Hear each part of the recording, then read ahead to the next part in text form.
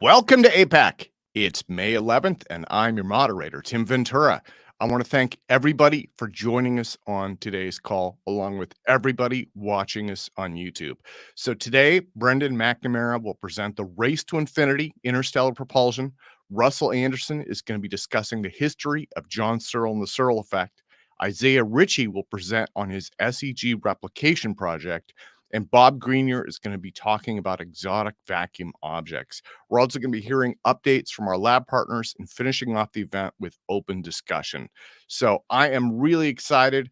I want to give a shout out to all the new attendees joining us today. We have had a lot of interest and a lot of signups for our mailing list, resulting from media attention from Drew Arigma and Charlie Bueller's work at Exodus Technologies. So that was originally published in the debrief, and it was picked up, and various versions of that have either been republished or rewritten by Next Big Future, Futurism, Yahoo News, Interesting Engineering, Popular Mechanics, Boy Genius Report, as well as Newsbice India, Tech News Taiwan, IFL Science, MSN, Wired News, and Earth.com. It is all over the place. And I am really excited. The work that they are doing is worth the attention, and it is absolutely worth checking out. So, for everybody who's new, I want to give you kind of a brief update, very quick overview. Um, APEC started back in the pandemic, actually. Mark Sokol, Jeremiah Pop, and Jeremy Riss basically had this idea. They said, well, we're stuck, but we want to do a conference about these technologies. Why don't we do this over Zoom? And they got in touch with me because I'd done work in this area in the past. And so together, the four of us basically just started this ad hoc conference. We didn't think it would last. We thought it would be kind of a one-time thing, but it started to grow. And we have had well over 100 speakers, many of whom have spoken 2 or 3 times. I believe this is our 60th webinar event. So it just continues to grow and get better and better. Pretty much every pivotal technology or path of research in this area has been covered many times from multiple different angles, as well as lots of stuff on the UAP phenomena. So our conference draws from a legacy of several communities that kind of came before us. I wanted to mention those briefly. One of those was the High Frequency Gravitational Wave Conference in 2003. That was a giant conference. That was something that Bob Baker basically came up with. Dr. Ning Lee was involved with that. And that kind of evolved into the ISNPS STAFE conference. STAFE is something I used to travel down to Albuquerque to cover. You had a lot of people there. Again, the gravitational research people, as well as fusion propulsion and a lot of other, exploratory technologies. After that, Tony Robertson came up with the IAS SPES SPECIF conference. That kind of built on STAFE and again, absolutely massive, continued to kind of expand what STAFE had started. And we also draw from Estes Park. That's James Woodward's conference. So James joins us regularly, as well as Curtis Horn. We've had Hal Fern, some of the folks from that. And we've also drawn from Sarfati science seminars. Jack Sarfati has come on several times talking about his weightless warp drive, metamaterials, and things along those lines. So those are kind of the conference communities. The other thing that we draw from that is truly, truly exciting is a massive body of builders, makers, and people who are doing hands-on work. A lot of those are just in their garage, and that is, it's wonderful for them to join us and bring what they have and share and exchange ideas and information on how they can continue to experiment with new propulsion technologies. So that's a little bit about our conference. The reason I mention that is I have been updating the APEC website all week long. Every page on that website has artist renderings on it now, and we're really proud to showcase the artists who have helped us here. It's tremendous vision in space art. I've added a search feature to it, which should be very helpful. That's on the events page. There's also information about those past conferences, more info about our team. Everything that you would probably want to know about APEC is now on the website. And what I'm hoping to add, actually, this dovetails into my next piece, is 2 more sections. I realized that, we have had hundreds of presentations. We've had some really amazing moments at APEC. Several of them have been newsworthy. For instance, Roger Scheuer made headlines worldwide at APEC when he talked about progress with his research.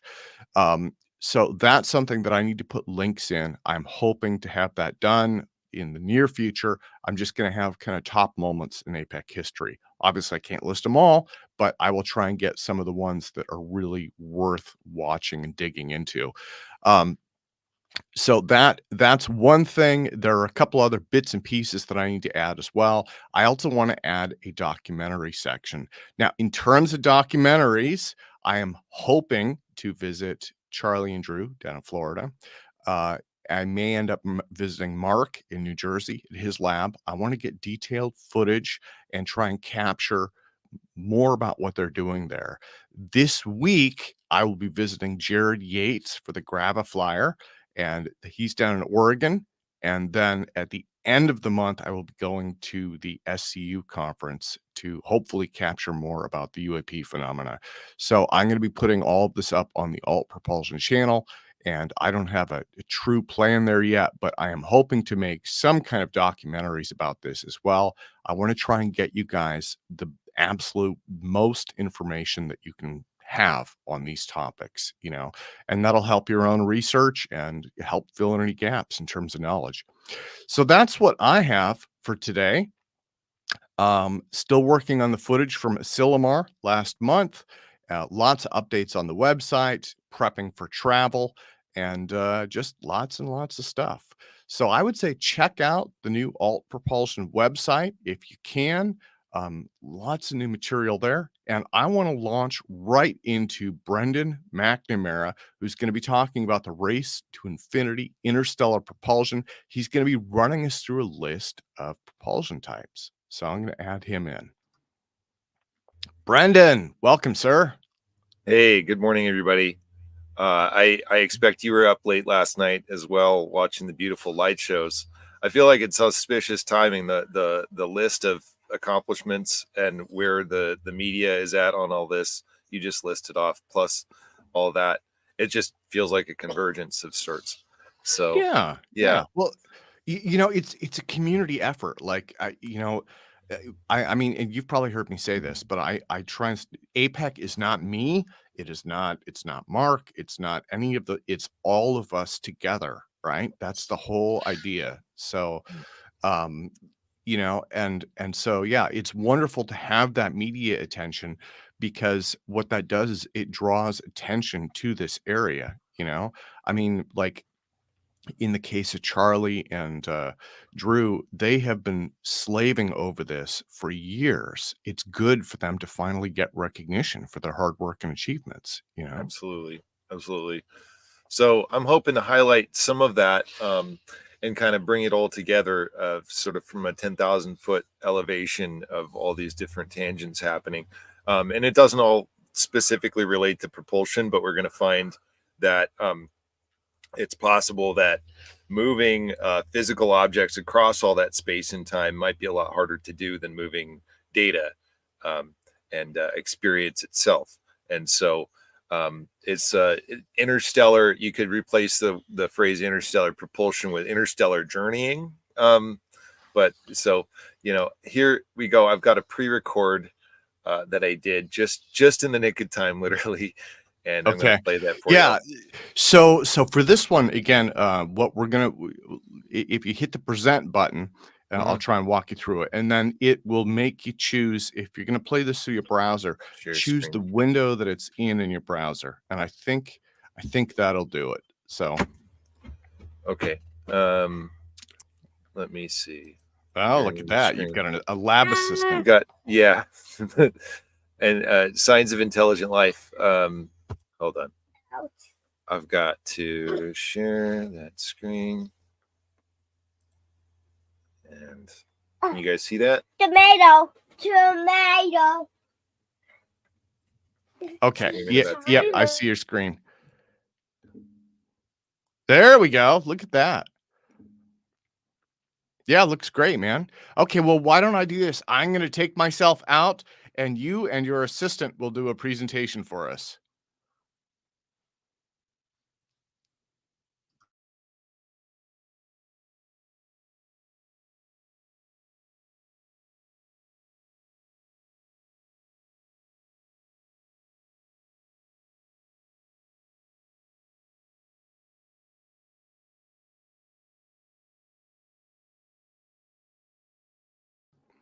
Oh, Brendan, I should mention it's not playing sound. So you know what? You might Hold have on. to reshare that screen. Share Okay. screen. Yeah, Okay. and There's a also special thing for the playing sound. yeah, Okay. Zoom has the same issue. Okay. I was wondering about that. No worries, So man. let me hit share screen, share entire screen. To share audio, share a tab instead, is what it says. Okay, so maybe is there that's in a browser tab, so maybe you can share a It's tab. actually in it's on local file on my PC. Maybe So drag that file into the browser and then you can play it there. do you think Firefox can play MP4? Yeah, Oh should be boy. able to. Okay. Okay. Never tried that before. Oh boy. What is this? Got a little bit of a technical hitch. Yeah, Oh, for StreamYard, usually we recommend Google Chrome. That's okay. So Chrome tab. Oh, it wants to be in a Chrome tab. Wonderful. Yeah. Okay. I better open up a new Chrome browser window then. well, so what you may have to log out and log back in. Well, let's just see if this works. Because it's not because it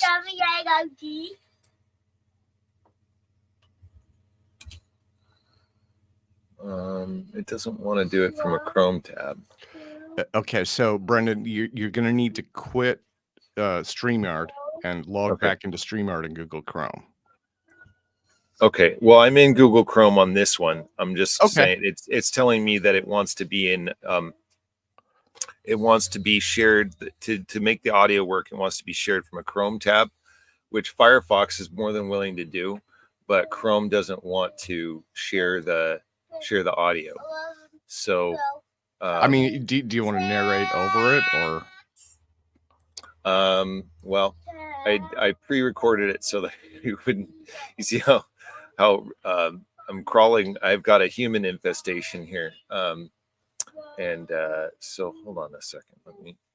So it'll only work through sharing a Chrome tab, the audio that is, or is that, Yeah. okay.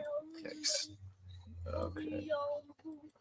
Why doesn't that work? Okay. Is there a possibility to I wish I'd already gotten this up to YouTube. Is there a possibility to delay for No. 20, 30 Well, minutes? you Okay. know, my thought would be, is there a way to run through this as a presentation? I mean, you have a slide deck, right? Yeah, Can you? I'll do it from. I can do it from scratch. I mixed in a bunch of videos and stuff though. So, man, I expected StreamYard to be more fully featured than this. But let me see. Why don't I? Yeah, let's do that. Shouldn't let myself get last minute. Okay, let's do this from scratch then. Yeah, no worries, man. No worries. Yeah. So, I mean, if you're able to upload, maybe just upload the slide deck or just share. You could share the video. I mean, that was fine, and you could talk over it. Okay. I mean, okay. If I can share the screen and I've got the slide deck, or I'll share the video and try to narrate in the meantime. How about that? Pick a lane and stick to it. Okay.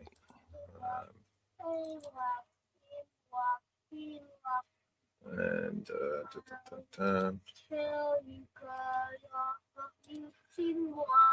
share. Yeah, no worries. We're Yeah. mellow. We're mellow. Hyper mellow. Okay. It just occurred to me I might have to run really quick. I have to run really quick and literally take something off the back burner. I was expecting to let go Okay. while I let this go. Just really quick, 1 second.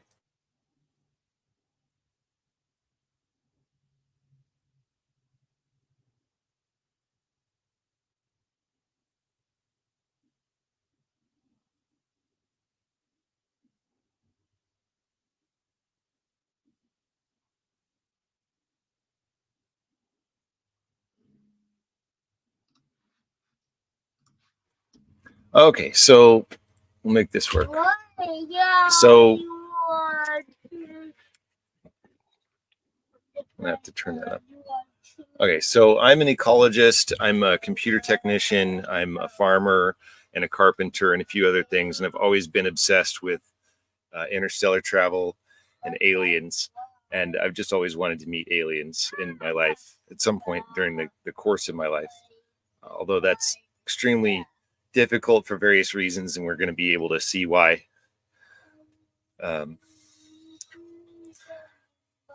we have the challenges of interstellar travel, which are quite immense. And in a nutshell, space is big.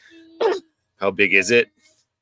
Well, it's so big that we don't really bother to measure the space itself. We measure light and time, which is more like the amount of time that it takes light to get across it at 186,000 miles per second, which we call light speed. That's a measurement we call a light year. So that all said, it takes about 4.396 light years. Well, it takes over 4 years for the light from the nearest star to get to us, which is insanely long distance. And that is a distance that would take about 30,000 years for our best rocket to reach. So we clearly need a better way to propel ourselves through space. So we have some conventional approaches which have been tried and are being developed, among which are ionic and plasma propulsion. These are powered by nuclear sources such as fission and fusion, as well as solar sails, which are mirrors that catch a ride on a sunbeam or a laser using the photonic pressure of the sun or some other source of light. Although those are very unrealistic because at least for moving people through that gap, because of the massive difference between the necessary size of the mirror and what you end up getting to move in terms of your craft. We also have antimatter photon explosion propulsion has been suggested as a way of if we can manage to harness antimatter and send that out the back of the craft and create massive explosions that generate a force against like a bell behind the craft or a pusher plate, and that is a way of moving through. Although these are all still relatively slow, we still have the time problem of not being able to possibly get through a single journey as human beings in the course of our own lives. So we have generation ships that if humans won't make the trip, we can breed and basically keep a civilization alive on the ship, moving between place to place like a colony in the form of a ship. Cryogenic freezing, which is very popular in space travel movies and sci-fi, where we put people to sleep to make the journey, put them on ice, in other words. And that's one way to do this. Genetic arcs, which is the idea of basically putting everything, all the data, all the DNA and the raw materials on a ship and sending them to the other side of the galaxy, and to print everything necessary on the other side from just raw material. And that's considered more feasible for some reason than warp drive, although I'd second guess that. We also have the potential for robotic probes, which is to send only automated machines, and they would have to be very advanced AI in order to accomplish their goals on the other side and be able to just survive and long enough to get a message back to us. We're basically relying entirely on the intelligence that we imbue them with to do so, as well as the concept of von Neumann probes, which is machines that make more copies of themselves and more copies, and those copies make copies in order to slowly, but relatively quickly, conquer the galaxy. Although none of these are very good because they don't solve the problem of how do we get there in a single human lifetime. And also, none of them can really get through the gap because light speed is impossible conventionally to reach. And there's reasons for that. That's as you get faster and faster, you need more energy to move your mass forward. And there's an asymptotic curve as you attempt to approach the infinite there. So that's exceedingly difficult. I have to bring it.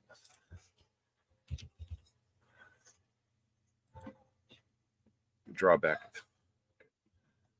So we have the potential for warp drives and wormholes, which essentially move a ship faster than light by moving space-time instead. And that gets us relatively near instantaneous travel relative to a static reference point. And some examples of this are the Star Trek antimatter warp drive, which is fictional, as well as the Alcubierre drive, which is a theoretical spin on that fictional concept where he made that make sense with Einstein's field equations, as well as Salvatore Pais's FTL drive and Jacques Sarfati's low power warp drive. Those are a little bit more realistic and bring it within the bounds of human engineering, whereas Alcubierre left it in pretty rough territory as far as the energy requirements.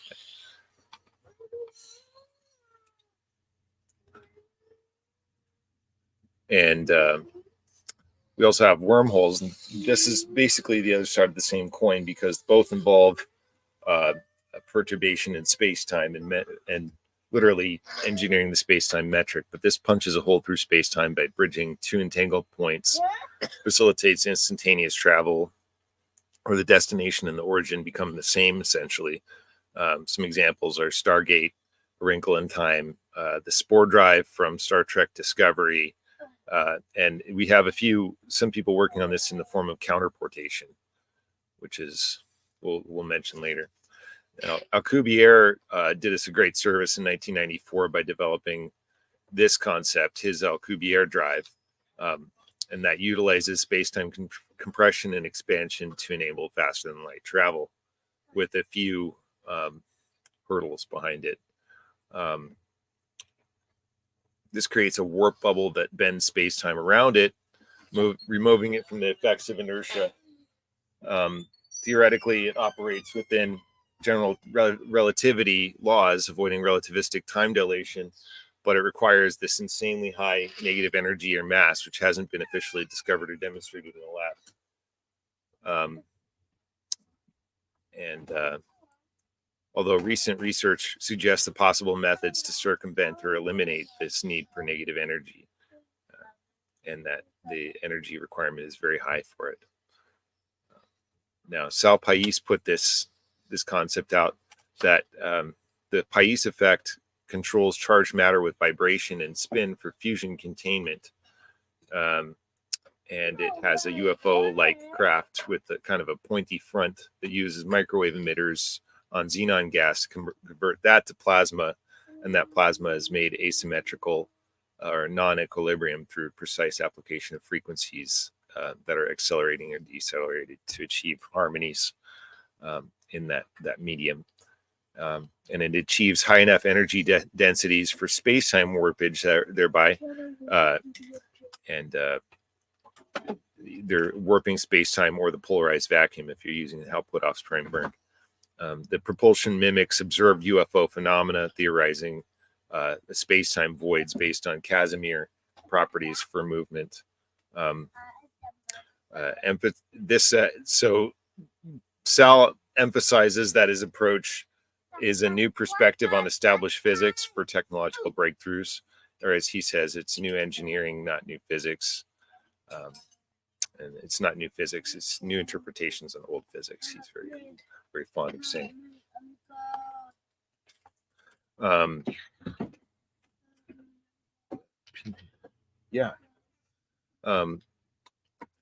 So that he's become quite popular, and his patents have kind of broken the internet, and a lot of people are speculating what those are for, why the Navy has put those out and made those available. We come to Jack Sarfati's low power warp drive, which is also the talk of the town on the internets. He accomplishes this through metamaterials that offer refractive index changes of the speed of light c by changing electric permittivity and magnetic permeability, aka epsilon and mu. The refractive index, although he's got a more direct way of affecting that. This permits space-time metric engineering with much lower power requirement by mostly front-loading the work into optical metamaterials and sort of taking the energy. And the drive itself uses less energy at the time, because a lot of that energy, space-time information tension, is put into the materials to do the work. And this predicts red shifting from high gravity on the leading edge and blue shifting from negative gravity on the trailing edge of light, resulting from space-time modification on either end of the craft. And this is possible thing that we can look for in actual UAP as we move forward. He's put out that prediction to a couple of people.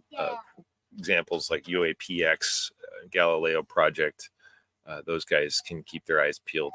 And I think that I've come across a piece of footage that actually has something like that when I increase the contrast. Some blue shifting and red shifting. It's really interesting. Get a hold of me later if you want to see that. So the red on the front is also adjacent to gravity, which is positive curvature, space contraction, time expansion. The blue is anti-gravity, negative curvature, space expansion, and time contraction. And those are on adjacent sides of the same craft. We get to multiple other warp drive concept models. These are the ones, bringing down that energy requirement, making it more feasible, more of an engineering problem, as they say. The Natario warp drive lowers exotic matter and energy requirements by simplifying the bubble geometry of your warp bubble. We also have the warp drive from Maxwell's equations by Todd Desiato.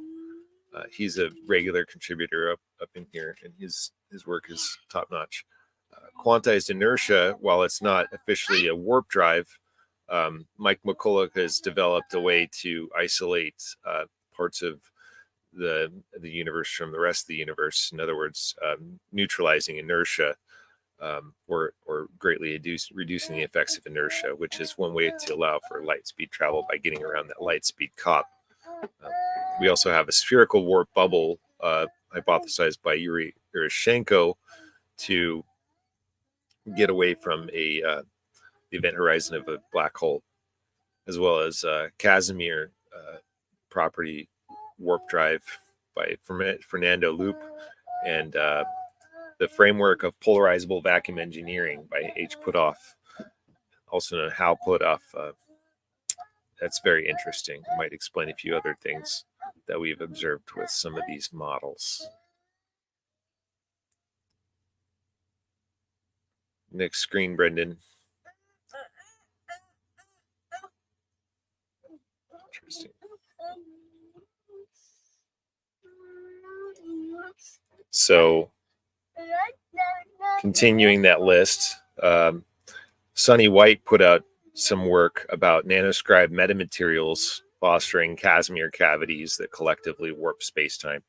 And that's very interesting. These are basically 3D nano printed structures that whose special property creates Casimir voids, but imagining a whole surface that's basically covered with these, and how those could add up to macro effect of space-time warpage, which is extremely interesting.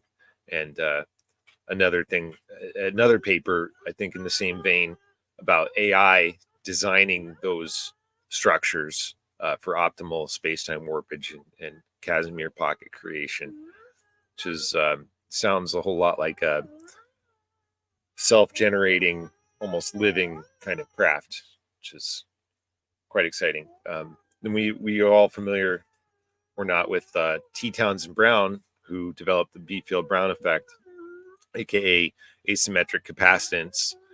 So if, as Hal Puthoff conjectures, space-time curvature is a result of energy density variation, the Byfield Brown effect may be a low-level warp drive, in the same sense that full faster than light warp is a scaled-up Byfield Brown effect drive.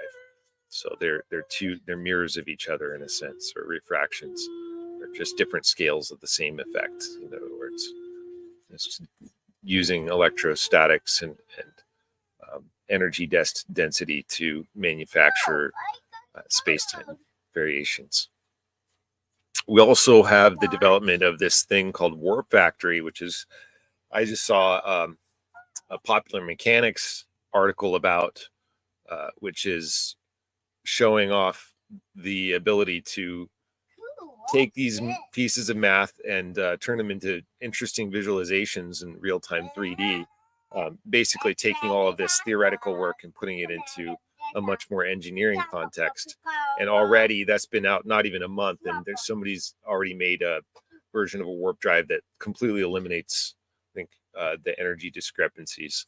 Forget how they put that exactly, but that's pretty amazing. And that's meeting all the energy requirements using a stable matter shell, which is pretty far out. So we're making progress there. One could say we're moving at warp speed. I have to, pardon the dad joke. You see, I'm qualified.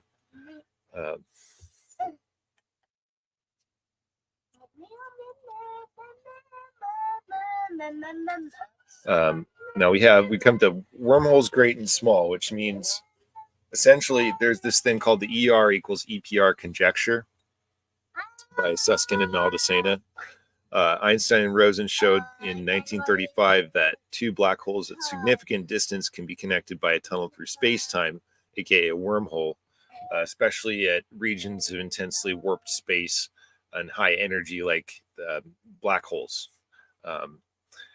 But in a little bit later, much later, Susskind and Maldacena, Leonard Susskind, Maldacena, proposed that this is essentially the same as two entangled particles, and that particles at the quantum scale could be connected through micro wormholes the same way that you've got black holes connected through macro wormholes. And it turns out that modeling wormholes turns out to be a super useful application for quantum computers. We're actively looking for applications for those. The complex nanocircuitry in conventional and quantum computers and/or the human mind could be entangled with micro wormholes to move data faster than light across space and time. Pretty exciting stuff there.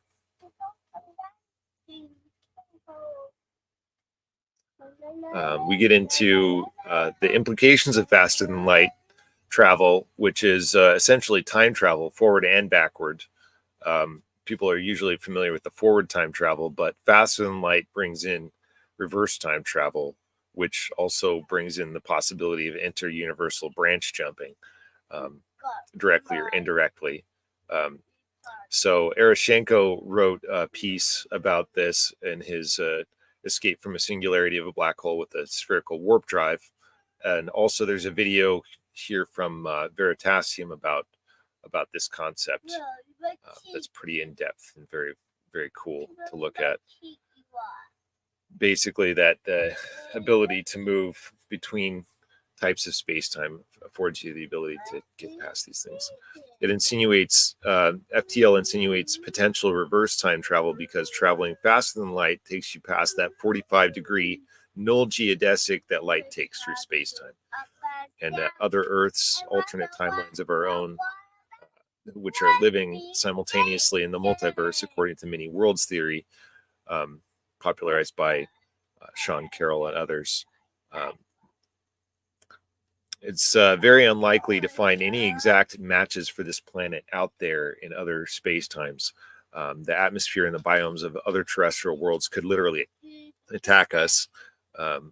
So one solution for travel to other Earths and possible explanation for alleged humanoid visitors is that they're journeying to us from other Earths, and we could journey to other Earths from here using these properties of space-time once we get to FTL, which is very interesting. Imagine going to another version of Earth where the dinosaurs didn't die out and Trodons evolved into advanced humanoids. But imagine them coming here, and what those reactions would be like. You'd be less likely to get just attacked and annihilated by the dust and spores, and bacteria and chemistry of that atmosphere if you went there. Much better for colonization. So the same tech that will allow us to go to other solar systems might let us visit any and all the other alternate timelines of our own, as far back as you want to go in the branching. And if you want more on this, I've done a few talks with Daniel Davis on YouTube about this multiverse branching and faster than light and time travel. Now we get to some truly odd solutions like mental travel, which is a little bit more straightforward than you might have heard. And that's basically transcendental meditation on steroids, assisted by entangled micro wormholes and or altered states of consciousness and electron spin resonance changes generated in the molecular circuitry of the biological brain. Some examples might be the Dune Navigators, Tesseracts from A Wrinkle in Time, astral projection, remote viewing, these kinds of things that have been described by various people, and according to some have some backing, maybe even research in the US government. So a little bit more realistic than previously thought, although definitely need more objective verification.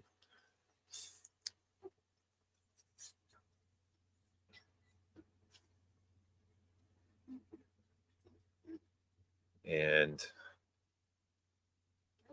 next, we also have quantum computer simulations, which above and beyond normal simulations, digital simulations, through the combination of generative AI, quantum computation, and possibly photons from destination systems, going back through that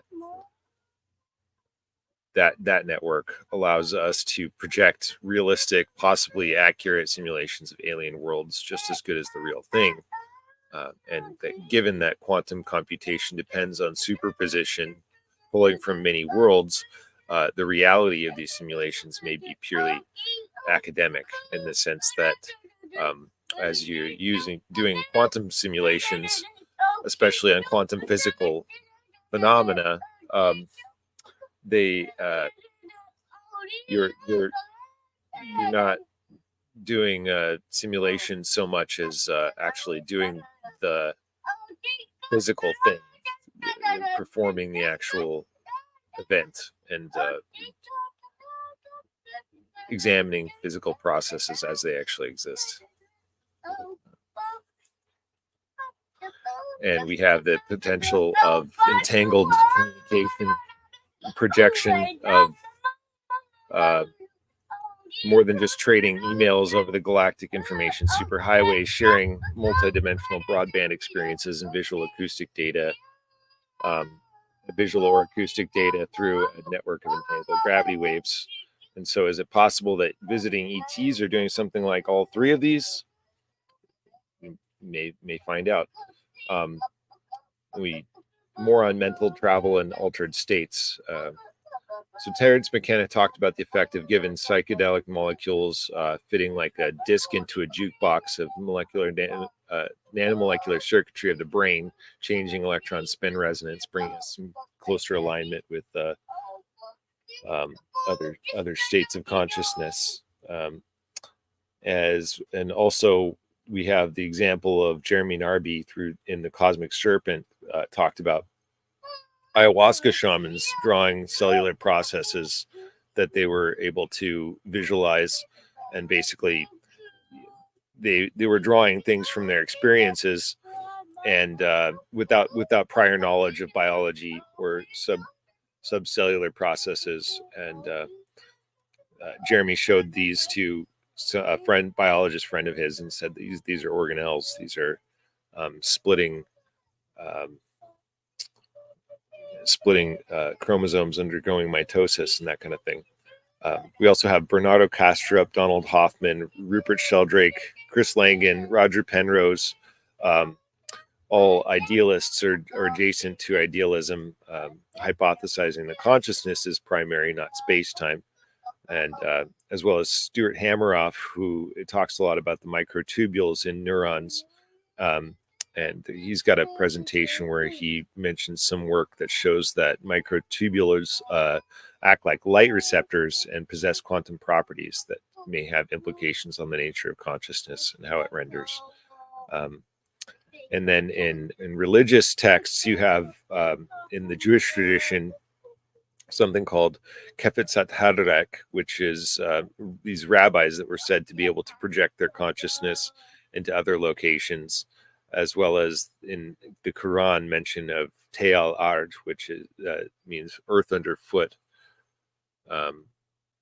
which moves the traveler, or rather moves the earth, and that seems to insinuate some sort of warping, as well as lots of accounts of Indian yogis projecting into multiple places at once and being seen in multiple places at once, the same person. That's really interesting. And in the CIA, they were playing with remote viewing experiments and came to some success. It's some very interesting stories about submarines being seen. In Dune, you have the navigators, the Bene Gesserit, the Kwisatz Haderach, all the one that can be many places at once. That sounds like reference to some sort of warping. As well as it turns out that Frank Herbert himself was partially inspired by magic mushrooms in the creation of the concept of the spice in Dune and the mental travel there. And this is something that Paul Stamets has confirmed on an episode of Joe Rogan and other places. Although he says that Frank didn't tell his kids or anybody else at the time because it was still kind of faux pas and highly illegal, or at least much more illegal. And so through all of this, there's a little bit of question about, are these things real? How do we objectively verify mental travel experiences? Well, we could develop frameworks and techniques to objectively verify these things between researchers, and or record it through a brain computer interface, which now we have much more so, and at least that's become a reality that we're facing now. I think there was a paralysis victim that had the ability to move things in a computer. So if that's possible, is it also possible to take dreams and record them through a computer? So simulations as travel becomes a lot less of a projection if you're involving quantum computers. We already have hyper realistic 3D VR simulations. We have generative AI visualizations, images, and soon to be video. We can use these to do hypothetical world branching through speculative biology and speculative evolution of different worlds. We have procedural generation of world conditions, which that occurs in a lot of video games now, like Space Engine, No Man's Sky, Subnautica. These are very popular. There's a whole exobiology niche of video gaming that's emerged in the online scene now. It's very bringing about new types of experiences on the fly. And so put all these things together, we could have AI that generates realistic experiences from your real-time input and puts you into different worlds, basically. Now, you add to that the possibility of Neuralink or some kind of brain-computer interface providing the input and the feedback to the system, and you can have the possibility of experiencing these worlds yourself if you can link those up, interpreting alien languages, that kind of thing. And quantum computers superposition the problem going through many worlds, like we said. And so that, I would say, increases the chances that out there and somewhere in infinity, it's pulling a real result that's plausible or possibly even accurate. And the line between the simulated and the real definitely becomes a lot more blurry then. As well as prior to full-on quantum computing, which we don't have at scale just yet, we have analog computing and language processors, which are doing computations differently by instead of just pure ones and zeros, they're doing calculations on fractions of one that are in RAM, in I think, yeah, in ROMs or in RAM, forget which exactly, but they're able to do, it's not an abacus, not going that far back, but they're doing, it's much better at generating random data and random numbers that we can use to do these kinds of things, as well as language processors, which are dedicated. So thus far we've been using AI to do AI. We've been using graphical processors through NVIDIA and the like to do these things, but now we have actual processors, and Grok is using that. We have the possibility of black hole simulations, which I think that Hawking hypothesized that you could have a spinning black hole that gathers information on its surface in the form of like software hair, similar to a hard drive, as a factor of information conservation in the universe. That as the black hole destroys the matter and energy, or doesn't destroy the energy, but it destroys the form of the matter around it, that information and energy could be stored. We might be in a black hole simulation, and there might be smaller simulations within this, and they all kind of link up. It's very, very interesting possibility. And as we develop more of this ability to change the space-time metric through various materials, these other guys are working on, one of the outlets could be not just propulsion, but the ability to manufacture simulations on a gravity well. So when we experience the different these different things, we have to ask who are the observers and who's doing the observing, and do the different simulating or the simulated worlds connect possibly. When we see quote unquote visitors from other worlds, are they people running the simulation? Are they living in the simulation? And where do those cross over? That's the question that I have to ask.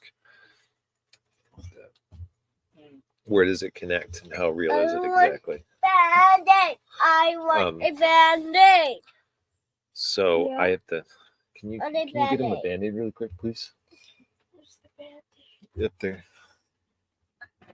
Can you please?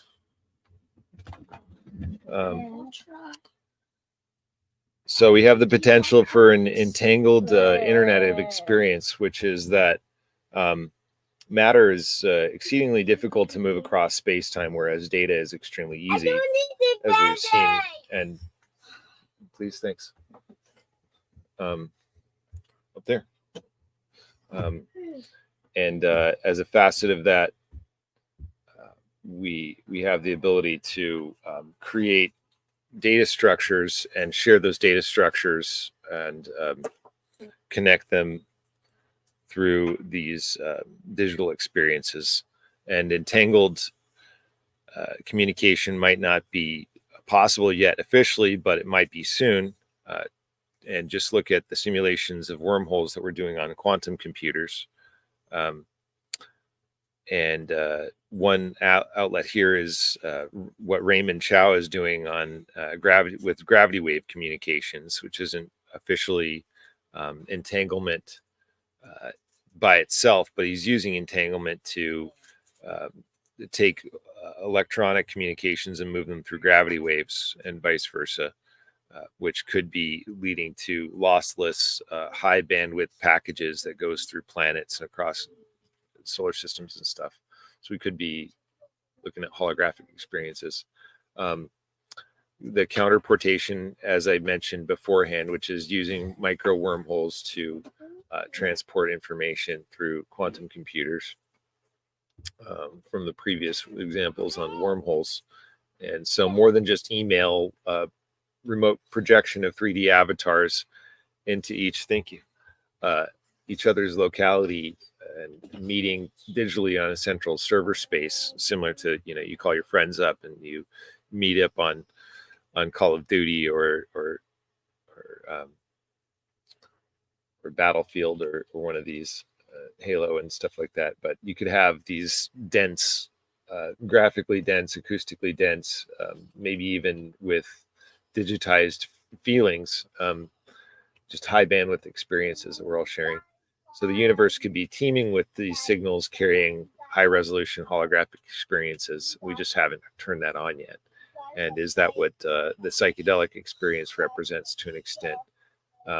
Is the influence of other advanced species possibly leaving tracers on our world that allow us to connect, and or when we develop more high bandwidth computing interfaces and quantum computing to a greater degree, we might be able to do these things.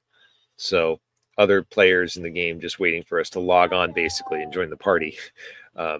It feels somewhat like that's where we're getting, much more so, to a point where our ability to simulate and our ability to project our consciousness leads to the conclusion that it's just kind of one big wibbly wobbly timey-wimey soup of experience that we're all sharing, and just we have the illusion of being the only ones playing right now, that we've been NPCs up until this point. And that the visitors we experience might be holographic avatars experiencing our own world remotely. The next generation of the internet might be some kind of deep communal experience shared with other intelligences on a visceral level. So when you turn on your computer, you get to experience other worlds.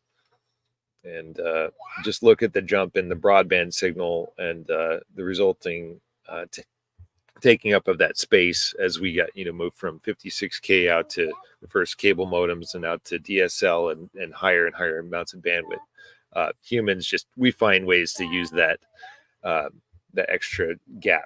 We fill the gap. New computer technology comes out and people are like, how will we ever even use this? We'll use it. And this is the next step, because our simulations have already gotten so advanced. How much more advanced can they get? We're almost sort of peaked out. So, the next simulations are going to involve procedural AI and LLMs and all this other stuff. But beyond that, could actually be pulling from other sources in the cosmos. And that's it for now. I appreciate y'all listening to this despite the technical interruptions, and thank you very much. Awesome, Brendan. That was awesome, man. That was awesome. So let me here. I'm going to bring Drew and David, and I'll bring Russell in here too. Guys, put your hands together and give Mr. Brendan McNamara an enormous applause. That was like an off-road challenge for presentations. So I want to thank you. I want to thank you. Yeah, pushing through. I don't know if I could have done that. I have a daughter, and they're not quite as busy as the boys are, but you did great, man. You did great. So Got to yeah, hand it to the kids on that one.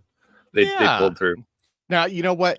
APEC it is real, it is raw, it is live, and that is one of the reasons that we get material when it comes out instead of being, slick, polished presentations that are like a year in production and everything has made headlines already. So that's kind of where we're at. Sometimes you can do a slick polished presentation, but it breaks like 5 seconds before you have to play it. Oh, there you go. There you go. It is in this case. Yeah, with the StreamYard has a lot of advantages. It likes to show PDFs and browser tabs. Those are kind of the two things that it prefers to show. You can do other stuff, but it's a little tricky. Zoom has some benefits, but it's also got its collection of drawbacks. So it's just technology, right? It's just the usual tech stuff. But again, I can't thank you enough. It was awesome having you present that. You did that with open mic a couple of weeks ago as well. And, I think the boys weren't there then, but it just adds to the novelty of it. So that's awesome. Okay. So let me do this. I'm going to take everybody out. Brendan, thank you again, man. Absolutely. Thank you so much. I'm going to go to Russell Anderson because we're just about at the top of the hour. Okay.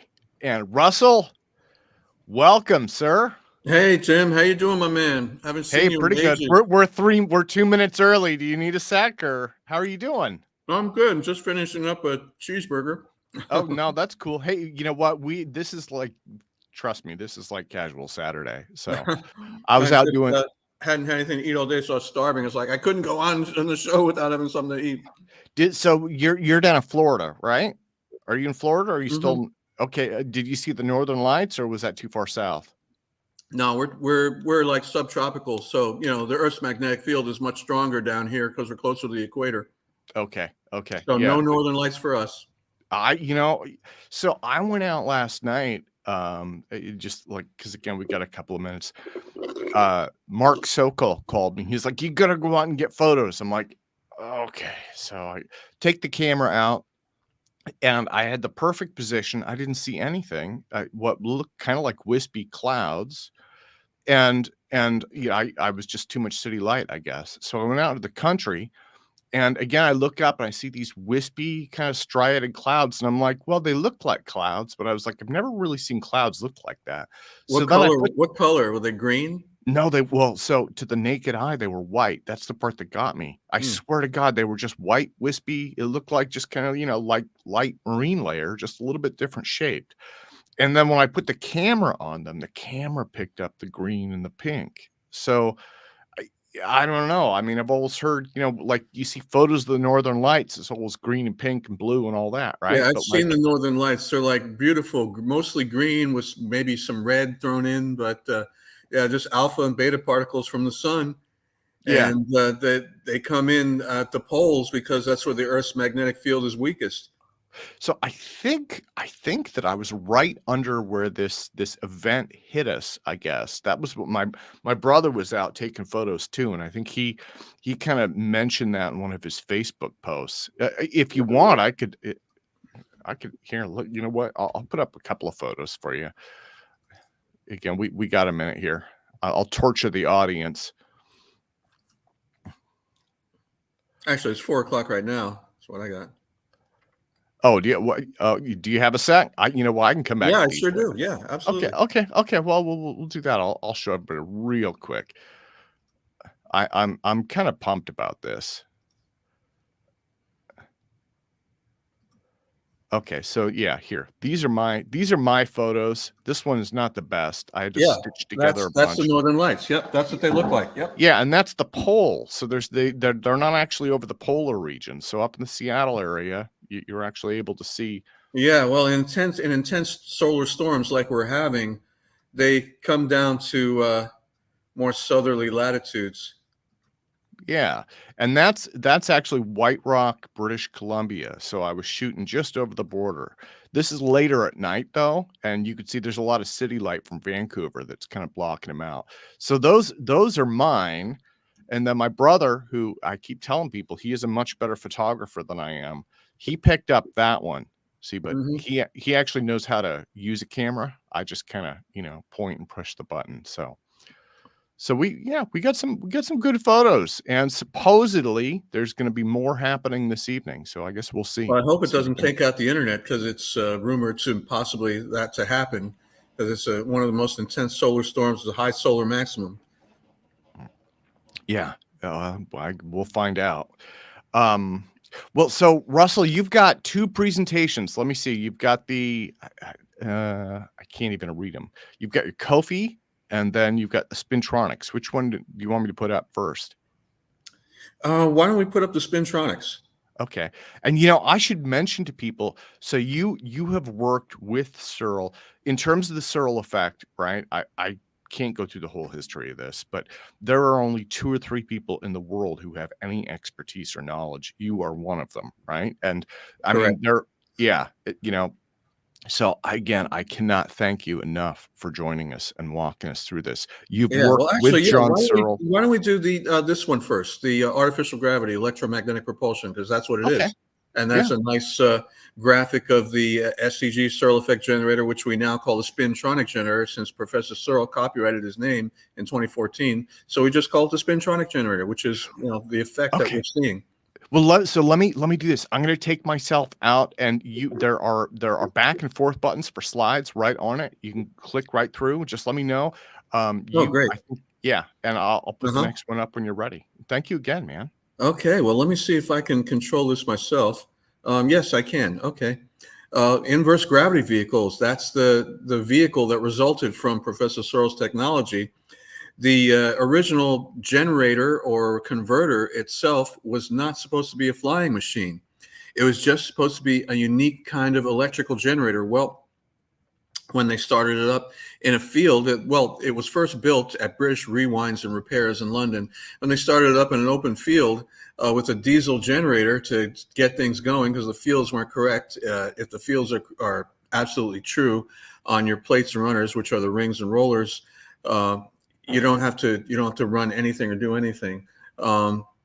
It's really interesting the way this thing works, and it started putting out far more voltage than anybody expected, and very high voltage, smell of ozone, and then it got really started spinning really fast, and lifted up, got up to about maybe 30-40 feet in height, and a pink halo surrounded it. And then radio receivers, TV receivers around the area would go on of their own accord, full volume. So that's some kind of electromagnetic induction effect there. And then after the device developed a pink halo around it, it took off for parts unknown, straight up. So that's really was quite a surprise. After 5 more generators were lost in that manner, they said, well, if it wants to fly, this thing wants to fly. Professor SEARL and his team said, let's give it a body so we can control it. And the obvious shape of the body is a saucer body. So, that's the cover of the DVD, the John SEARL story. Very soon, we hope to get that site back up and running and sell some more DVDs, and also direct downloads for anyone who wants to purchase and find out about this technology. Anyway, I got started back in the day, way back in the day in the 1980s in electrogravitics, and I built Thomas Townsend Brown's saucers. He's the guy on the right. I built his flying saucers right from the patent. That's patent number 2949550. And I built them and flew them around a custom tower and rotor apparatus, and they worked even better than what was stated and what was claimed in the patent. So they're just a simple capacitor, parallel plate capacitor. And the whole idea with these things is to store as much charge as possible. You store the charge, that's what makes them go. Store the charge with as little leakage as possible. Now, let's see. Yeah, I've been lecturing for many years, since 1990. Nikola Tesla Club, Tesla Tesla Tech in first Colorado Springs, then Albuquerque, New Mexico. And I've been all over talking about SEARL technology and how we want to get it funded and back up and running for good and all. And then I've been demonstrating anti-gravity electrogravitic systems, my own large beam ship models that are based on Thomas Townsend Brown's patent number 2949550, which was granted August 16th, 1960. And let's see. There's supposed to be a video there, but I don't think that the videos are going to be working on this presentation. They don't really work on SteamYard. I don't know why. And there's one of my 6-foot diameter beam ships, and they just take off and go with very low power, maybe only about 60 watts, maybe 40,000 volts at 1.5 milliamps. And yeah, and here I am in Albuquerque, New Mexico, back in 2010, when we were there lecturing with Professor Searle. And I built and presented along to support Professor Searle's lectures this 1-to-1 scale model of the SEARL levity disk or inverse gravity vehicle, all out of polystyrene. And yeah, that's actual size of the P11 and P12 series craft that were flown from Warminster and stored in Archangel, Russia, because there was no place to house it for safety back in the United States. And there's some SEARL inverse gravity vehicles flying around the Golden Gate Bridge in beautiful city of San Francisco. Yeah, and here I am with Professor Searle back in 2010 in Albuquerque, New Mexico. Sat down and talked with him for over 3 hours. That was my first face-to-face meeting with him. And yeah, he invited me on the team back in 2007. He said, "We like your work. We like your knowledge of our technology, of my technology. We'd like you on our team." So, of course, who was I to refuse? That was my dream made reality. And here I am at my old home base in Pennsylvania on the right-hand side with a C-57D Starship from the 1956 MGM movie Forbidden Planet. Forbidden Planet featured a spacecraft, a starship, faster than light, that looked exactly like, pretty much almost exactly like the SEARL inverse gravity vehicle or levity disk. And yeah, Professor Searle is just an amazing man, an amazing mind that is able to work on many levels simultaneously. And he would have a problem that would seemingly be intractable, and he'd go to sleep and wake up with the answer. It's just amazing. Lesage's theory of gravitation. Yeah, gravitation is just a converging flux of ether, or the background of space fabric, converging into the center of a body of mass and comes into the Earth. And when it gets near the Earth's surface, is right along the plumb line. Right along the plumb line to the center of the Earth is the vector we call gravitation. So all forces act in pairs. Gravitation is a push as well as a pull to the center of mass of a body, any body. And here we were in China back in 2013, a little over 10.5 years ago, presenting SEARL technology, our working mock-up, working demo unit. I'm sitting right behind it, and some of our Chinese helpers from our Chinese contingent, which we had. I don't think we have that anymore, unfortunately. But yeah, we demonstrated for the people of Beijing the SEARL technology in working models. Yeah, and here are some photos of Professor Searle. Professor Searle is a young boy, upper right-hand corner. Albert Einstein, Nikola Tesla. Oh gosh, Paul A. LaViolette, I think, is there. Yep. Thomas Townsend Brown. Yeah, and some photos of the levity disk. So the early team back in the 1960s, early 70s, working on various size models, both static and flying. There's a photo of a model flying over Warminster from the top and from the bottom. The top is always very bright when they're operating. They're very bright on top and like a dark mirror on the bottom, Professor Searle said, which is really interesting. It shows the conversion of ether or space fabric. And the field strength of ether is really off the charts. It's more energy than we can possibly imagine, something like 10 to the 97th grams per cubic centimeter equivalent mass energy. So basically 1 cup of vacuum has the field strength, and energy density to boil off all the Earth's oceans, which is quite staggering indeed. That's the magnitude of power that the SEARL effect generator and the inverse gravity vehicle to control it in flight is converting. More than enough power to send this thing off.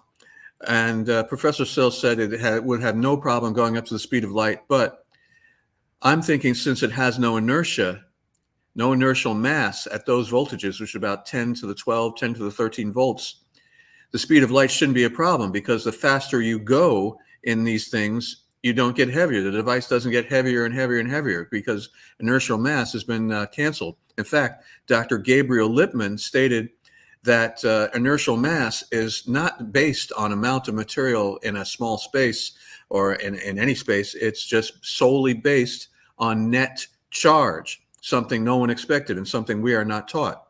And he later won the Nobel Prize for something completely unrelated. So if a body has a net negative charge, it's going to have less inertia.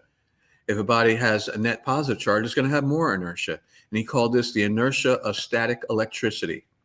And the SEG, the SEARL effect generator, spintronic generator, is the first electrostatic generator which consists solely of permanent magnets.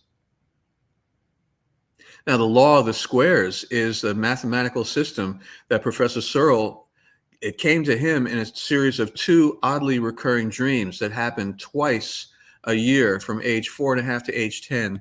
The same 2 dreams that happened twice a year. Well, 2 squared, he learned later, is a very important number and very important concept in mathematics. Well, 2 squares 4. Well, these squares have 4 verticals, 4 horizontals, and 4 diagonals.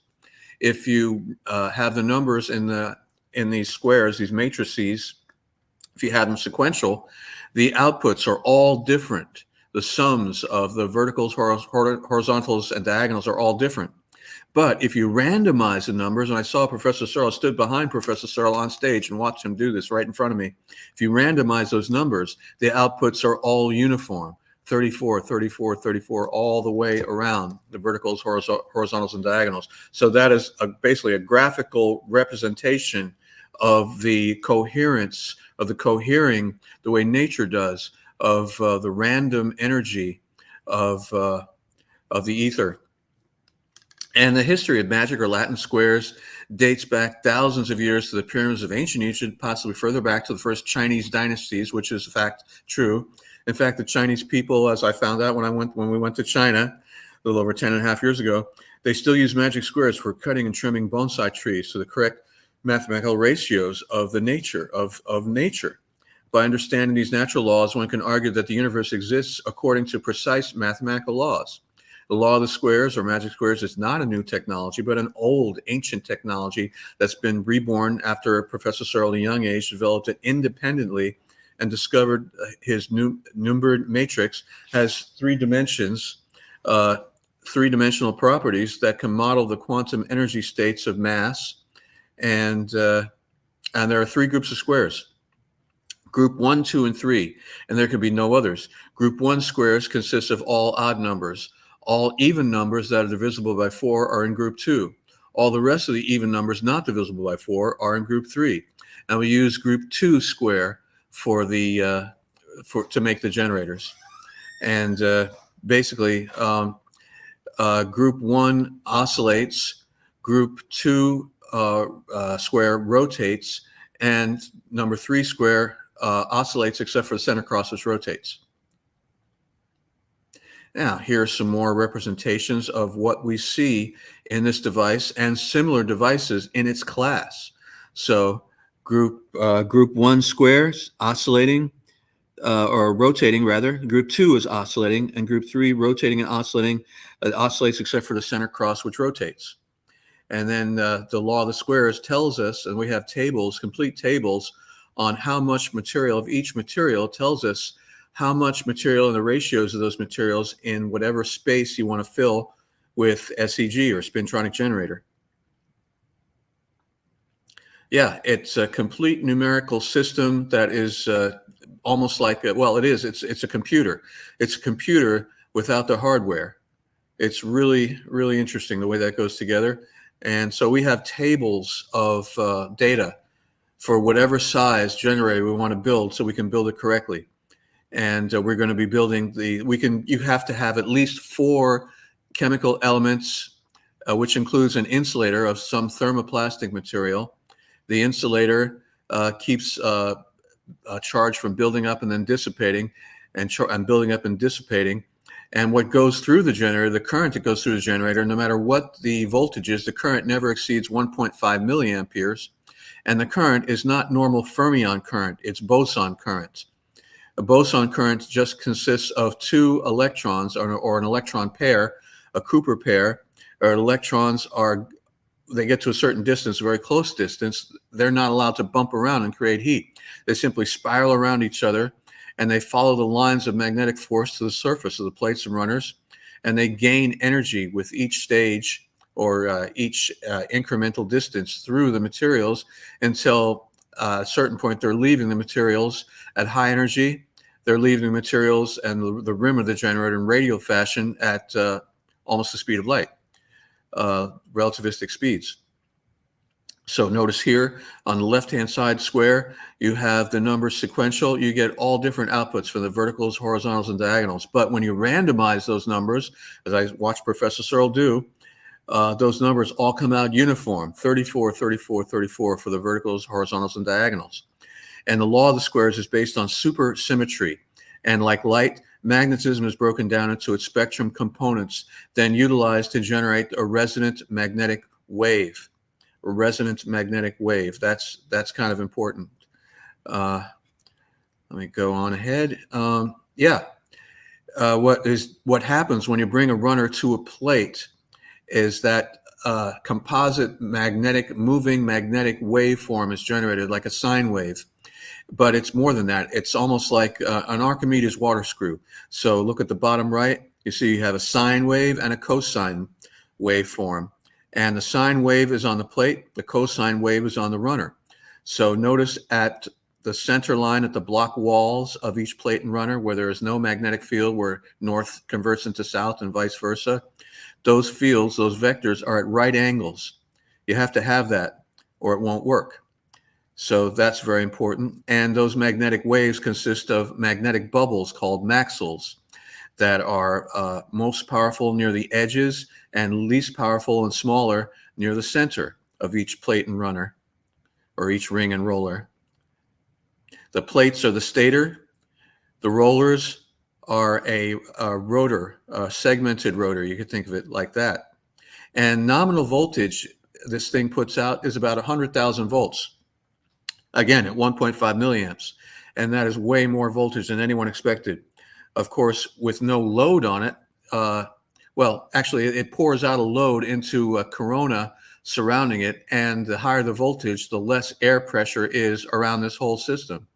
And if unrestrained, it will continue to pour out power into a corona surrounding the device, and the voltage just goes to insane levels. Current still stays at 1.5 milliamps, and it just takes off.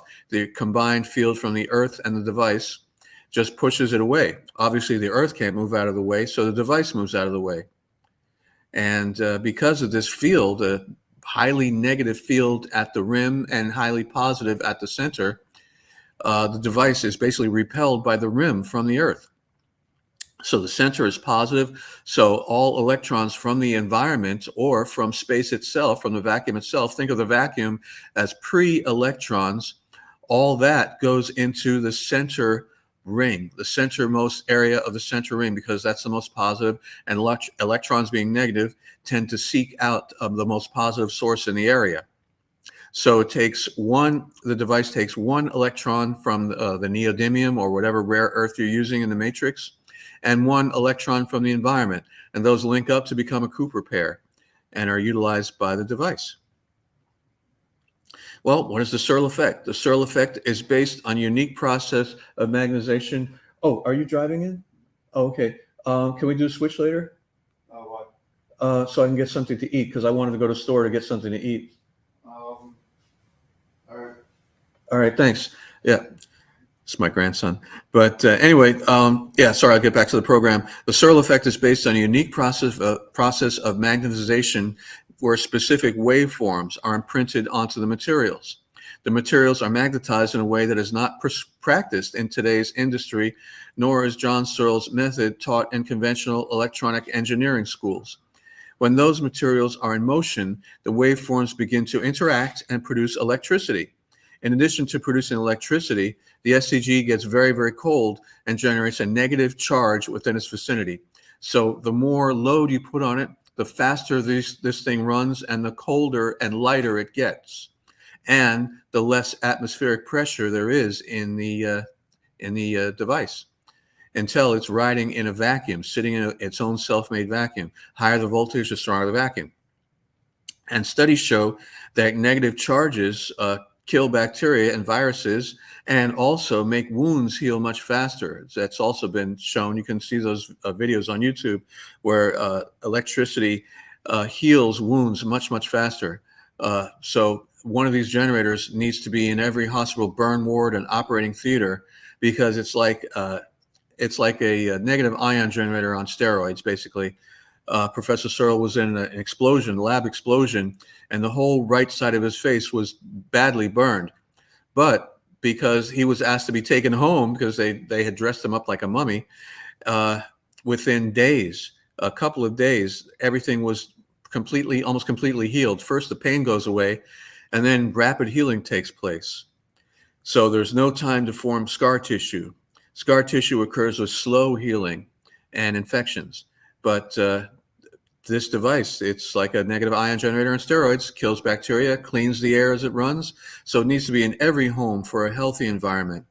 And you can run anything on it, depending on your peripheral coil windings, which are pickup coils. You can power anything you want at any voltage you want. And you're just generating electricity in the normal way by cutting lines of magnetic force at right angles to a conductor. But in this case, you have cold current, boson pairs, Cooper pairs, like two figure skaters that have locked arms together and spinning around each other rapidly. That's the type of power we're dealing with. And it's negative power in this device. Not our positive AC power. Our AC is positive polarity. And stop. It's my cat. Positive polarity. This is negative polarity. So it makes a healthy environment, and devices and systems don't lose electrons over time. They with this system. So everything is going to last a lot longer. And this is a layered version, which was never built. A layered version of the system.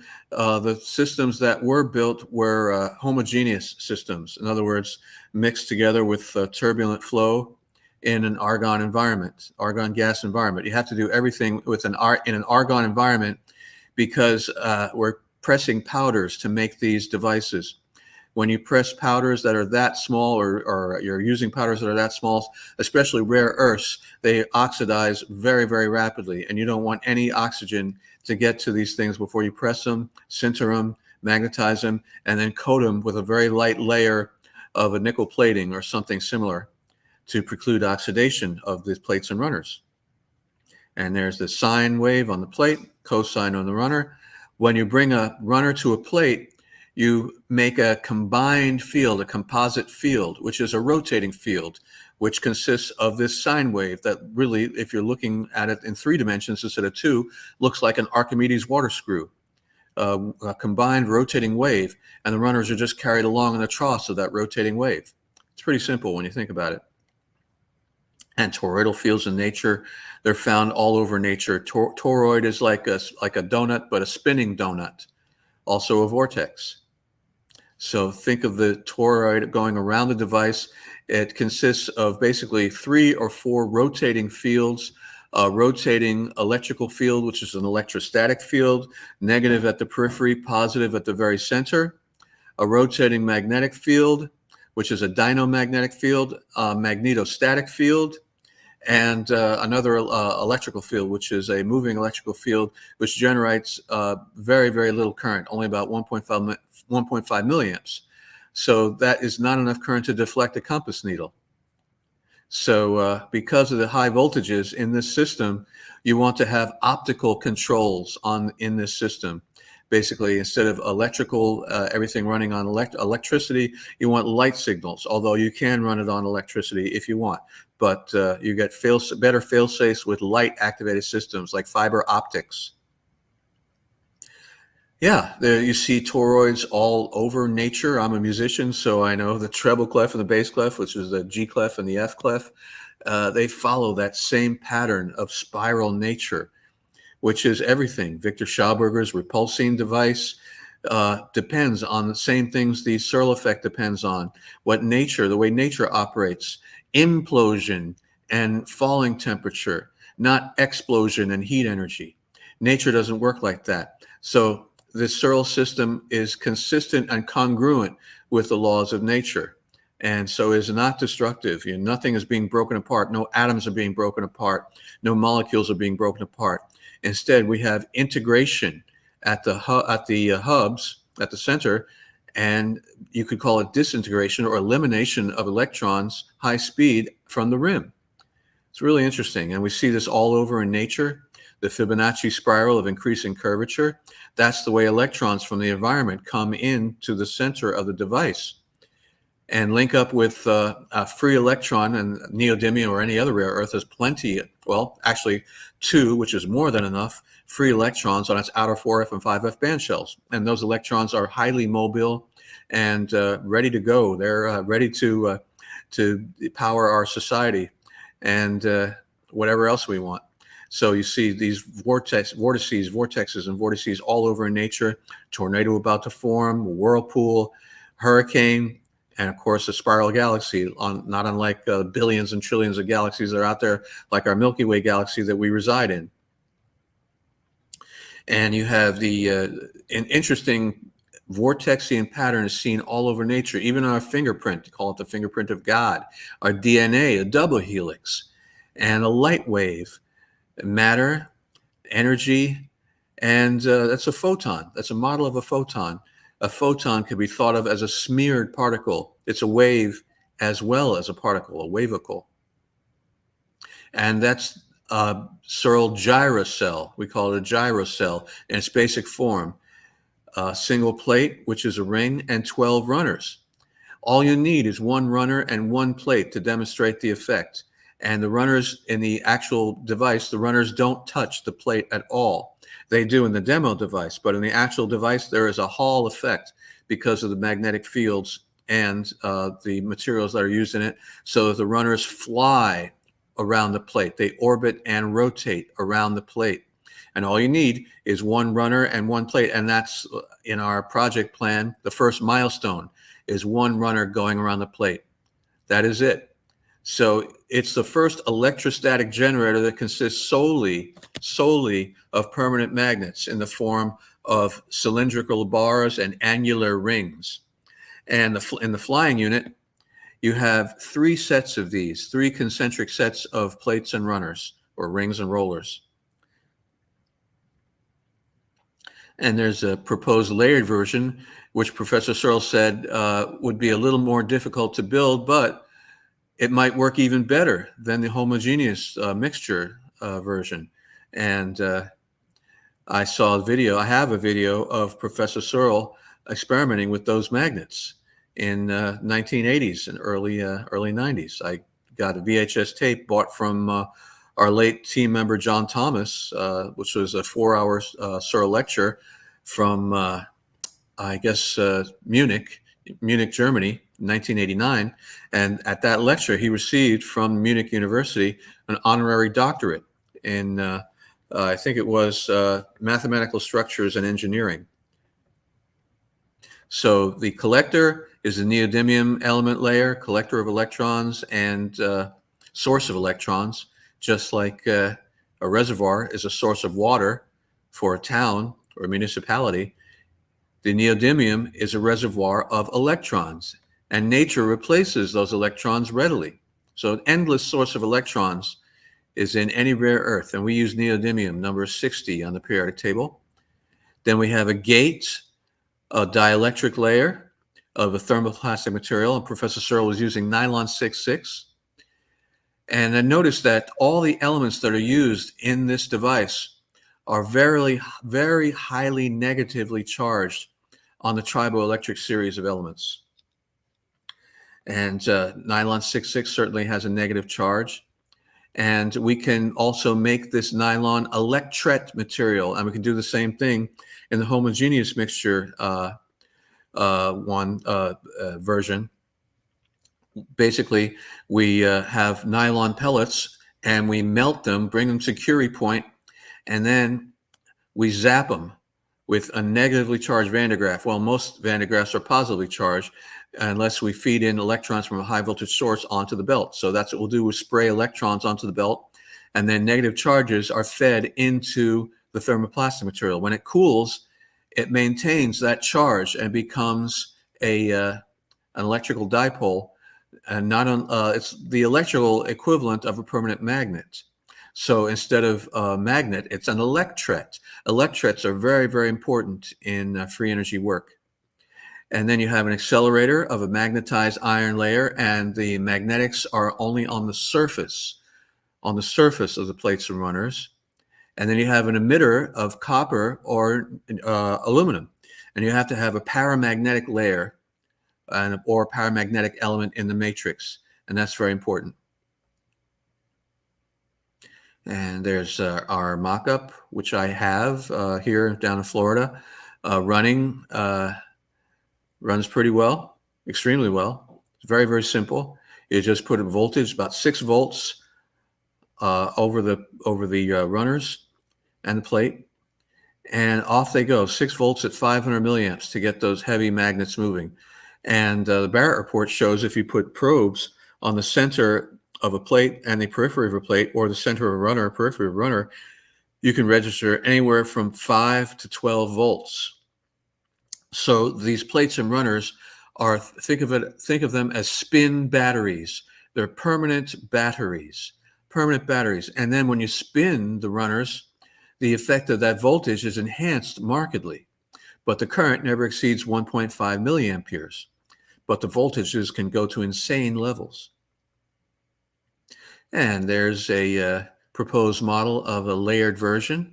See, the nominal spintronic generator or SEARL effect generator consists of 3 concentric plates or rings and 3 concentric runners. The innermost plate has to have at least 12 runners if you want to generate power. That's very important. Running in the lab. Yeah, a field of ions is generated that spreads outward, as well as reduced atmospheric pressure. The higher the voltage, the less the pressure. The air is just pushed away from the rim. At higher voltage, everything is pushed away. It goes cryogenic, and the earth pushes the device away. Anything that approaches the rim at those insane voltages, takeoff voltage, which is about 4 Kelvin at some 10 to the 12 volts at 1.5 milliamps, anything that approaches the rim is pushed away. Anything that's less than the mass of the device, the combined mass of the device, is pushed away from the rim, turned away from the rim. First it's attracted, then violently repelled, becomes physically impossible to bring anything near the rim. That's what we call a force field.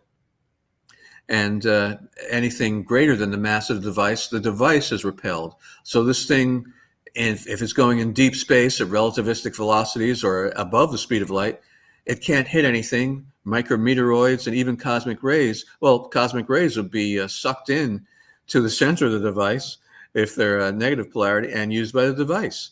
And anything else is just pushed away by the positive or negative polarity of the rim. And that's what the magnetic fields should look like. On the plates and runners, they should look like wagon wheel spokes. They're basically gears, helical magnetic gears. They're not straight up and down. They have a helical cut. And there's all kinds of advantages to helical cut gears. Out of magnetic fields. That's very important because this thing is a magnetic bearing. It's on a magnetic bearing, and it is basically a magnetic motor in rotary form, a magnetic induction motor. And 10 years ago, down here in Florida, in Fort Lauderdale, actually Oakland Park, which is the next town over from Fort Lauderdale, we built small models, working models with neodymium magnets of linear and then rotary motors, magnetic motors that worked. They're based on the Paradigm motor and another motor, which escapes me right now, the V-gate motor. They were based on that, and they worked really great. They worked extremely well. So we'll be using some prototypes, making some prototypes on the V-gate magnetic waveform, as well as the traditional SEARL effect magnetic waveform.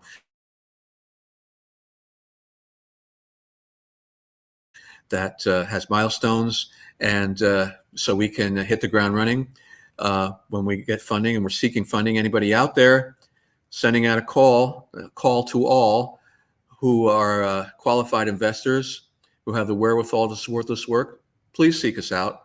We need your help so we can duplicate this work here in Florida and replicate the work that was done back in the day, 30, 40, 50, 50 years ago in England, 60 years ago, and longer, 70 years ago in the early 50s. And here's a glass SEG, operational prototype in 1989, consisting of regular, ordinary ferrite magnets, not law of the squares magnets, just ordinary ferrite magnets, just to show that you can get continuous rotation. And it has cams and levers in the center that once you set this thing in motion, it will just keep on going. Professor Searle built that in Germany back in 1989. And here's basically what's happening with this system. You have time-varying magnetic fields, but they violate Lenz's law. When you get a change in the magnetic field, there's no magnetic torque trying to slow the system down and heat it up. That's total violation of Lenz's law. That's important. No other generator has this geometry. That's in violation of Lenz's law and other cherished physical laws. Like, of course, in the flying version, Newton's third and first laws of motion, and the conservation of energy law is clearly broken in this system. And there's Hamel's device, Hameltech, creates electrostatics just like in a thunderstorm with air rushing down through these cones that are in opposing magnets, opposing magnetic systems. There's Hamel's flying saucer, Hameltech. Look at the book, The Granite Man and the Butterfly, for information on Hameltech. It's another working flying disc model. There's some alien technology that utilizes two inner tubes of ferrofluids to generate insane voltages for flight. This device, this craft, is also a flying electrostatic generator. Notice the separation between the upper hull and lower hull. The flight means are basically very similar, if not identical, to Thomas Townsend Brown's flight means and Professor John Searle's flight means. Laws of nature, as far as we know, work the same all over the universe. And there's some more alien craft taken in front of a hill somewhere in Switzerland. It's a drone craft, maybe 5 meters, and then a 7-meter man craft on top. Now, there's a depiction of the craft, of the flying craft known as a levity disc first back in the day, and now known as an inverse gravity vehicle, because we are now certain that gravity is reversed in this device. They put the device basically, when it's in flight, can do insane flips and reversals of direction, instant starts and stops at many times the speed of sound with no sonic boom, of course. Basically, and again, just like Gabriel Lippmann discovered, inertia is canceled by high energy electrostatics. So the device has no inertia. It runs cryogenic, it runs cold. There's no consumption of oxygen. There's no heat energy. There's no vibration. There's no noise. It's a perfect flying system. There's no limit to the speed as far as we know. And you can see an enlarged SEARL effect generator inside the framework of the levity disc or inverse gravity vehicle, enlarged for clarity. And the shells, just like the Demo 1, the 20-footer, which is the last model built, are clear. So you can see the inner workings. And then you have 64 flight cells at the rim adjacent to the generator with a load cell, which is basically a pin, a very sharp needle or a pin that puts a load on the atmosphere to put the device into a superconductive state for flight. This is a superconducting, high temperature superconducting device, about 4 Kelvin, 256 degrees below zero at flight voltage. And because of the high energy electrostatics, this device polarizes the ether, polarizes the vacuum. So you have ahead of the device a positive polarity field. Well, positive polarities are attractive on matter.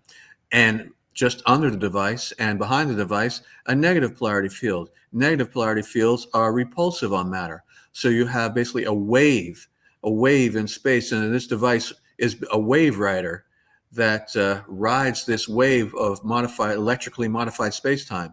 The ether is not a physical thing. We can only get it electrically, according to Sir Oliver Lodge. And there's the P-11 flying in Warminster, England. That's about maybe 30 feet up in the air. No noise, no fuel, no heat, no vibration. This is the system we should have been using to get into space since the early 60s. Not the German rockets, which were basically borrowed from Robert Goddard's liquid fuel rocket patents. The Saturn V is basically a glorified V2 rocket. But this device does not produce deafening noise or any noise. This device does not use any fuel. This device utilizes the ferromagnetic spins and electron spins at the heart of matter, basically, to create safely a very, very high voltage field, negative at the periphery, positive at the center or hub. And off it goes with no inertia. Pilots, when they used to see these things, Professor invited pilots to come see these things fly at the Sunday afternoon flight demos in Warminster. And the pilots would say, no way am I getting that thing, I'd be squashed. But they put a small vial of some radioactive material that was so fragile that it would break with the slightest load. When they took it up and whipped it around, did all its maneuvers and brought it back down, the vial was still intact. They put accelerometers inside, and they found that in the center of the device where the flight deck is, there's 1/2 G onboard gravitation. 1/2 G onboard gravitation. So again, this device is electromagnetically creating artificial gravity.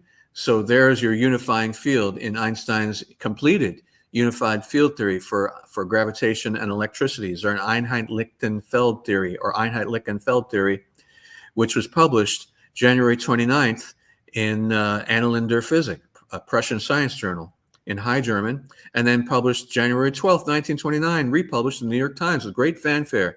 And gravitation and electromagnetism are utilized and put into the same equation, put into a unifying equation. And yet that is not taught in our schools. I wonder why. And there I am, putting finishing touches on a model that is a 1:1 scale model, the P-11. Now the P-11 weighed 4.5 tons, 4.5 tons. And most of that weight was in the generator. The generator those magnets are extremely heavy. And it's a very large generator, about 8 or 9 feet in diameter. And 64 struts make up the structure of the craft, and 64 flight cells for control. You're controlling the device from outside. There I am again. There's Professor Searle. 1932, well, he died December 4th of, December 4th of 2018. The patent for the spintronic generator came out January 16th. It was published by the USPTO January 16th of 2018. So Professor Searle got to live to see his patent realized. So, and our company, Spintronics Inc., owns that patent, and no one has challenged that patent. So we're free to go.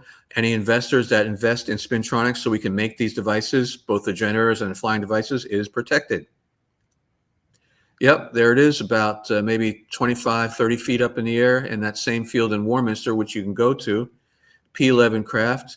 That was, I believe, July 4th of 1969. And there's a P11 size craft. I believe that is a P11, about 10, 11 foot diameter with a radio controlled walkway. And they were controlled on 12 meter band ham radio. And they were controlled at various ground stations, people that had ham radio that were part of the team with a special code with a 12 meter band military surplus ham radio. That was the only frequency that could get through the force field. There's the stairway. The stairway comes down from the center, and so the passengers won't accidentally touch the hull, because the hull is a capacitor. You touch that hull at that voltage, you're dead. You do not want to touch that. And the legs are like kneeling, hydraulically powered kneeling landing legs, because you don't want it too close to the earth, because if you switch on the drive suddenly, it'll take up a chunk of sod that will basically stick to the bottom center of the craft. Remember, high energy electrostatics is identical to a gravitational field.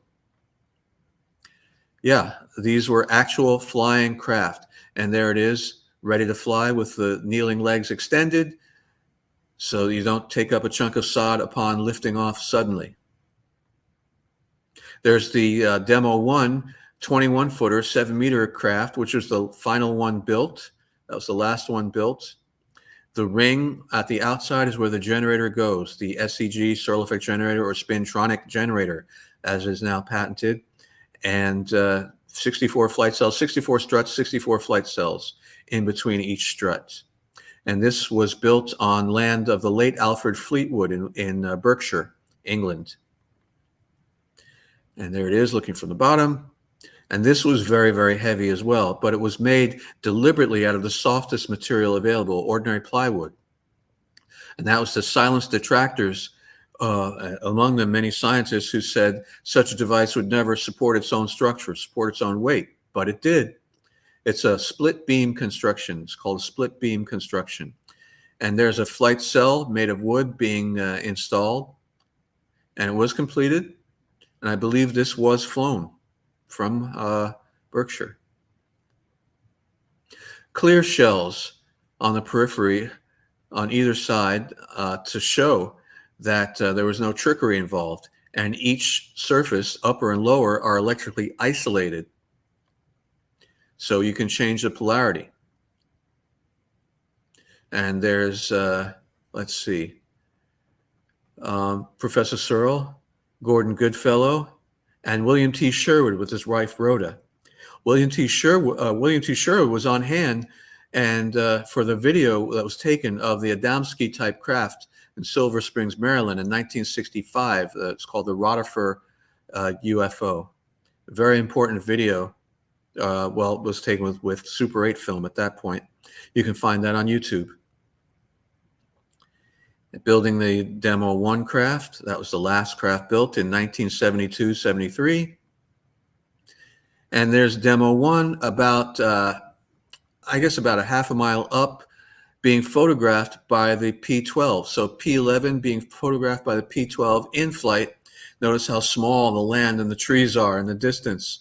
That's in flight. So 12-ton device up in the air like it's weighing nothing at all. And some graphics that our team did a while ago, back in 2010.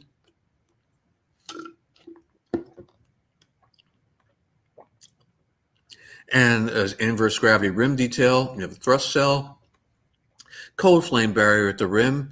Here's the SEG, and the flight cells for control are at the periphery of the SEG. They fire a hard rubber pin at the roller just passing, and just like touching a gyro, that portion of the craft is forced to drop at a certain angle. And if that angle is maintained, the craft flies off rapidly in that direction. And there's a closer view of the inner workings of this flight control system. It's very low tech. There's comb-shaped electrodes for capturing the electricity, and a switch for turning it off or on to send energy out to electrical energy out to the rim needle or discharge pin. It's a flight cell. They have four flight cells, 4 flight cell modes: flight cell open, flight cell closed, flight cell open and locked, flight cell closed and locked for your control. And there's the SEARL effect generator. and you have 4 switches that control where you want the electricity to go. This is an electrogravitic craft, and of course my expertise is in electrogravitics. This is right up my alley. And there's a proposed maybe 30-foot manned fighter craft. Very pleasing to the eye craft, almost like a diatom, like a microscopic organism. Yeah, that's a SEG inside enlarged for clarity. The team back in the day, try to go a little faster. Flying in Warminster, England in July 4th, 1969, the press did reams of flight footage and coverage every week. BBC One came out, Southern Television, Anglia also. Since the early 1990s, BBC One wanted all kinds of crazy money for the flight footage. And then by the early 2000s, they wouldn't even admit that any footage was taken, which insults a lot of people that are my age, early 60s, that remember the BBC shows. William T. Sherwood, who's a Facebook friend, remembers the flight footage and the BBC One TV shows on the work. So you can't fool people. So no noise, no pollution, no heat, no vibration, no consumption of Earth's oxygen, no need to carry fuel, no runways, no launch pads. We are the tomorrow people, and that's all of you. The decision makers, tomorrow's transportation today. Well, it should have been yesterday's transportation, but can't hold off these discoveries forever. Now is the time. This is Professor Searle's time now. And you can see the action of the flight cells in controlling the angle of flight. And I have in my presentation a series of 6 slides of the craft flying over Warminster, the same field in Warminster, and the action of the flight cells in controlling the craft to maintain a stable hover. All kinds of newspaper coverage, TV coverage, yet in this country, in America, nobody knows about it. But a lot of people know about it in England and Europe and across Asia. But in this country, there was some kind of news blackout on the device. Yep, day trips to the moon. Why not? The control mechanism. And those should be repeating slides. But for some reason in SteamYard, they don't repeat. Yeah, team back in the day. Very interesting. And there's the toroidal field, the aforementioned toroidal field, very important. This is consistent with nature. You have a toroidal field because of the electromagnetic polarity of the generator. The device, the generator was not supposed to fly. It was just supposed to be a unique kind of electrical generator. But off it goes. Yeah, the man who saved tomorrow, Professor John Roy Robert Searle. Before the Searle device powers our world, and then after. Nice clean water to drink and clean air to breathe. This device cleans the air as it flies. If you have one running in your home, it cleans the air in your home. Much healthier environment. Flying hotel you could have. Yeah. Plywood starships. Yep. C57D copies the profile, but we don't want to have a dome above or below because it would be outside of the vacuum envelope. The device in flight is in its own self-generated vacuum, don't forget. Yep. Flight devices, SEG at the bottom, Searle effect generator at the bottom, spintronic generator. Yep. They were building them in Hollywood. And that's supposed to be a film that's on my presentations. If you go to Tesla Tech on YouTube, you can see that film also. Yeah, The Gift to Mankind. That was it. And I don't know if we have time to take a look at the spintronic slides. What do you think? We probably don't, Russell. We might be able to come back to those. I mean, we could come back to those absolutely like next month if you want, or we might be able to do them like in open discussion time later. But yeah, whatever works. I might have to drag you back in here next month. But okay. Well, Yeah. so if this was your, so the thing that I should offer to the audience, again, we have a lot of new folks. The Searle effect generator is incredibly difficult to build, and Isaiah Ritchie will be talking about that next. This is one of the, like, I don't know, the cornerstone ideas, archetypes Yeah, in well, it's not difficult to anti-gravity. build. It's not difficult to build if you know how. And we have pressed plates and runners down here in Fort Lauderdale, Florida, based on, well, the exact design. And of course, the plates weren't sintered, so they fell apart. But we have runners, we have plates, and we have all this equipment in storage down in Fort Lauderdale area, waiting for when we get funding to Okay. go into a lab. So we're chomping at the bit. We just need people to step up to the plate and fund us. Yeah. Yeah. We have a Well, budget. We have a budget. We have a project plan for which is our roadmap for success, and we're ready to go. Yeah, no, it's super exciting. It's super exciting. I'm so pleased that you were able to discuss this. Again, there aren't many people who have this knowledge or expertise on the SEARL effect anymore, and you are one of the very few people out there. And I mean, this has so much cultural significance in terms of anti-gravity stuff. So it's wonderful to be able to kind of show this to the audience and help them understand. Yeah, well, I'm glad I could come on your show. Thank you so much Oh for yeah. inviting Well, me on and sharing this knowledge and this let me do technique. that. I want to. So I'm gonna bring. Let me bring the guys on real quick. Let's put our hands together and give Mr. Russell Anderson a giant applause. Wunderbar. Russell, thank you so much. It was absolutely wonderful having you on. You ran through a tremendous amount of stuff. It is worth mentioning there have been several replications that have been completed for this. None of them followed the instructions. They all made significant differences, but they all showed anomalous results. And I think that that's important to point The out. Roshan and Godin Morningstar device, Yeah. definitely. Yep. Yeah, And the weight Roshan loss, Godin the had magnetic wall. self-spin, Yep. Morningstar had weight loss, and all of them changed SEARL's original design, and they did that for construction reasons, right? They just weren't able to do it.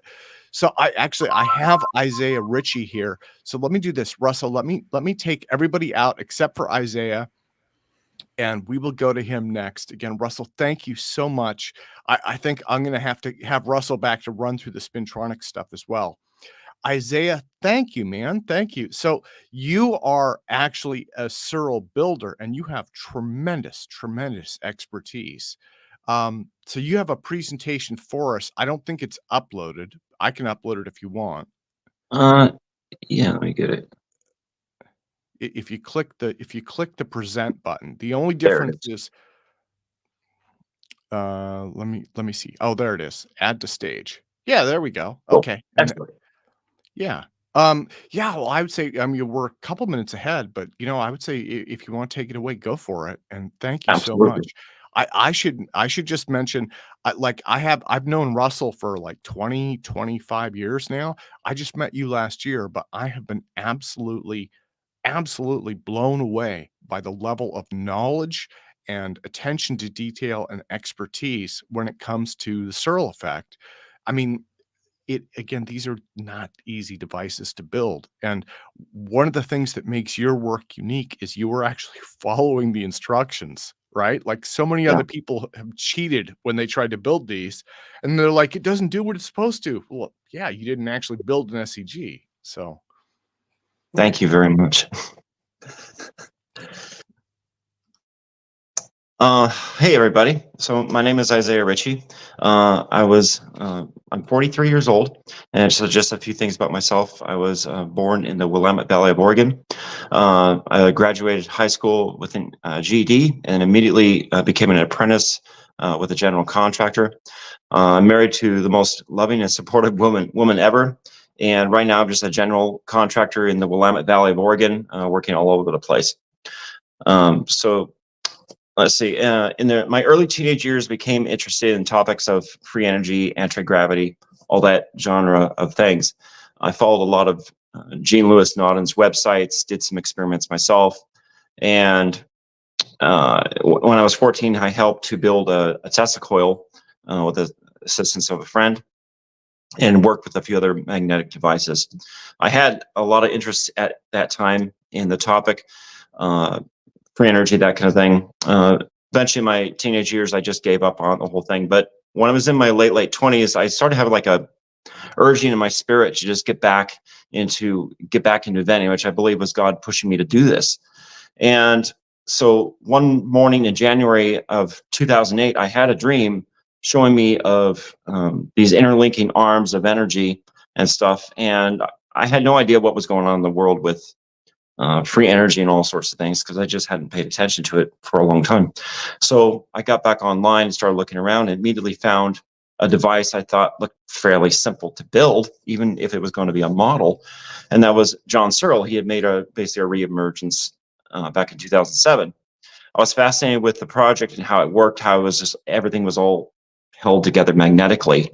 It just had this wonderful harmony to it. It wasn't real mechanical, parts didn't wear out. It just had like a symmetry and a harmony to it, which I was very fascinated by. So within a few months, I just started looking into it with the information I could find online and building a very basic device, trying to do something like you see on the images here. And lo and behold, I found some images that looked exactly like the dream I had seen of the energy field. So what began in 2008, making tons and tons of mistakes and lots of successes, has now become and matured into my life's work. So I'll go forward on this. Next slide.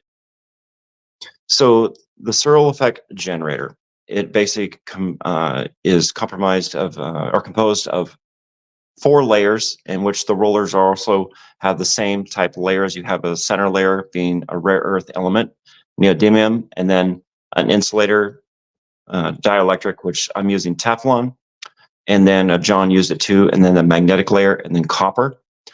Each one of these layers, I've learned, needs to be the exact same weight, within 1/10 of a gram each, and a scale just right to meet the circumference of the rollers. I've done all the math to figure out what those ratios are, right down to 1/10 of a gram. Using the law of the squares, determines the weight of the rollers for each layer. And the math, if you understand it right, is fairly simple. Each layer, the neodymium all the way up to the copper, gets a specific weight, and each weight needs to be within 1/10 of a gram accuracy. I've learned how to do that, and it takes time and effort, but you do hundreds and hundreds and hundreds of these parts. You learn what not to do and what to do to get that gram rating right. So next slide. So here's images I found online. The law of squares represents quantities of each material. Like in this slide, it shows the inner core being 4, and then the magnetic layer being 10, and let's see, that one's incorrect.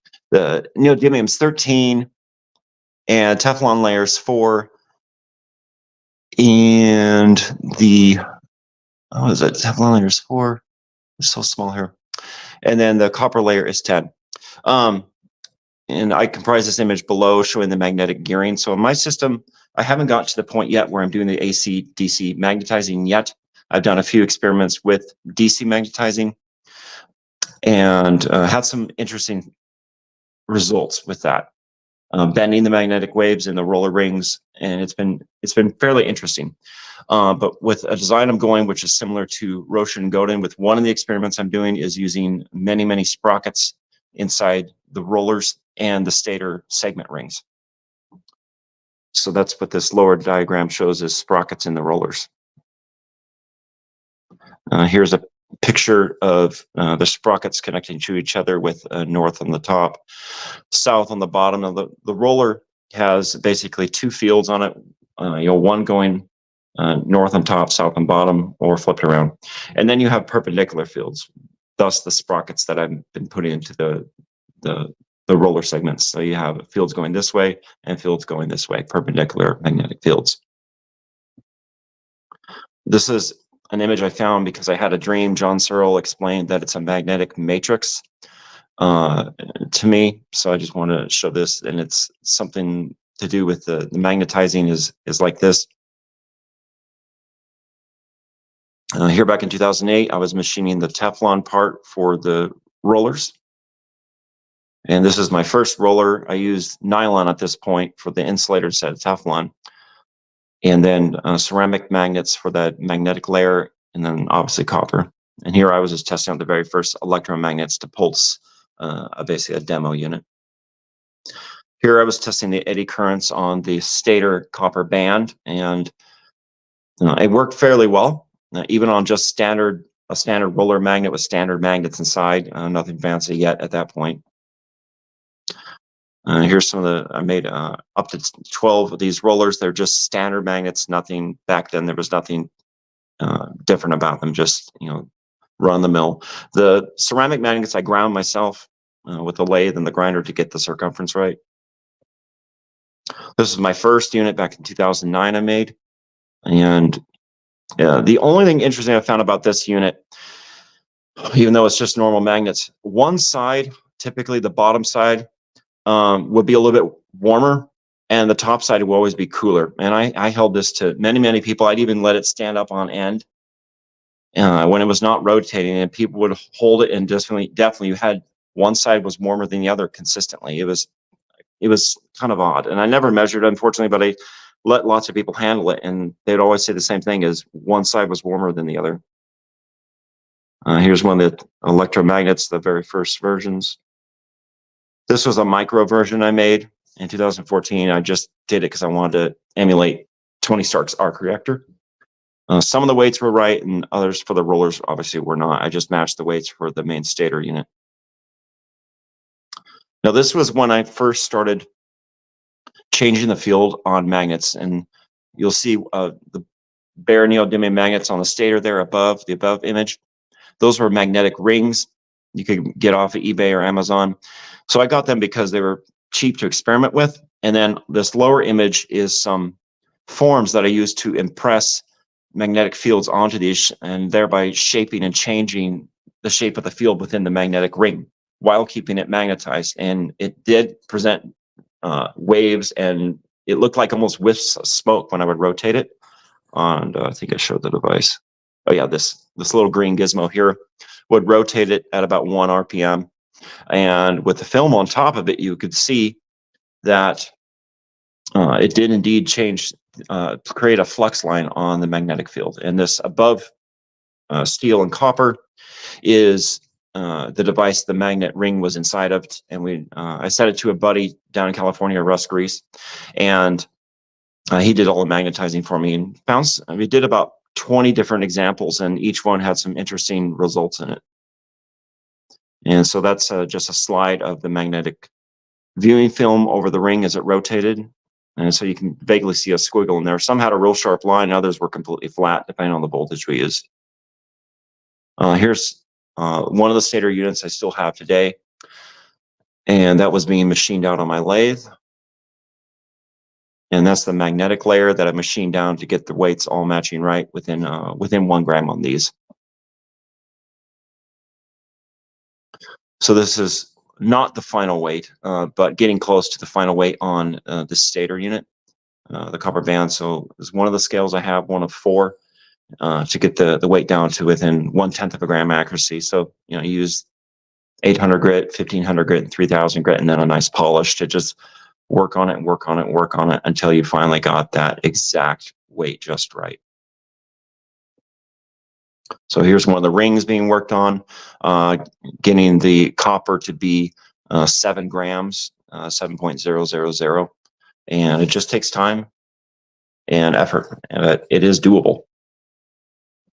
I've gone to the route of getting it manufactured in China, and they can get them pretty close, but to fine tune them just like a tuning fork, you need to stick it on a machine of your own and just do all the fine tuning myself. So that's what I'll be up to soon. This is some of the circumference values I was putting together back in 2017 and one of the finished stators. That version I still have, I just don't use it. The inner core, the weight was done wrong. When I finally machined it, realized one of the calcs was wrong. So a lot of machining experience, but otherwise it really became nothing.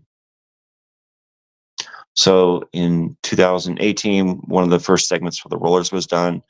Now on this one, I was experimenting with nickel 200, and then Teflon, and then a magnetic layer, and then the copper.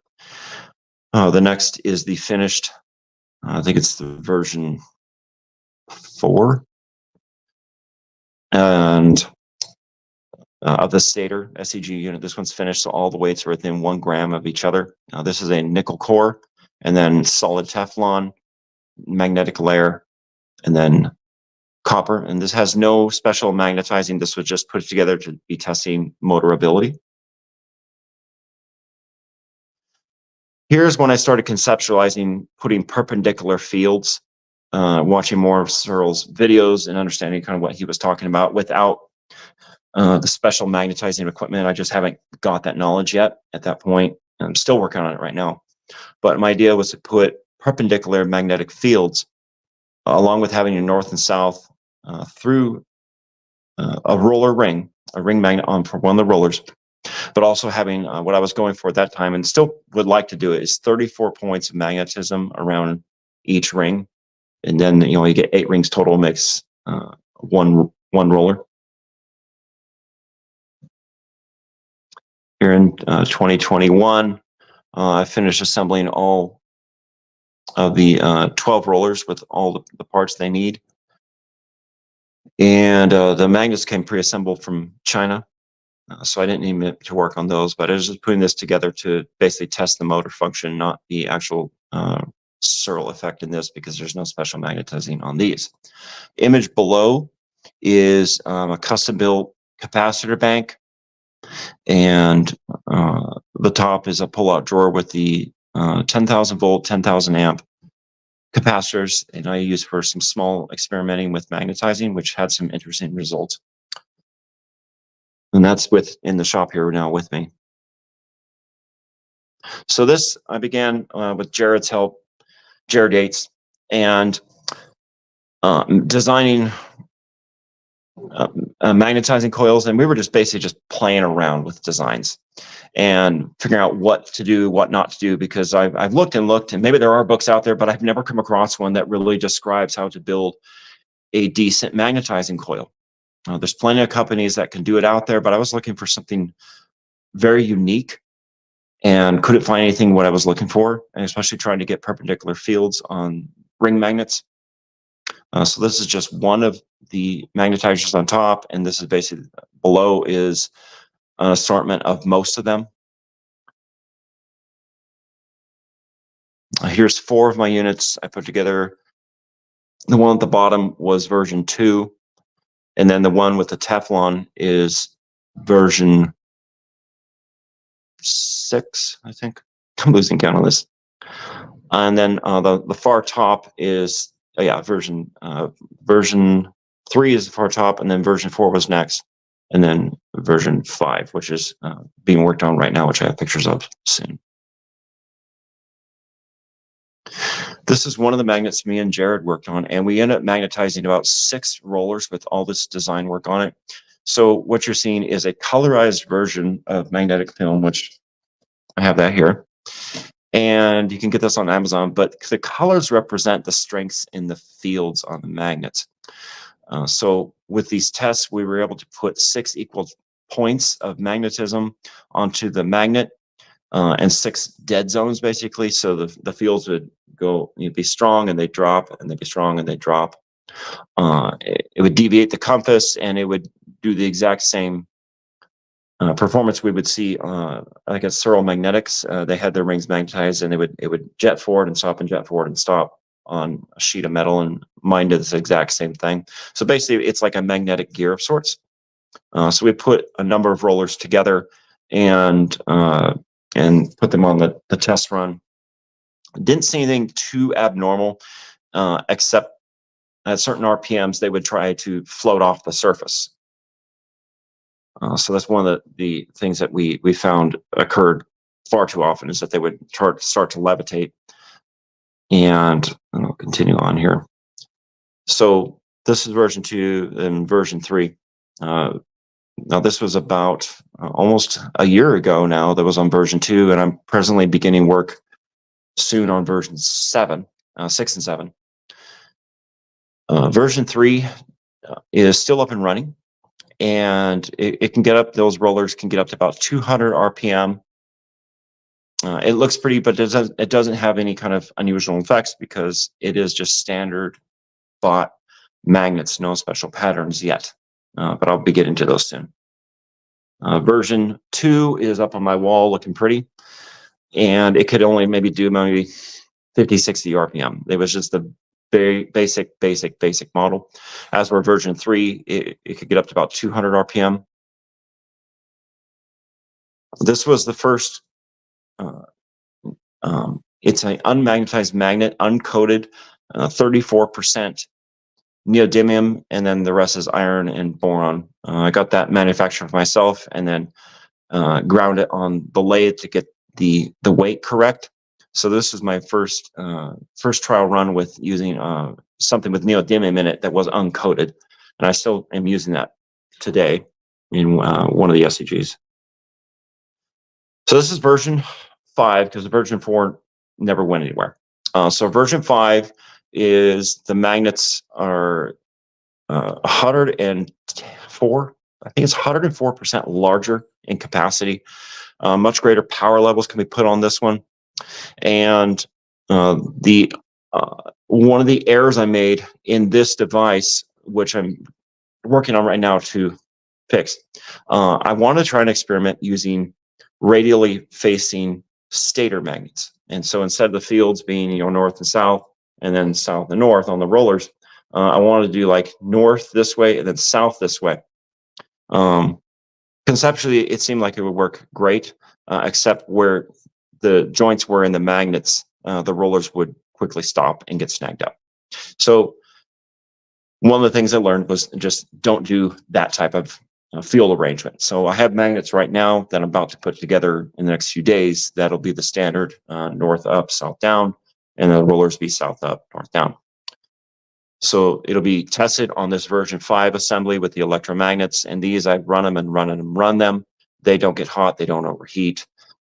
The only issue that I've found with this system is that the rollers want to float off.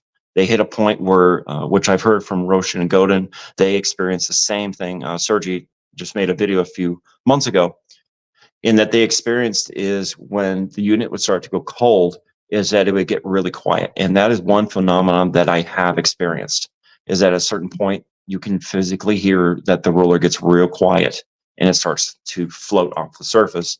But the issue is those electromagnets were so sinking close to the roller, it would hit them. So I worked with that system for a while. It looks great. It functions well, but it can only hit a certain speed until the roller wants to float off the surface. So, which leads to my next version. So, okay, let me continue here. So this is the version 5 looking good. I haven't changed out the stator magnets yet to the traditional style magnets, but that's soon coming.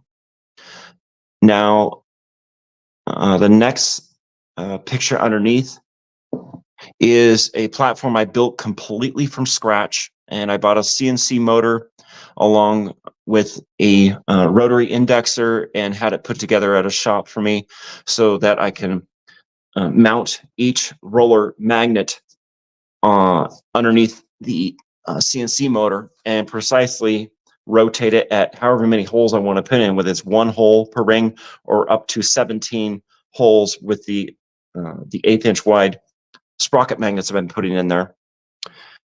So that pre-drills a hole, and then I come into a water immersed tank and then finish it off very, very slowly because this just sprays a steady stream of coolant onto it to keep it from sparking and starting fires, which they do. Those neodymium magnets love to start on fire if you're grinding them. And they don't smell good either, I can tell you that.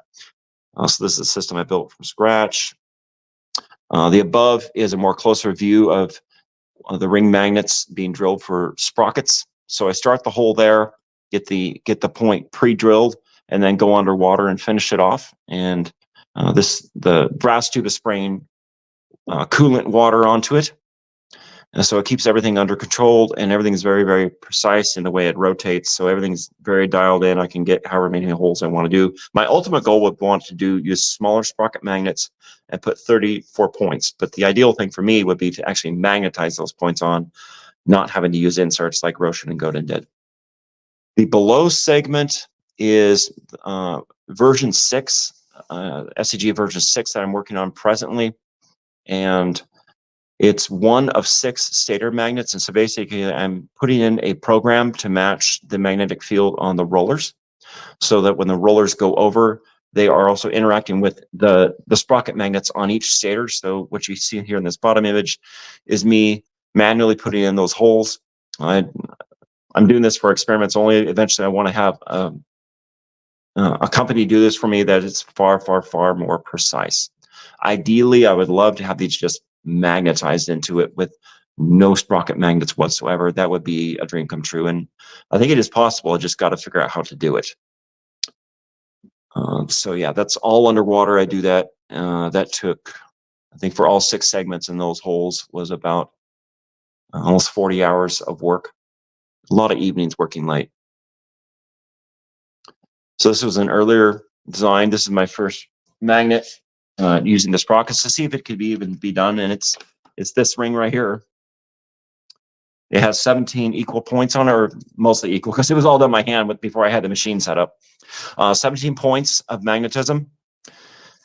And each one has a 0.125 by 0.125 inch neodymium magnet glued into it to represent points. So you have perpendicular fields.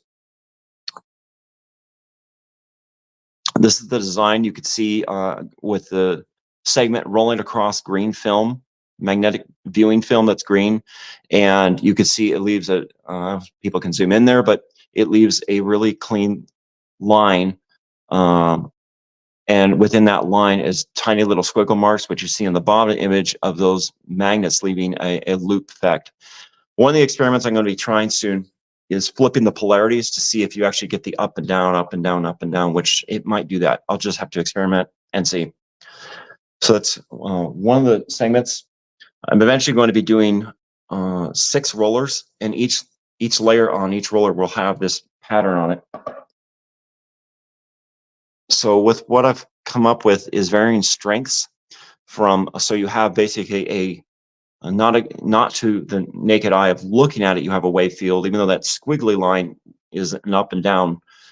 The strengths represent a wave. And so what you see on this this Gauss reading, we put together, me and Jared, I gave him the strengths and values, and then he jotted down on this chart, I think it was Google Sheets, he put down basically what it looks like on a graph.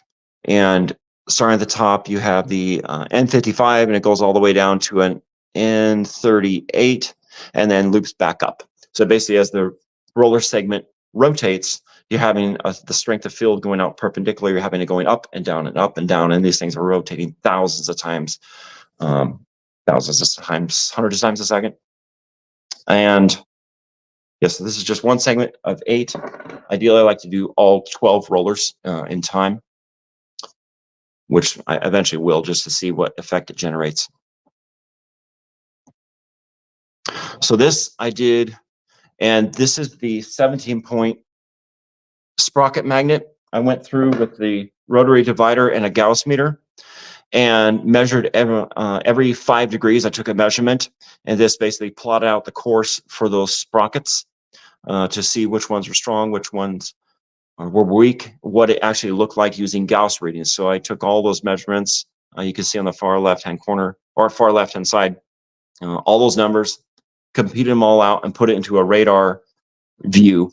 And that's what it came up with how magnetically the roller looks with a Gauss meter.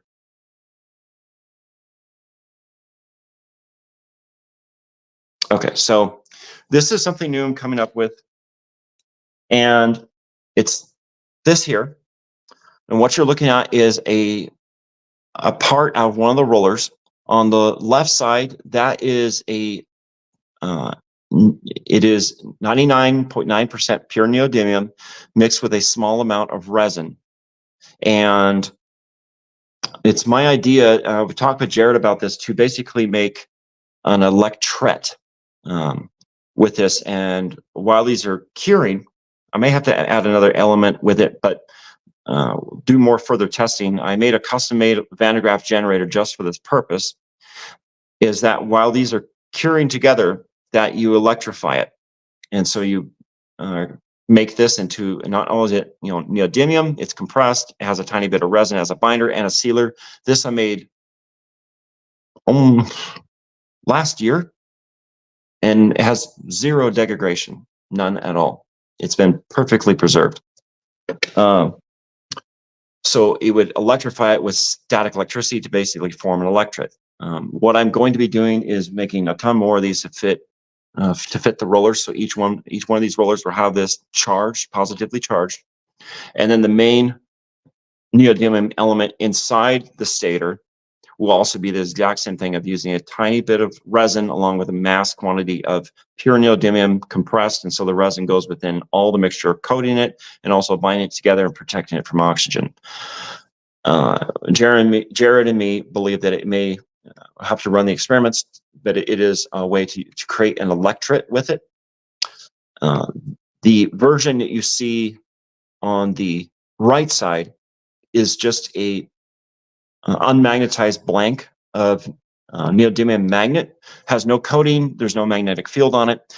I got these just for test samples, not for magnetizing, of course, but because they have around 33 or 34% neodymium in them, to test them and see how the rollers respond with any cooling effects, any weight loss, which eventually will rig up a system to test for weight loss.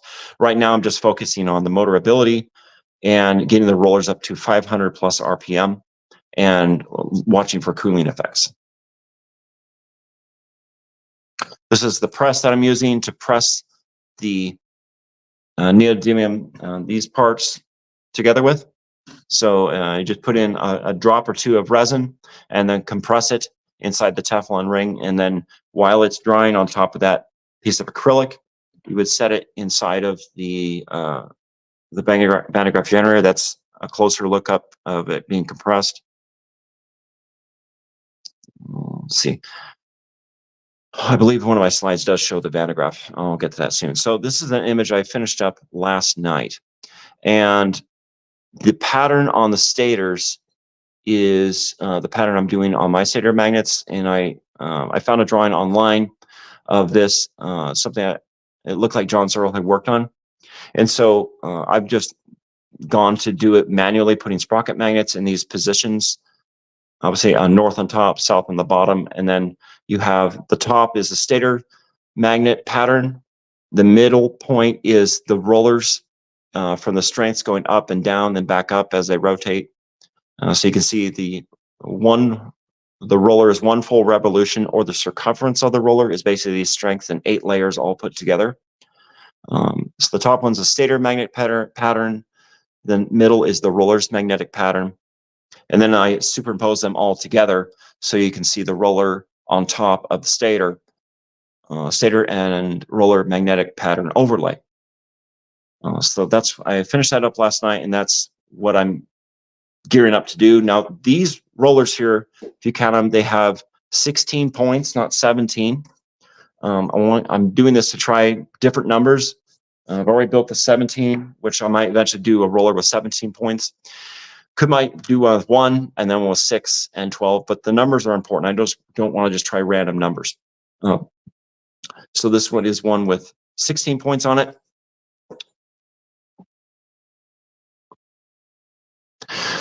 So my apologies, I didn't show the Van de Graaff generator, but I'll bring it over here so you all can see it. I have it sitting right over there. So what's next for me in the next, between now and 2025? What I'm working on is finishing up version 6, the stator for version 6, with the new sprocket magnets, test for cooling and possible weight loss. Use the new 99.9% neodymium with a resin binder for the core pieces. Complete one full roller with the sprocket magnets and test for how far up the RPM can go. Test for cooling and possible weight loss. And then begin construction of the all-new version 7, which right now it's just theoretical. And weight loss and values as described by John Searle, test for cooling and possible weight loss. I have the math done on version 7 for the stator and the rollers. So everything will be done according to the law of the squares, using them to make the rollers exactly precise again. And then the stator will follow them also. I'm going to be doing a little bit smaller on the rollers, and this is the stator a little bit smaller. And this is another thing I'm exploring, is Dr. Paul Brown's device and replicate the magnetizing process. I've located one of the companies that is actually 20 minutes from me that made some of the magnetizing components for him back in the 80s, which was interesting to find out. And then my bigger goal be next year is begin construction of the second ring SEG along with 22 rollers, probably still using the sprockets, but it all depends on the success I have with them and their performance, how they behave. What I'm ultimately looking for is that they don't fly off, and that's the big problem I have with the pulse electromagnets, is that they would fly away. They would hit the electromagnets and then just cause a chain reaction and hit all the other rollers, and they would just come to a stop because they would be trying at a certain RPM to float off the surface and get smacked.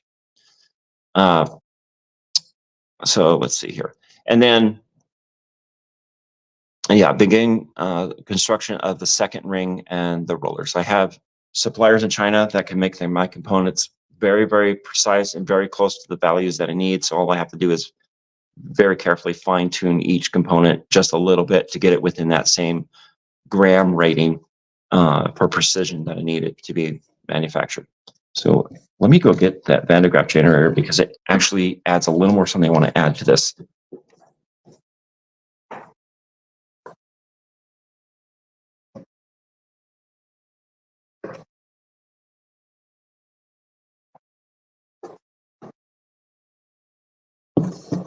So this is the one I built from scratch. This has obviously you have the dome. It's only a 6-inch dome, and I get about 3-inch sparks out, which is exactly what I need. And it's obviously way too overpowered for what I need. This part here will be the charging platform where the neodymium discs, step back here, the neodymium discs, these guys, I'll cast them and then set them inside. So it's charged with static electricity and have it timed so that it keeps the field here charged continually until they dry. I'm getting slow dry resin, so maybe 32 to 36 hours until full cure. So they're just saturated in that high voltage field for a very, very long time. Yeah, this took a lot of work. Now, the one thing I discovered about this that I found very interesting that parallels this work with Teflon is that this Van de Graaff generator would not charge up the positive energy needed to produce a spark unless I used Teflon, a Teflon roller in the top. I was using a Teflon roller for the rubber band in the Van de Graaff generator to try charging it, and it would kill it every time. I would have the wrong voltages, and there would be nothing accumulating in the top dome. But when I switched and had a Teflon roller in the top and put a nylon roller in the bottom, the thing went wild. It started affecting the TV. Parts all around the tables were electrified. It was a shocking experience to get it to work so well. My apologies. I thought I had a picture of it here loaded on these slides, and it doesn't appear that it did load. I'll go back through. Maybe I overtalked it.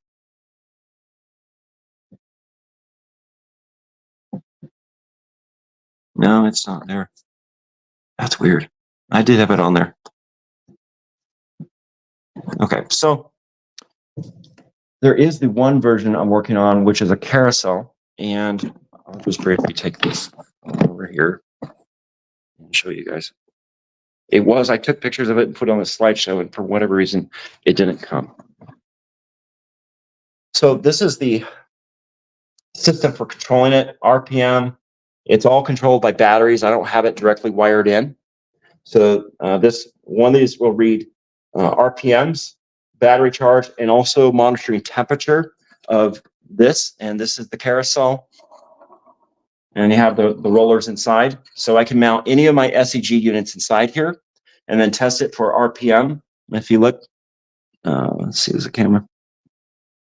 If you look here, it has magnets, kind of like Roshan and Godin did, but their rollers were mounted. I didn't want that. I wanted these rollers to be free to orbit where they wanted to go, not where I would determine them. It's something me and Jared have come to believe, is that there is a secondary magnetic wave that when these things are rotating around, then in spite of one going one direction, the magnetic wave is also traveling another. So I wanted these to be free to maneuver and oscillate and vibrate as they're orbiting around, as you can see here doing that. So I built this carousel with the magnets here. And so they basically gently push the rollers around. So far, I've been able to get these standard magnets. These ones do about 200 RPM. These are the old ones. I got new ring magnets here. They're quite a bit more powerful, and I've gotten up to 460 RPM on them. Now, this is an old version with only N32 magnets. They're considerably weak compared to the ones that I have now. I have N52 with all the sprockets. So my hope and goal for this device is when I put the new unit in here, I'm trying to shoot for 550 to 600 RPM and watch as the rollers, float. But the one thing I've noticed on those is about 450 RPM, the rollers do lose their sound. And it's quite amazing to hear that the sound just goes down, I would say, by about 1/3 to 40%. 30 to 40% loses its sound as the velocity increases. So that is the stator unit. It's one of the originals that I'm not using for tests anymore. Be testing version 6 probably by next week. It'll be coming through. I'm going to be wrapped up and be able to put it on here, spin it up, and actually test for the first time true real readings and get these things floating on the surface. This will be the first time ever using sprocket magnets with this new stator, and I'll get a roller assembled with sprocket magnets in it. So it'll be the first time to actually get it up and running, which will be probably a matter of just weeks now. So that is it for my presentation. And it went a little faster than I thought. But thank you for having me on here. And I'd just like to thank again the Lord God for guiding me and introducing me to all the people around here, just hooking me up with people I need to be. It has been my life story with this work. I've had so many times where literally one time I walked into a building and I was thinking about positively charged elements like the neodymium. I walked into this building in Portland and they're giving a lecture about positively charged elements. There's been many, many, many times, and Jared is one of these people that I have ran into so many roadblocks with questions and obstacles and can't figure things out. At one point before I met Jared, I was actually seriously just thinking of giving this whole thing up because the things there were so many things about it I didn't understand. And I prayed one day, and 2 weeks later, I was literally sitting right across from Jared at a wedding event. And we hit it off and been great friends ever since. I also like to thank my wonderful wife for all her support in this and everything she's given me and her insights. So that's it for me right now. Thank you for having me on here again. Yeah, well, Isaiah, thank you. So let me bring the guys on. First things first. And we still have Russell with us. Maybe we can get you guys to chat. I think that's everybody that we have. Let's put our hands together and give Mr. Isaiah Ritchie enormous applause. We're pushing forward with the builders today, so which is really exciting. But that's my summer project too, is builder stuff. In fact, I probably won't have time to see you this time, but if I come back down to Jared's in the future, maybe come down and get some photos of your stuff and do an interview and all that. Anytime. So, yeah. And then you and Russell are probably familiar with each other's work, right? To some degree. Oh yeah, absolutely. Yeah. Well, and I know Russell's been a mainstay for. Russell's muted. Yeah, Isaiah, I'm not familiar with your work, but I love your work. Your work is just top notch. Thank you very much. We need more young people like yourself doing this. I appreciate that a lot. I've listened to your YouTube videos countless times, Russell, and the ones you've done decades ago, I've listened over and over and over. Yeah. Yeah, well, it shows in your work. You've really absorbed the material. And I wish you all the best of luck in reproducing this device. And, it's incredibly simple, but infuriatingly complex, as you can see. Tell me about it, right? Yeah. But you're looking for elements to go into it that are negative, highly negative on the triboelectric series. Basically, what you want is almost like in radioactive materials, a critical mass of neutrons. In this case, you want a critical mass of electrons. So you want negative charges, basically negative charges flying all around, negative charges coming out of the ether, negative charges forming Cooper pairs and boson pairs, and incredibly high voltages. When you're dealing with the ether, electrostatics is everything. The ether is non-physical, so you can only affect it electrically. Agreed. Thank you. Yeah. The SEARL is, I mean, again, I can't stress, for me, it's cultural importance, right? But like when I first got into this, you've got T.T. Brown, this was before, I mean, you had like when I first started getting into this area in the 90s, you had Eugene Pogklanoff. This was really kind of before Ningley and all that stuff. So you had Pogklanoff with the rotating superconductor, and that was really new and nobody knew anything about it yet. And then the two that people did know about were T.T. Brown, right? And I know, Russell, you've built tons and tons and tons of T.T. Brown stuff. Yeah, built and flown since 1990. That was 34 and a half years ago. And it's just, the time just goes by so fast. And I'm getting old. I'll be 63 at the end of the month. So we need more young people like Isaiah involved.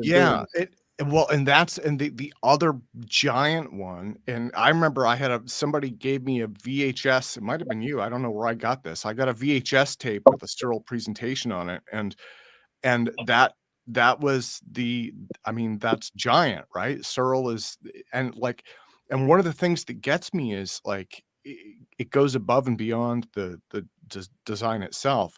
It's like he helped to define. When people think anti-gravity, right? It's like wheels within wheels and the whole 9 yards. Like a lot of that goes right back to SEARL. So he helped define that, like that archetype for, okay, well, we've got an anti-gravity drive. What's it going to look like? Like their mind goes back to SEARL. It's been around that long and it's that important, So yeah, wheels within wheels, like Ezekiel in the Bible. Ezekiel saw the wheel within a wheel. And this is basically a very, very, all those UFOs that we see and they're filmed by regular folks and the military are nothing more than flying electrostatic generators. This propulsion flight means it's fundamentally electrostatic. But when you talk about the generators, you don't have to supply anything external, any fuel. The only thing external comes from the environment around you. And that field strength is just off the charts. The ether is non-physical. It's Lorentz invariant in non-material ether. So this is our source of gravitation. This is our source, and electrostatics is our source of inertia or no inertia in the case of the SEARL and Brown devices. And so basically, we can build our UFOs. We can build our starships. All we have to do is just get some people together, get some money together. That's the main thing, is the funding. And get like-minded people together, get them together for 3-4 years and watch some amazing things happen, and yeah. Well, and then collecting these anomalies too. And Isaiah, you mentioned some of those, right? It's like warmer on one side than the other. So even with yours, you've seen a ton of anomalies, right? That's very important because that temperature change is indicative of an ether conversion. Yeah. What that was interesting. That was the very first unit, and it was always like that. It was always warmer on one side and cooler on the other, no matter whether it was spinning or sitting. There was always a temperature difference. That's very important. That's highly significant. So I love your work. You're on the right track. Thank you. Yeah. I appreciate that. Now, what were some of the other? Could you run through some of the other anomalies that you've seen with these? So lately, it's with the certain RPM. I've witnessed this many times, and I was like, maybe it's just me, and it's just the RPM, and they're about to fling off. But when I listened to that interview with Sergey Godin, that got put on YouTube about a month and a half ago, he would say the same thing: is the rollers would get quiet. The whole system would quiet down at a certain RPM, and then it would start to get cold. I was like, oh, that's what I'm hearing too, or no pun intended, but that's what I'm observing, is that at a certain RPM, about the 450 range RPM, the sound just goes down. Of course, yeah. And one of the most striking characteristics of genuine UFOs is their utter silence. Well, so then there was what was the other big one? I'm trying to remember his name. And there was a guy in Russia, the Black Sea, Mr. Delphin. He had all those videos, which are still on YouTube, fortunately, and he had an incredible setup, and he worked on it for a very long time. But one of his very last videos, he bought a solid chunk of neodymium, and I emailed him about this before he's gone. He's completely gone now, but he bought a solid chunk of neodymium for his machine and put it in there and spun it up at about 450 RPM. And within about a minute and a half, 2 minutes, it not just got cold, it went below freezing to negative 17.5 C. It got real cold. Then he stopped the unit and wiped frost off of it. And my jaw I had to get it off the floor. I was shocked. Like, that's more confirmation what Searl was saying, is when this was operating, it would get cold. It wouldn't warm up. It was incredible. Yeah. It's following the principles of energy or anti-energy from the late Colonel Thomas Bearden. T.E. Bearden talks about energy and Tesla technology, Tesla scalar electromagnetics. Everything works in reverse. And it shows gravitation and inertia to be fundamentally electrical. And you have the falling temperature gradient and implosion. That's straight from Victor Schauberger. Of course, he produced anti-gravity devices too. Yeah.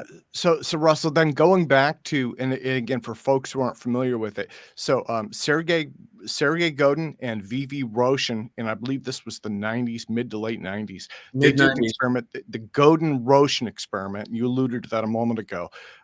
So what I remember reading about theirs, again, they changed the design. One of the problems they had was they weren't sure how to magnetize it. So if I remember correctly, they drilled holes in the magnets and inserted cord. Not in the magnets, actually, and they were nylon runners, and they drilled holes in the nylon runners and put in actual magnets.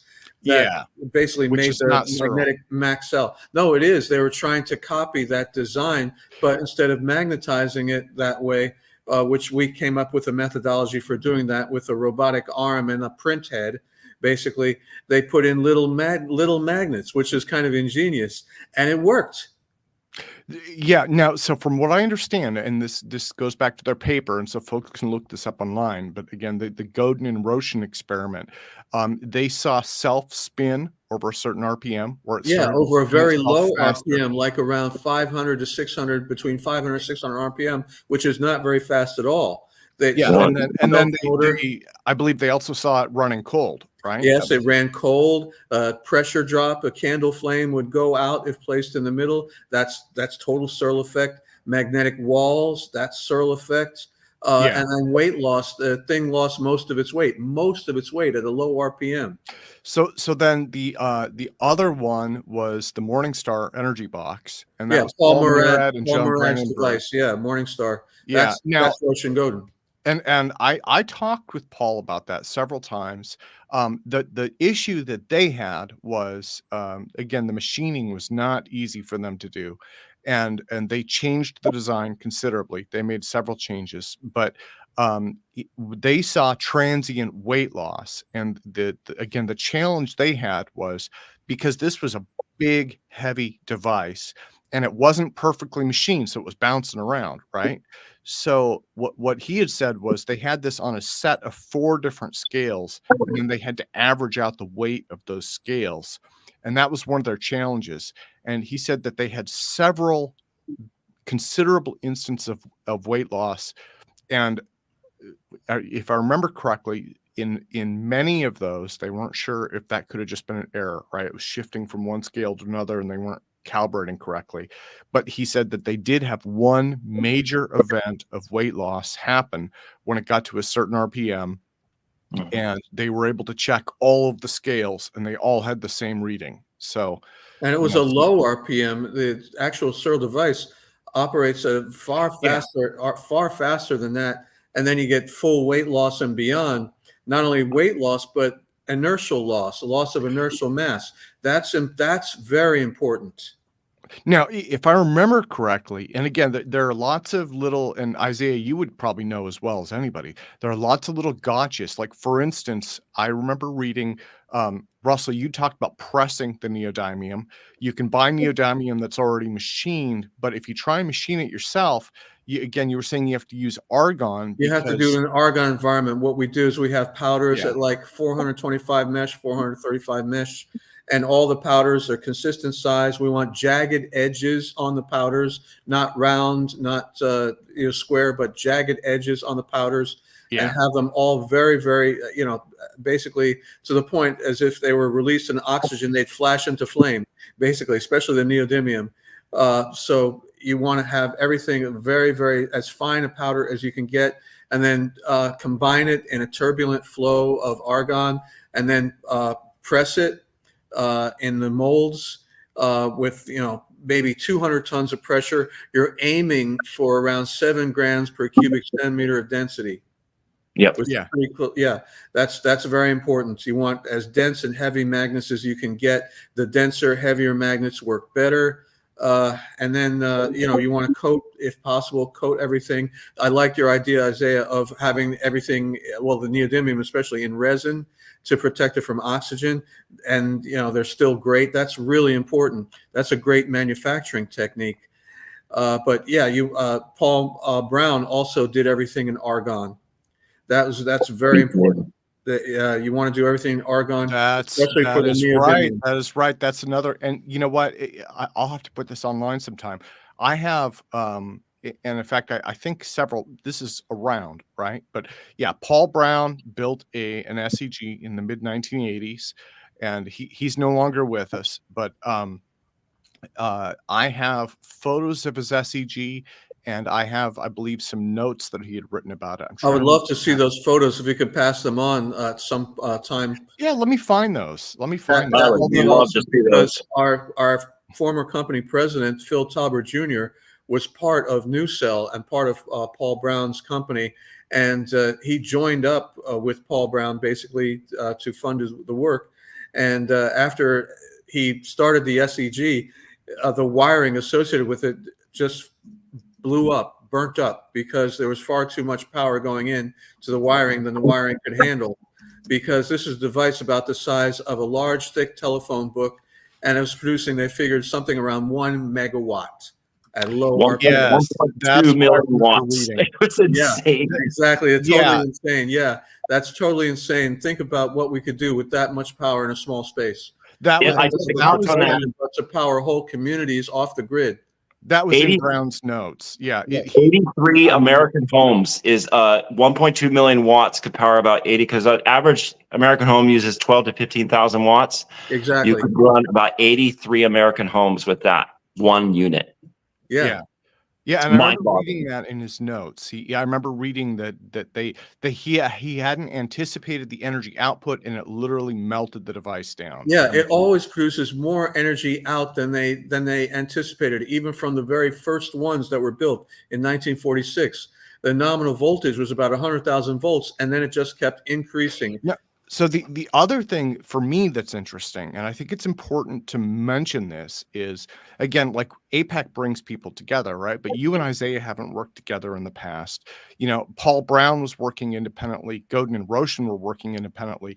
And for me, it's important to look at, these are all independent replications where they're working from the same notes, but they're not working together, and they're seeing the same anomalies. They're seeing anomalous things. That's very important. And the most important anomalous thing is that the device violates Lenz's law. That's a hallowed law of electromagnetic power generation for generators and motors. It violates Lenz's law, and that's huge. That's huge. And the fact that it also produces cold instead of heat. Now, in Lenz's law, you get heat. You get the opposite in this. So it's totally consistent with the principles of an energy as delineated in Tom Bearden's works on Tesla scalar electromagnetics. Yeah, yeah. And that's something that I know, like Bill Alec has been studying that. David Yes. Chester has been digging into Tom Bearden's work lately. So, Yeah, it's I've been reading Tom Bearden's work since the mid 80s, and it is right on the money, in my opinion. And he wrote a lot about Floyd Sweet's anti-gravity work, about yeah. Russian scalar interferometry, Tesla scalar interferometry, all these incredible things, anti-gravity, force fields. Basically we have everything we need to have Star Trek type technology right now. We just need to get I people talked together in one place to build it all. I spent many hours on the phone with Tom Bearden, but as Bill has mentioned this, he held back a lot. He always held back a Oh, lot, yes. and so, but I do For remember him safety, for safety. I believe it. yeah. So Look at how much power you produce. And my feeling was too, just from talking with him, that he put more. This was just me, but he put more in writing than he said, and so yeah, it's easier to learn from him reading his work as opposed to looking at his interviews and stuff. But I have a lot of his books and video presentations, and a lot of them are on YouTube now. Everything's online now. Also, I recommend OdySee Cars, Utron, Ralph Ring. I first met Ralph Ring in Holland at the Global Breakthrough Energy Movement first conference. Breakfasted with him and his wife every morning. Lucky you. Yeah, it was incredible. He actually rode in a manned version faster than the mind of man can conceive, much faster than light, almost like a kind of teleportation. So you can see that these type of craft can easily go to other planets and stars in a reasonable time and economy. When you're flying through space, you're not getting any heavier with increasing speed. There's no time dilation. So you could take a jaunt in a SEARL craft to Alpha Proxima Centauri, take a couple weeks, month flight, to Proxima Centauri 4, and then come back, and everyone on Earth will be no older than you, but actually you will be slightly younger, because time has passed a little faster, because instead of you're living in 1G on Earth, inside the craft there's 1/2 G onboard gravity. yeah. Now, So, Russell, do you know if is Ralph still with us? no, he died. He died a couple Okay. years ago, unfortunately. See, and that's one of the challenges in this community is like, and one of the things that I hope our conference can do is help preserve the history of this. I mean, if nothing else, it gives people more to work with in the future. But yeah, we've lost so many people, and not just here, but I mean anything relating to warp drives, field effect propulsion, inertial propulsion. There's so many people have passed, and it's just the heyday of that type of engineering was quite a while ago. So Well, that's why we hope to bring in as many young people like Isaiah as possible to come back into the fold and help us out. And Isaiah, I would love to have you on our team, with the new effort. That'd be awesome. And we're down here in Central Florida. Our company president is in Central Florida. Spintronics is located in North Palm Beach. And our late president, Phil Tubbert Jr., lived in Fort Lauderdale. And his son lives in North Palm Beach, and that's where Spintronics is based now. So yeah, working here in Florida. And Isaiah is working with Jared too, and Jared's in Oregon. And again, Isaiah, I would love to at some point. I would love to come down and try and get some footage for you. If you're open to it. Completely. Yeah. Yeah. So yeah, I think that there is a new generation that is coming up. And I think that like they're able to benefit from a lot of the history that's still here, but there's also new stuff, right? Especially in terms of like AI and computer modeling and things like that. Well, There are there's all these kinds of incredible new discoveries in material science now, yeah. and all kinds of incredible papers out over the last 10, 12, 14 years on spintronics. And this is going to be, they say spintronics is going to be more of a revolution than electronics. And it's where instead of taking advantage of an electron's charge, you're taking advantage of an electron's spin, something that's far more powerful, and far more incredible. Computers running on spintronics are going to be quantum leaps ahead of the computers we're using now. Yeah.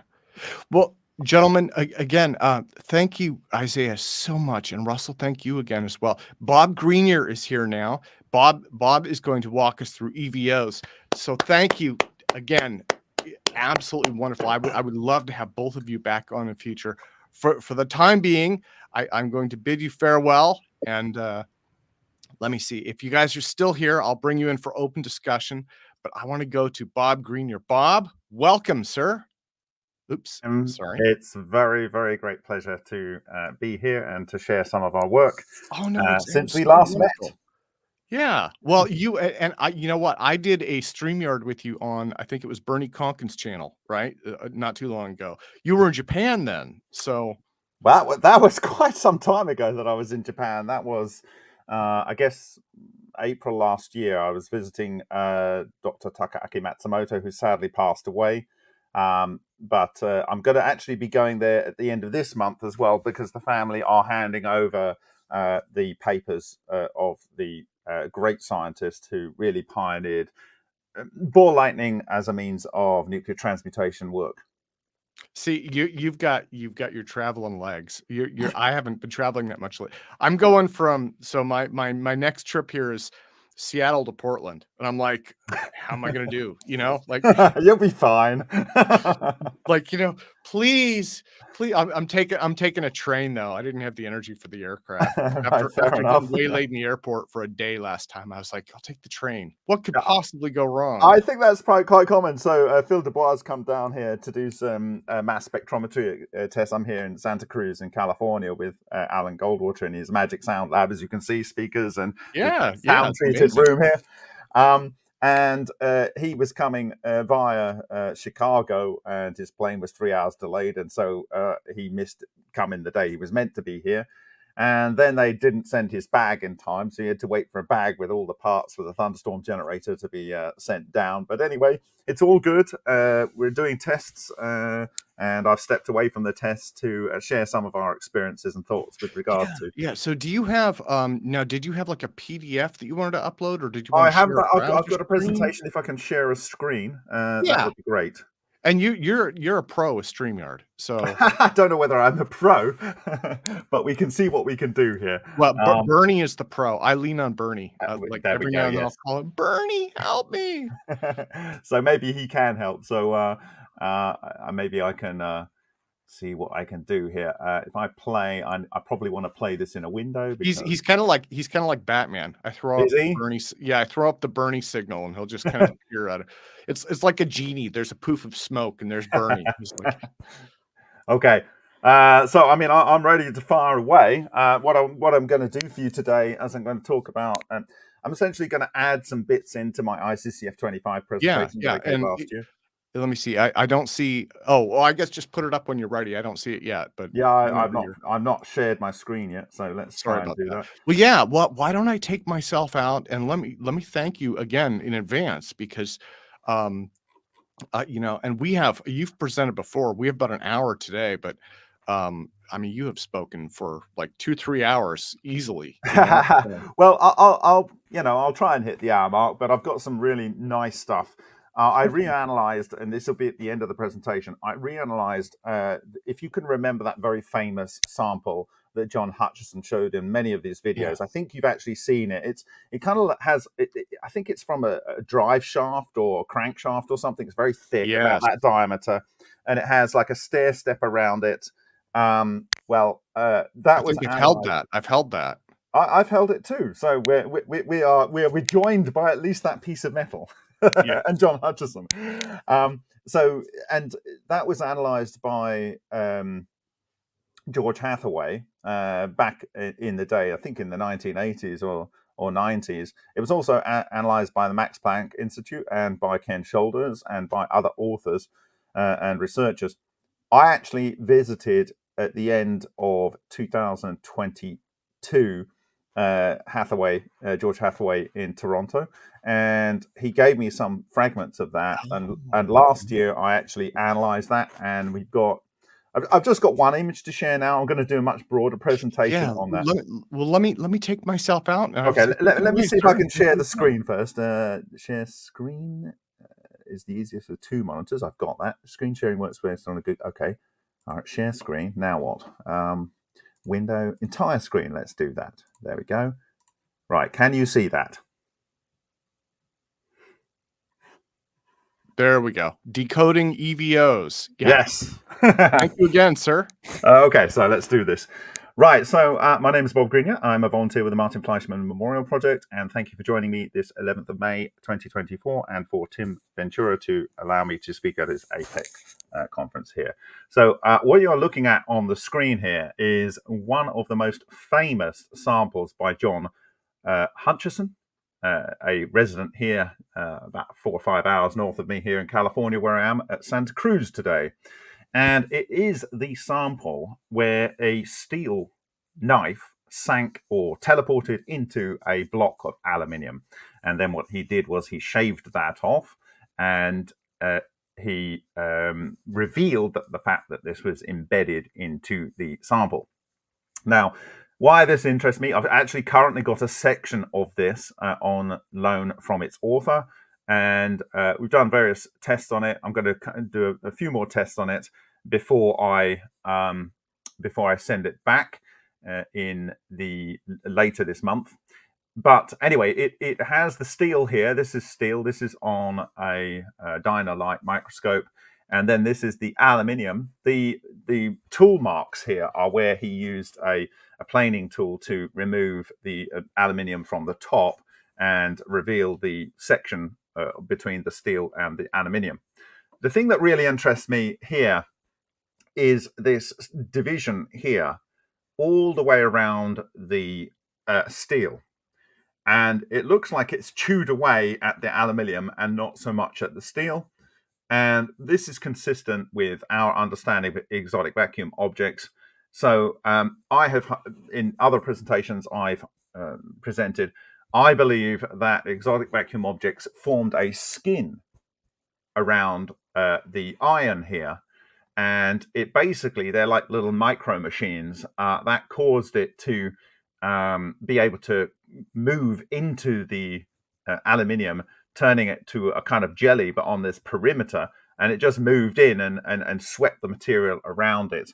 Of course, with the electromagnetics involved and the standing waves, maybe it did this so instantaneously, it looked like it maybe teleported in.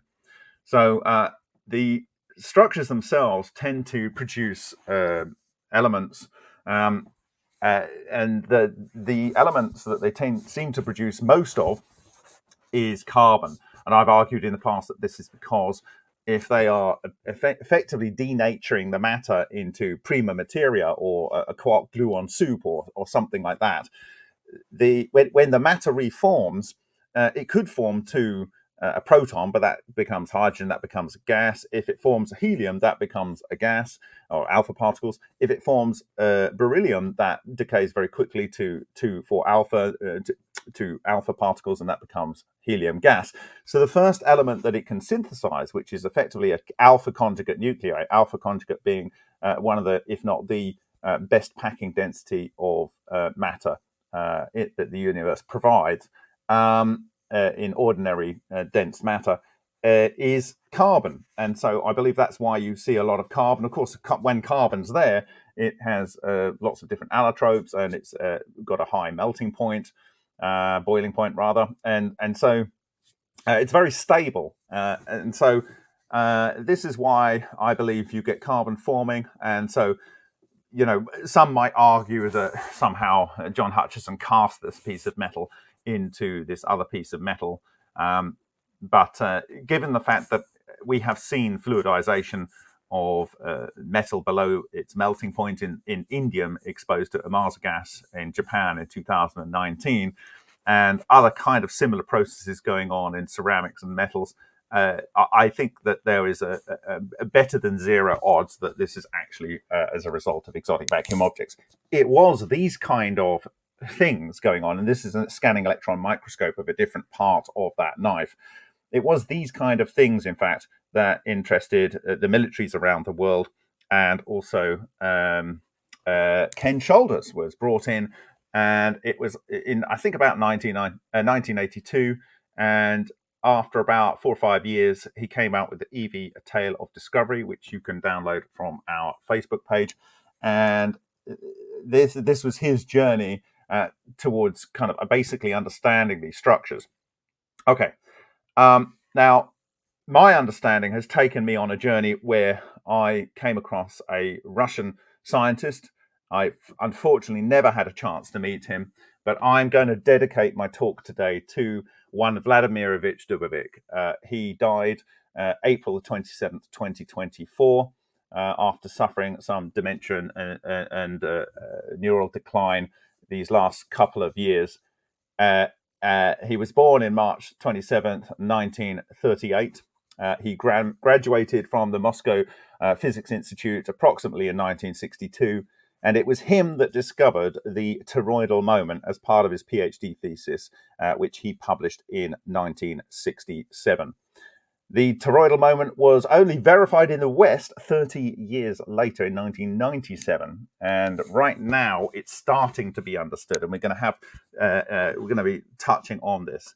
Now, what we are looking at here is a frantic, desperate attempt in 2000, I believe, 18, in January or February 2018, of Vladimirovich Dubovik trying to explain to the people in the Moscow Friendship University, and I've actually presented in this university, I believe in 2015, in February 2015, I gave a presentation on the work of the MFMP, for which I volunteer. There's a meeting, an emergency meeting between all of the people involved in this field most actively in this room where I had an opportunity to present earlier. And it was about the death of Yuri, who ran the conferences for over 25 years in Russia. And he had died, and they blamed it on this strange radiation. And he is describing at this point, as far as I understand it, how if you mess around with this type of radiation, it can actually extract the life force in a beam from your body. And he believes that this is what killed Yuri Bajatov. And so they ceased working until they understood strange radiation a little bit better. Okay, so I'm going to go over mostly some aspects of my presentation that I gave at the International Conference on Cold Fusion, or the ICMNS conference in Szczecin in Poland, in number 25 in Poland last year. And I'm going to add some extra slides in there from other presentations since, and I've got some absolutely totally brand new stuff, really killer, at the end here for you to consider. Okay, so this is Martin Fleischmann, who you may know from the cold fusion label attached to him with regard to what I believe is the same process going on in all of these different systems. This is an experiment by Henk Uren, one of our open researchers in the Netherlands. And this here, this helical beam coming out is, in my understanding, a coherent matter wave that comes out of a particular part of one of these ball lightning-like structures when they decay, or their substructures. Okay, and we've actually proven that with a scanning electron microscopy recently, and the specific place at which it comes out of these decaying structures. And so this is from Martin Fleischmann's interview in Infinite Energy in 1996. He says, "As I told you when we were talking before, we had about 4 projects which we were working towards. One was to do with gravitation. One was actually to do with the behavior of electrons in metals. We actually started to collect equipment together to investigate the behavior of electrons in metals." Okay, so the metal-electron bond is very, very interesting. Okay, it's not like a covalent bond or an ionic bond or a polar bond. It's really it's a different kind of species of electron interaction. And it's one that these exotic vacuum objects seems to interact with. Okay, so you can see here some traces that were caught in a David Boutlier experiment from Canada, and that there are these things orbiting, pairs of things orbiting around each other. Here is another experiment from Henk Uren, and using the 14.5 stops of a Sony A1, we were able to look into a plasma ball at the bottom of the chamber. Okay, and we were to see that within the plasma ball there was 2 spots, and within the 2 spots you have more 2 spots, and they happen to be at a particular angle. Okay, so what you see as a little flash in the tank here is actually a much more complicated structure going on. What is that structure? Well, hopefully we'll find out. Now, these beams, they seem to have a forward-looking vector that influences matter in their forward direction. So if you look at this trace here, it's coming up here, but it bends around another trace. It then comes along here, and as it comes along here, it bends another trace around it. Okay, and then the one that's bent round it influences it, and it comes back, and then it bends in the other direction. And then as it's tracing into this direction, before it hits this point up here, it affects the path of another trace. These things are not caring about the cathode, which is down where you see this bright spot here, and they're not caring about the anode here. They only care about each other. And this is something that Ken Shoulders talked about. But they have this highly focused beam that projects out in front of the structure, which I would argue is a gravitational wave beam. And they have this non-radiating boundary, this specific boundary in which they can have no effect on their same kind of structures.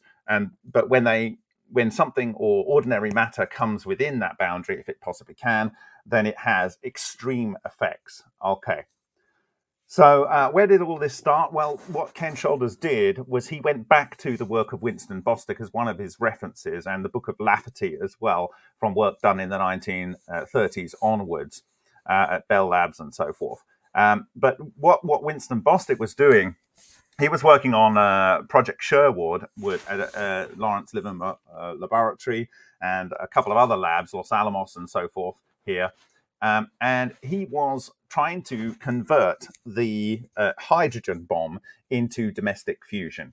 Now, if you actually see some hydrogen nuclear detonations, you will see that they have this specific structure. And I've talked about this recently, this magnetohydrodynamic structure. And sometimes there are a couple of experiments where one in particular where they used a tactical nuclear weapon test. This was to be launched from artillery shell. They actually saw a plasma toroid, literally extremely clearly in there. Okay, so there was an understanding at this time that these were some kind of plasma toroids and so forth. So in order to make this controllable, he went into the lab and he was firing from, and I'm going to show you here. This is a ceramic gum. Where he has 2 deuterated titanium electrodes, and he puts, say, 10,000 amps through them in a very short time frame. It produces a plasma which contains the deuterium ions, the titanium ions, and it has the current going round with the magnetic loop around that. And there is a so-called magnetic reconnection here, so you get a self-contained pinch in a torus. And then he fired at least 2 of these from opposite sides of the chamber, and they would form toroids that would then spin around their center of mass. And he called these things plasmoid. There is someone that says oid is a certain type of spiral in Jewish law. I haven't verified that, but this would be a plasma spiral type thing. Effectively would be the translation of that. Anyway, so he was saying by 1957, he was publishing this in mainstream journals and newspapers even. He was proposing that this could be the basis for the structure of all matter from the subatomic to the formation of galaxies. So in that respect, he was not too unlike Kelvin, but he was having something that was more visceral for people to connect with. And then he said that he proposed that aspects of his findings could lead to ultra-fast propulsion of up to 450,000 miles an hour. To put that in context, if you were already traveling at 450,000 miles an hour, that would get you to Mars in 13 days. In 13 days. Of course, you would need to accelerate to that, and you would have to decelerate, so maybe 4 months or whatever. But just using this approach, you might expect to reach that in 14 days.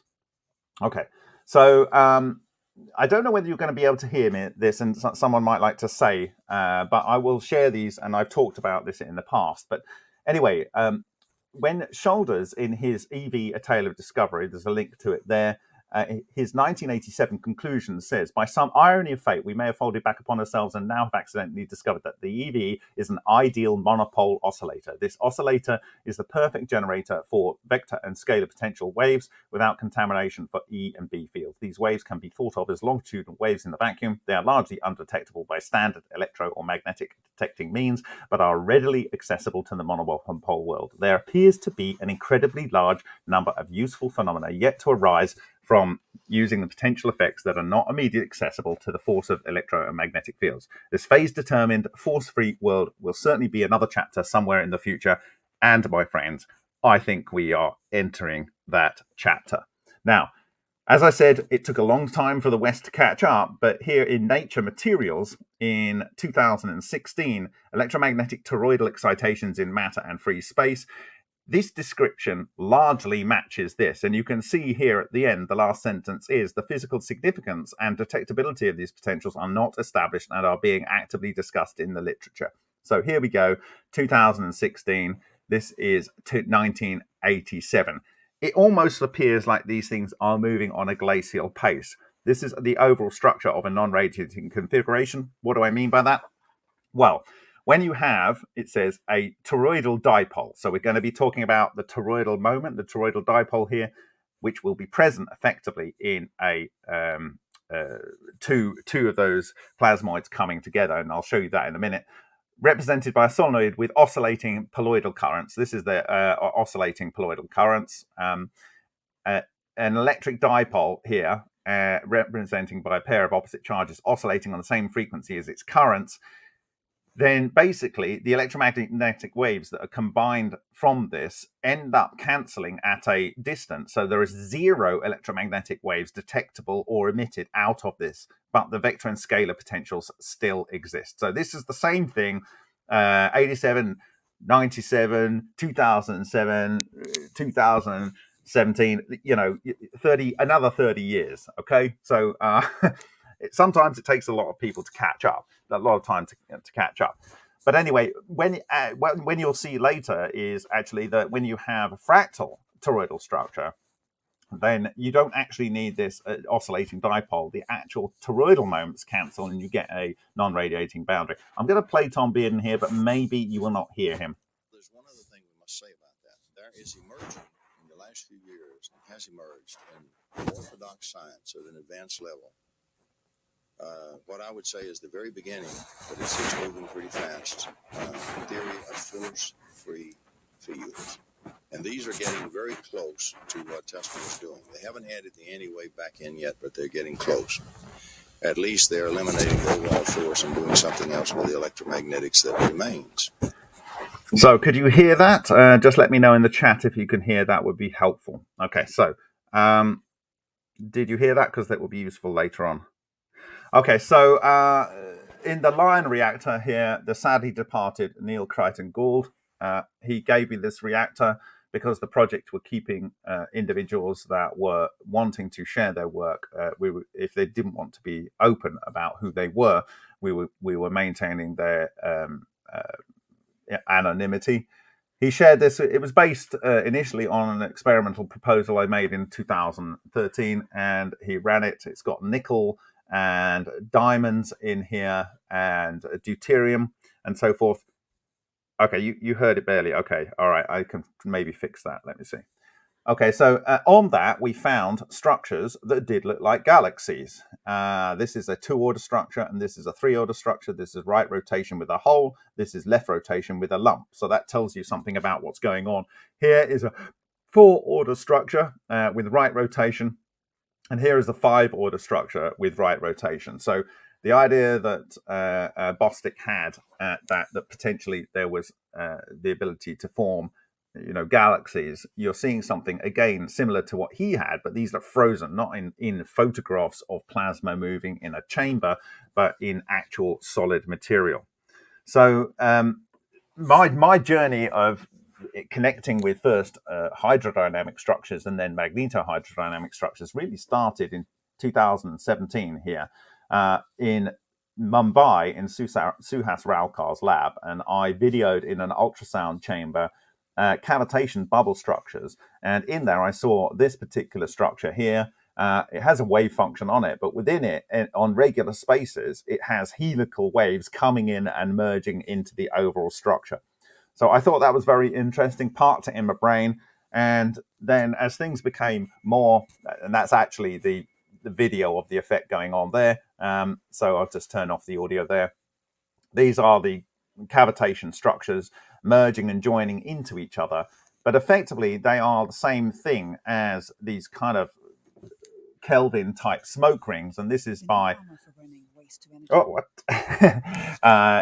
This is alien scientist Jeremy's video image here with a laser cutting through it. So you can see the same kind of structure going on. And this is a screen grab from part of this video here, where you can see this overall sort of, it's kind of like a heart shape with this beam coming in.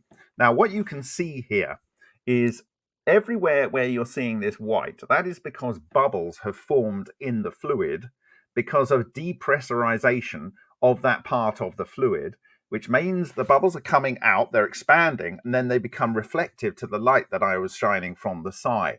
This means somehow in this entire area, there is some depressurization and compression going on in the center of this structure. It was very weird for me to see this, okay? Because this is almost like a flat structure. It's like two discs that are rotating around, okay? One kind of on top of each other, just like Bostic had shown. And it's propagating in this direction. Moreover, it produces a depressurized beam, which is some sort of vector that comes out of the back. It disrupts the water at a distance. And when this gets disrupted, periodically you see this stuff shooting into the back of it, okay? And you can often see these things merging in this video up here. Okay, so we've actually seen on this particular sample, which we received in the effects of Neil Crichton Gold, exotic vacuum object impact structures on the end of this communication device, a Marconi style spark discharge type or a spark discharge type radio transmitter. And so this would be, you can see how old it is because it has no plastics involved in the installation. This is just a cotton thread. And it was amazing to find on this thing that was probably late 1800s, the same signatures of spark EVO production. So to the best of my knowledge, this is the earliest device ever shown showing this type of effect. So basically, EVOs are formed by essentially charge separation. You can do that by abrupt dielectric barrier discharge. Tesla used an air gap for a disruptive discharge. This is what Ken Shoulders did, but also what John Hutchison did. Adamenko used a dielectric ceramic barrier, and this has been 100% verified by the US nuclear fusion program. The device was transferred from Kiev in 2015, verified up to 2017, and then is in Brookhaven National Laboratory as part of the US fusion program. So 100% this works. Shear turbulence and helical injection into charge separated fluid. So basically wherever you get these things, and we've looked at various things, Tornado, Windhex by Frank Polivka, our Ultra experiments, which we've done some work on this weekend, Klimov's inflow plasma vortex. There's a European group that is doing something similar with that kind of technology, and the global environmental energy technology of Paul Pantone. You can get this, and we've shown this and replicated what we showed with HHO or a Mars gas on tungsten rod, HHO and an angle through carbon tube by Stankovic in 2019. And Klimov's plasmatron, which was, this was formerly secret research, but because Stankovic showed this in 2019, Klimov revealed that work, which we published on our website. And then the Plasmac Colloq model of ball lightning and the protosphere. All of these things, and including the Usharenko effect, I'm looking over my monitor there, essentially, what you need is an impact of over 5 electron volts for hydrogen isotopes to do this. And as I'll show you later, it takes 2,000 to 4,000 times more energy to create the effect with elements beyond lithium. Okay, so what do we see when you do the charge separation? This is in a Shakhparadov experiment, creating topological monopoles. And this is a Mobius strip and I'll say why that's important in a second. But you have positive vortices and anti-vortices, and you have negative anti-vortices and vortices propagating in alternate directions with the high current shock pulse that's going into this Mobius strip. And this leads to the topological monopole, and you'll see the effect in a minute. Interestingly, the same thing is represented on this ancient brass body breastplate from Finland that I took in the museum there in Helsinki last year. Exactly and correctly represented with the flux tube going between the two. Okay, so why did they know that hundreds of years before Christ? This is the effect. You seem to get a projection out in some cases. I would argue that this is the yang. The yang is always brighter because it does matter disassembly. And the yin is darker, but it's still bright because it's doing matter assembly and it extracts energy at a distance. And this is a zero albedo feature. So these are the kind of things that Dubovik was warning against, in my view, where you could give someone cancer with a beam this way, or you could actually stop their heart like Ninel Kuligina did with telekinesis type powers. And you can go and look at it. She stopped the heart of a frog, but she then restarted the heart of a frog. And then one of the researchers came in and said, "Oh, can you do it to me?" And she stopped his heart. And I would believe that she was essentially channeling the energy using this and essentially restarting the heart of the frog by and I would argue that this is chi energy, and we'll get into why that is.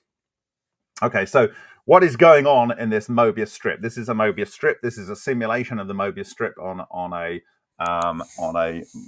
Tesla graphics card back in the early 2010s.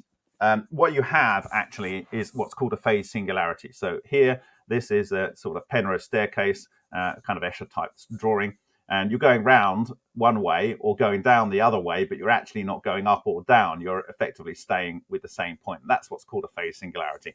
And two structures that are well known have a phase singularity. One is the Mobius strip done, and the other one is the vortex soliton. And what we are looking at is vortex solitons, but also vortex solitons fractally joining into clusters of vortex solitons.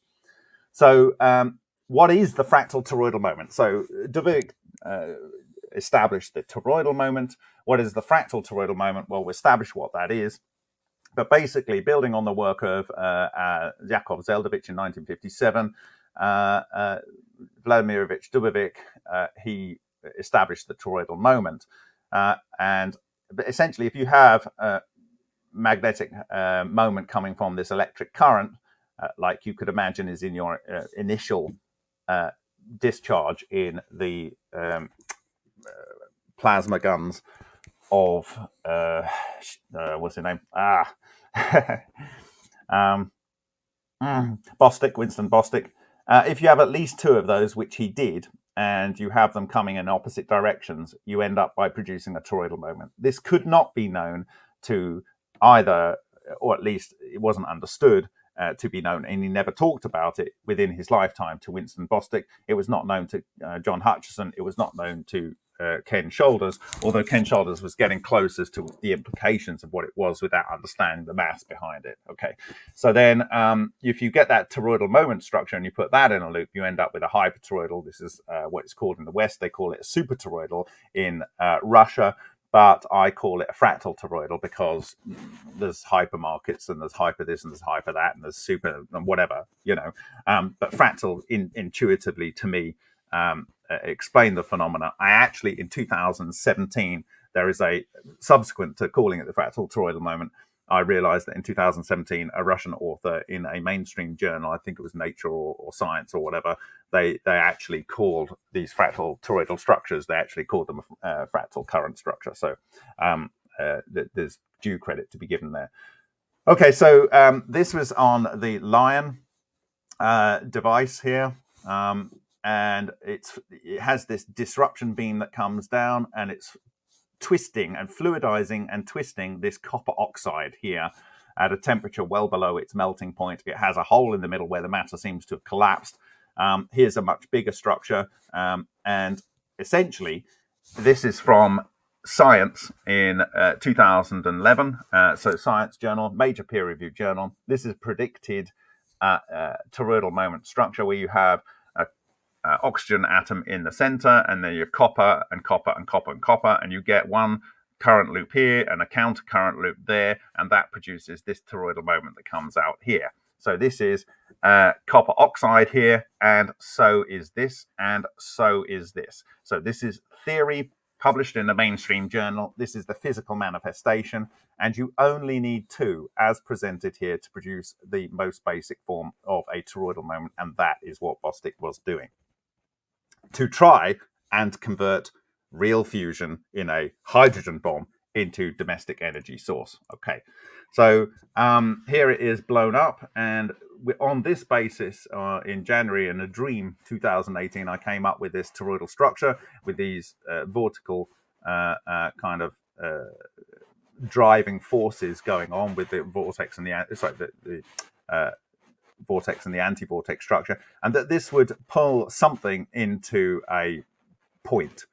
Not coming out the other side like has been drawn by other people. It is a point. It is a phase singularity. Now, you might get a beam coming out the other side, but it's not a symmetrical structure. Okay, you might even get something coming in this side, but it's not this coming out that way, right? And this is it on the HHO on the tungsten that I did in 2019.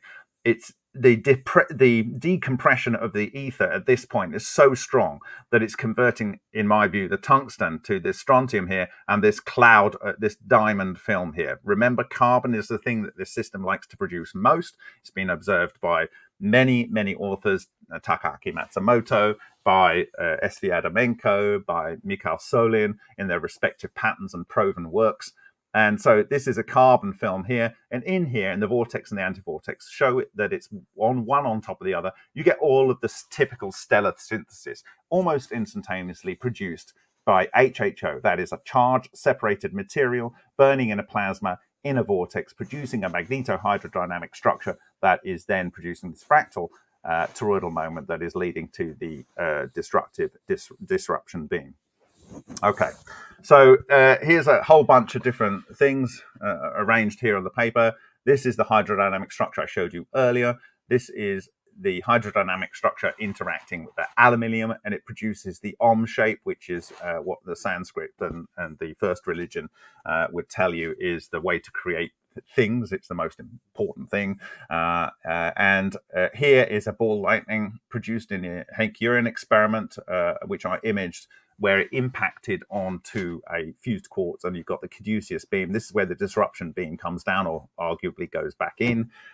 This is on a piece of aluminium foil. On one side, you have lighter element, boron, made by extracting oxygen effectively from the aluminium. And over here, you have, with this spiral galaxy structure here, you have calcium synthesized, which some isotopes of calcium are oxygen plus aluminium. There's no boron on this side, and there's no calcium on this side. This is the yang, it's breaking matter apart. This is the yin, it's assembling matter. It is exactly and precisely the yin-yang, which is how another belief structure believes that everything is made, and so on. Okay, so this is the Sothic triangle. The Sothic triangle is always associated with the Ankh, and the Ankh is this part across here, and everything below the loop, the sort of top of the Ankh, which was changed in the Christian cross, that is, according to the Egyptians, the secret to all hidden technology, and it is, by the way, the structure of a topological monopole. Okay, so how did I arrive the fractal toroidal structure? Well, this is indium foil exposed to cavitation structures with very similar structures observed in Matsumoto. But I found at least 3 different quantization levels. In fact, I found 4, but let's start at the n-2. You have a yang force here. This is an outie. You have a yin force here. This is an innie. And those, if you rotate those 90 degrees orthogonally to that, and you can produce this structure, which is viewed from the side. You can see the apple core going through the torus here. This is from the top. This is a D4D structure here. This is a D4D structure here. And this here, if you rotate this 90 degrees, it goes around here. This has 48 subdivisions, which we later found out is likely the maximum that you can have in one of these structures. This is all on a Hutchison aluminium sample that was produced in 2007. Okay, so this is the fractal toroidal structure that I produced. It is exactly and precisely a wheel within a wheel within a wheel, a wheel within a wheel within a wheel. Okay, and these bind together with their toroidal moment. I initially thought it was their electric and magnetic fields, but I believe it's now the toroidal moment. And it's self-similar, so you can imagine that the third orthogonal direction in the XYZ axis, when you get down to this point, is effectively the same as the overall structure. And I argued at the time that I published this on 17th of February 2020 that this probably is the structure of the physical vacuum, and this would lead to all kinds of things like teleportation and faster light travel. I will go into those at a later time. Okay. So I don't know whether this will play, but you should be able to see the video. There's two concepts here to be able to understand this. One.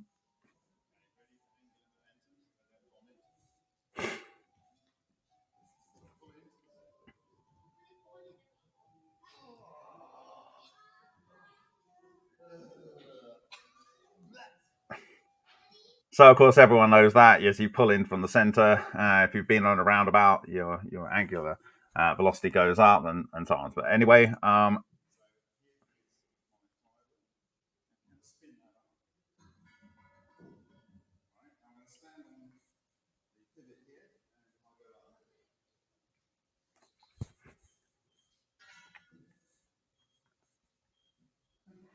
okay, so using those two principles, if we have a phase singularity at the center here, now bearing in mind in these fractal toroidal structures, the matter does not go through there, it gets cohered, it gets phase synchronized, and it becomes effectively a Bose-Einstein condensate. So if you can imagine these electrons are coming in here, they're not electrons, they're coins. But if they were electrons, they have Pauli exclusion principle. So as they come into the phase singularity, if they get closer than 180 degrees out of phase, they will push it forward and they will end up 180 degrees out of phase, then leading to a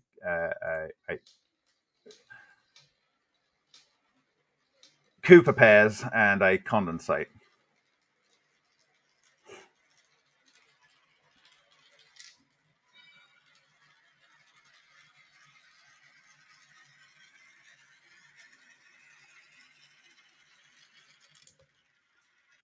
So this effectively would lead to essentially unlimited amounts of electrons to go into a defined radius.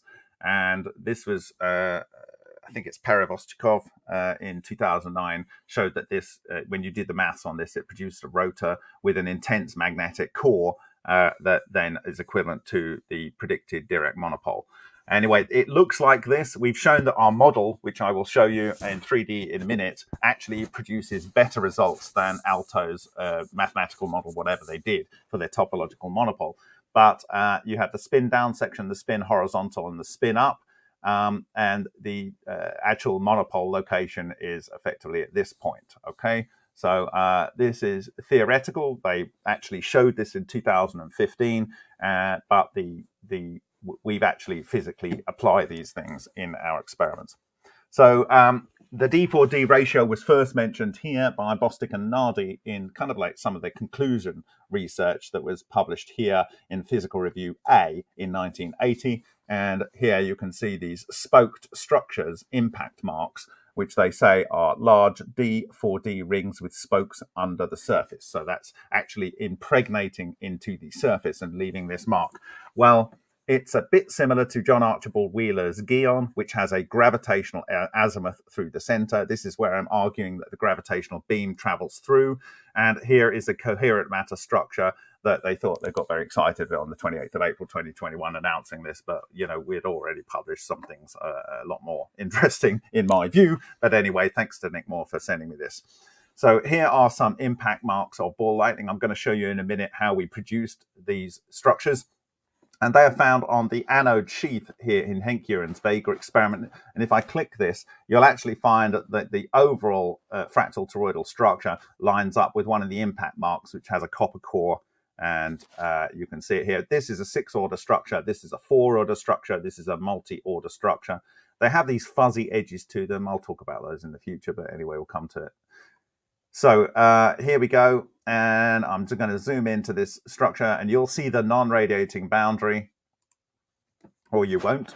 Didn't show that. I don't know why I didn't show that. Maybe I don't have it on this video. Sorry, that's annoying. Okay. Okay.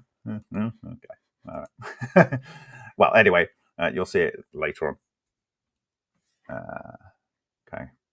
Obviously wasn't on this video, but essentially you have this core structure that I just showed you, and it has this non-radiating boundary around the outside, which is a spherical, and this is why you get these craft which are going to be spherical, and that's the only choice that nature gives you if you're going to do it correctly. Anyway, having predicted this 2D section and then predicted the 3D section from deriving it from a John Hutchison sample, and you know, these are what Tom Bearden was calling a monopole. We then found the collapse wave functions that come out of these things, which are always calcium oxide. Calcium is the highest pure alpha conjugate nuclei, and oxygen, of course, is quad alpha. So you have dec alpha and quad alpha coming together. Both calcium and oxygen in basically all their forms, and calcium oxide, are paramagnetic. So they can live within these highly magnetic structures. The copper here and the carbon orbit around the outside because both copper and carbon are diamagnetic. Okay, so these are various structures. This is 36. This, if it would be a full circle, would be 48, just like the structure. And you can see that this one has a substructure of 6. This has a substructure of 3. This likely has a substructure of 2, which is the minimum.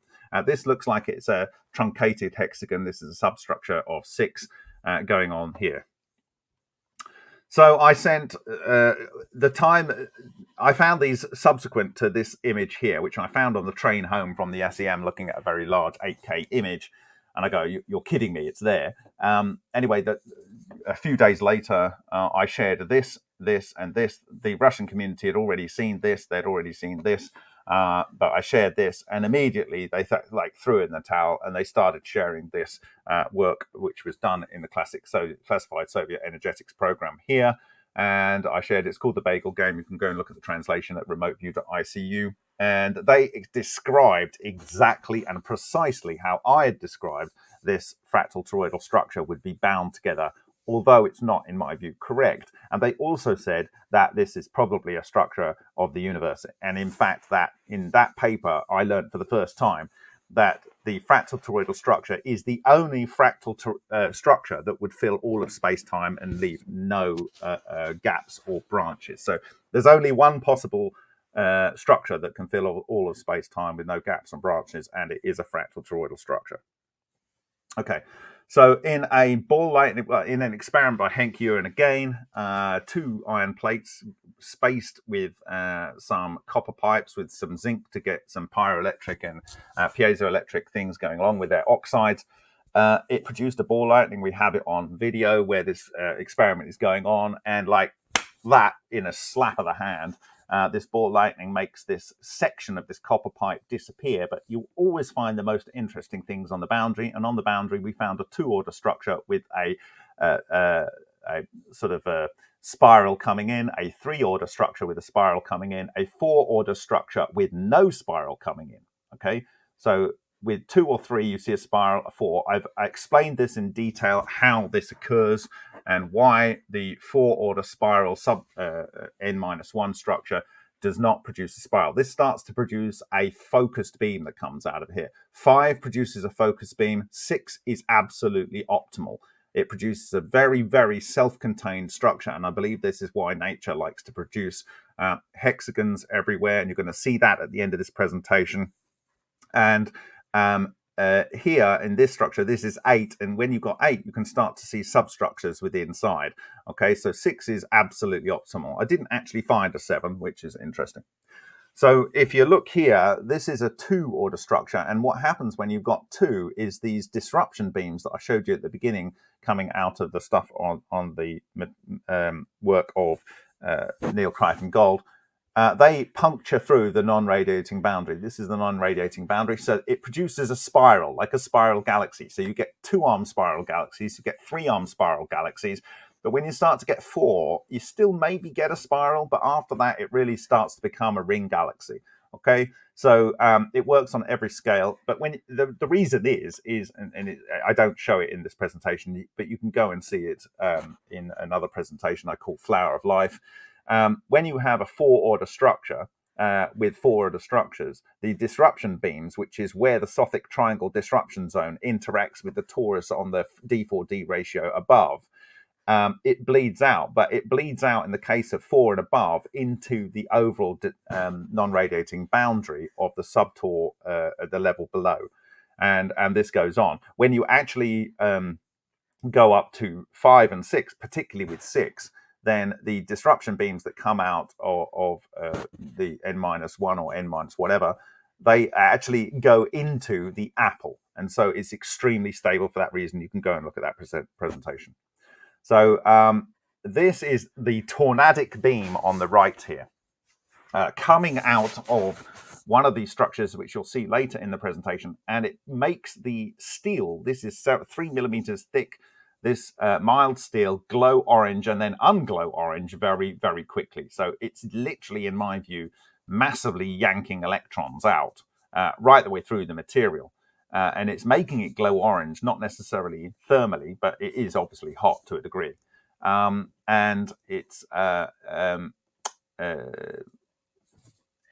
making it glow. So basically, the effect of the fractal toroidal moment and this disruption beam on matter is that it changes all forms of electron interactions. And if you get overexcitement of condensed matter, they result in anomalous glowing and transmutations over time. So this is the sort of thing that was happening in the John Hutchison system. You get non-thermal plasticity and material flow. It's not molten, it's cold. You get critical fragmentation, particularly where you've got magnetic materials, iron, for instance, because it's ferromagnetic, the monopoles, they can't move to each other. They grow in situ, and then their non-radiating boundary, intense magnetic fields grow and grow and grow until the non-radiating, there's no electromagnetism, but they are fractally growing. And when this go to the next quantization level, their non-radiating boundaries interact, and there's literally no matter on Earth that can prevent that from pushing that iron, for instance, apart. Okay, so you get critical fragmentation, production, capture, and coherence of matter waves. So we showed some coherent matter waves at the beginning. Go and look at the 2013 patent of Lockheed Martin, systems of methods for producing coherent matter waves. And then you get collapse of matter waves into different configurations. And I've showed you these fractal torus of calcium oxide just recently. Okay. The effect of fractal toroidal motion on moment on electron interactions is to start with, the Casimir forces, they modify a modification of the electromagnetic vacuum fluctuations that's what Casimir forces are. So they modify these. They will reduce van der Waals forces or change them, either strengthening or, some people argue these are similar.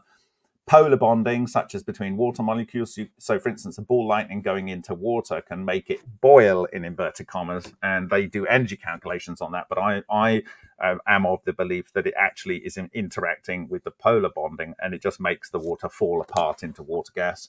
It's not thermal boiling. And then you have ionic bonding. We've shown that materials are fall apart, like silicon dioxide and alumina, aluminium oxide. Those have ionic bonding. The next one up is covalent bonding in terms of strength. And so diamond is a covalent bond, and also is silicon nitride, carborundum, or silicon carbide rather. And these were the two elements or compounds that Tesla found were most suitable for the carbon button light bulb, and I believe that's because they are covalent.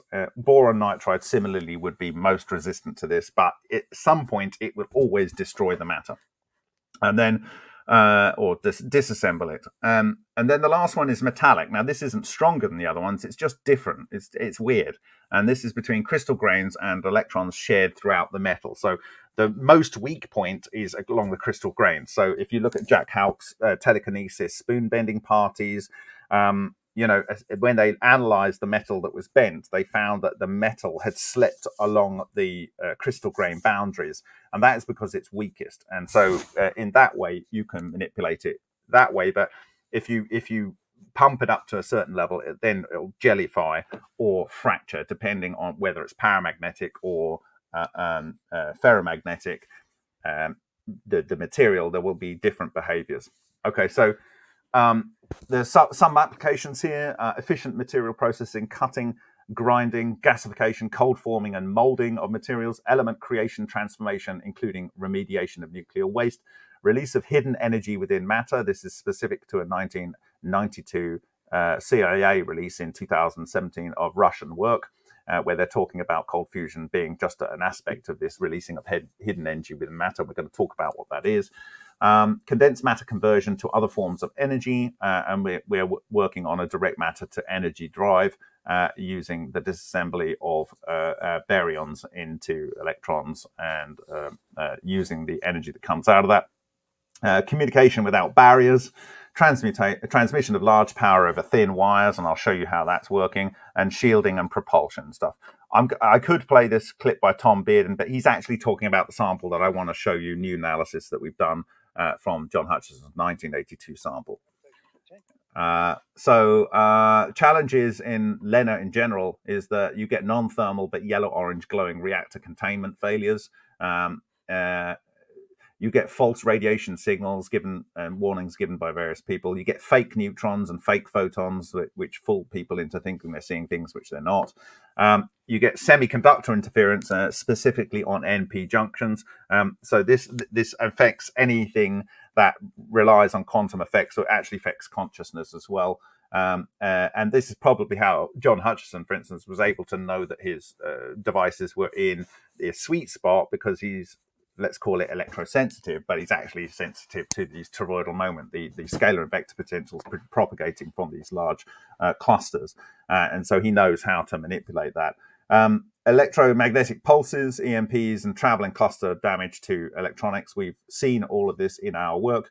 And anything using Josephson effects, such as superconducting. So this is basically how you detect these things, squids, quantum qubits, and so on. Okay.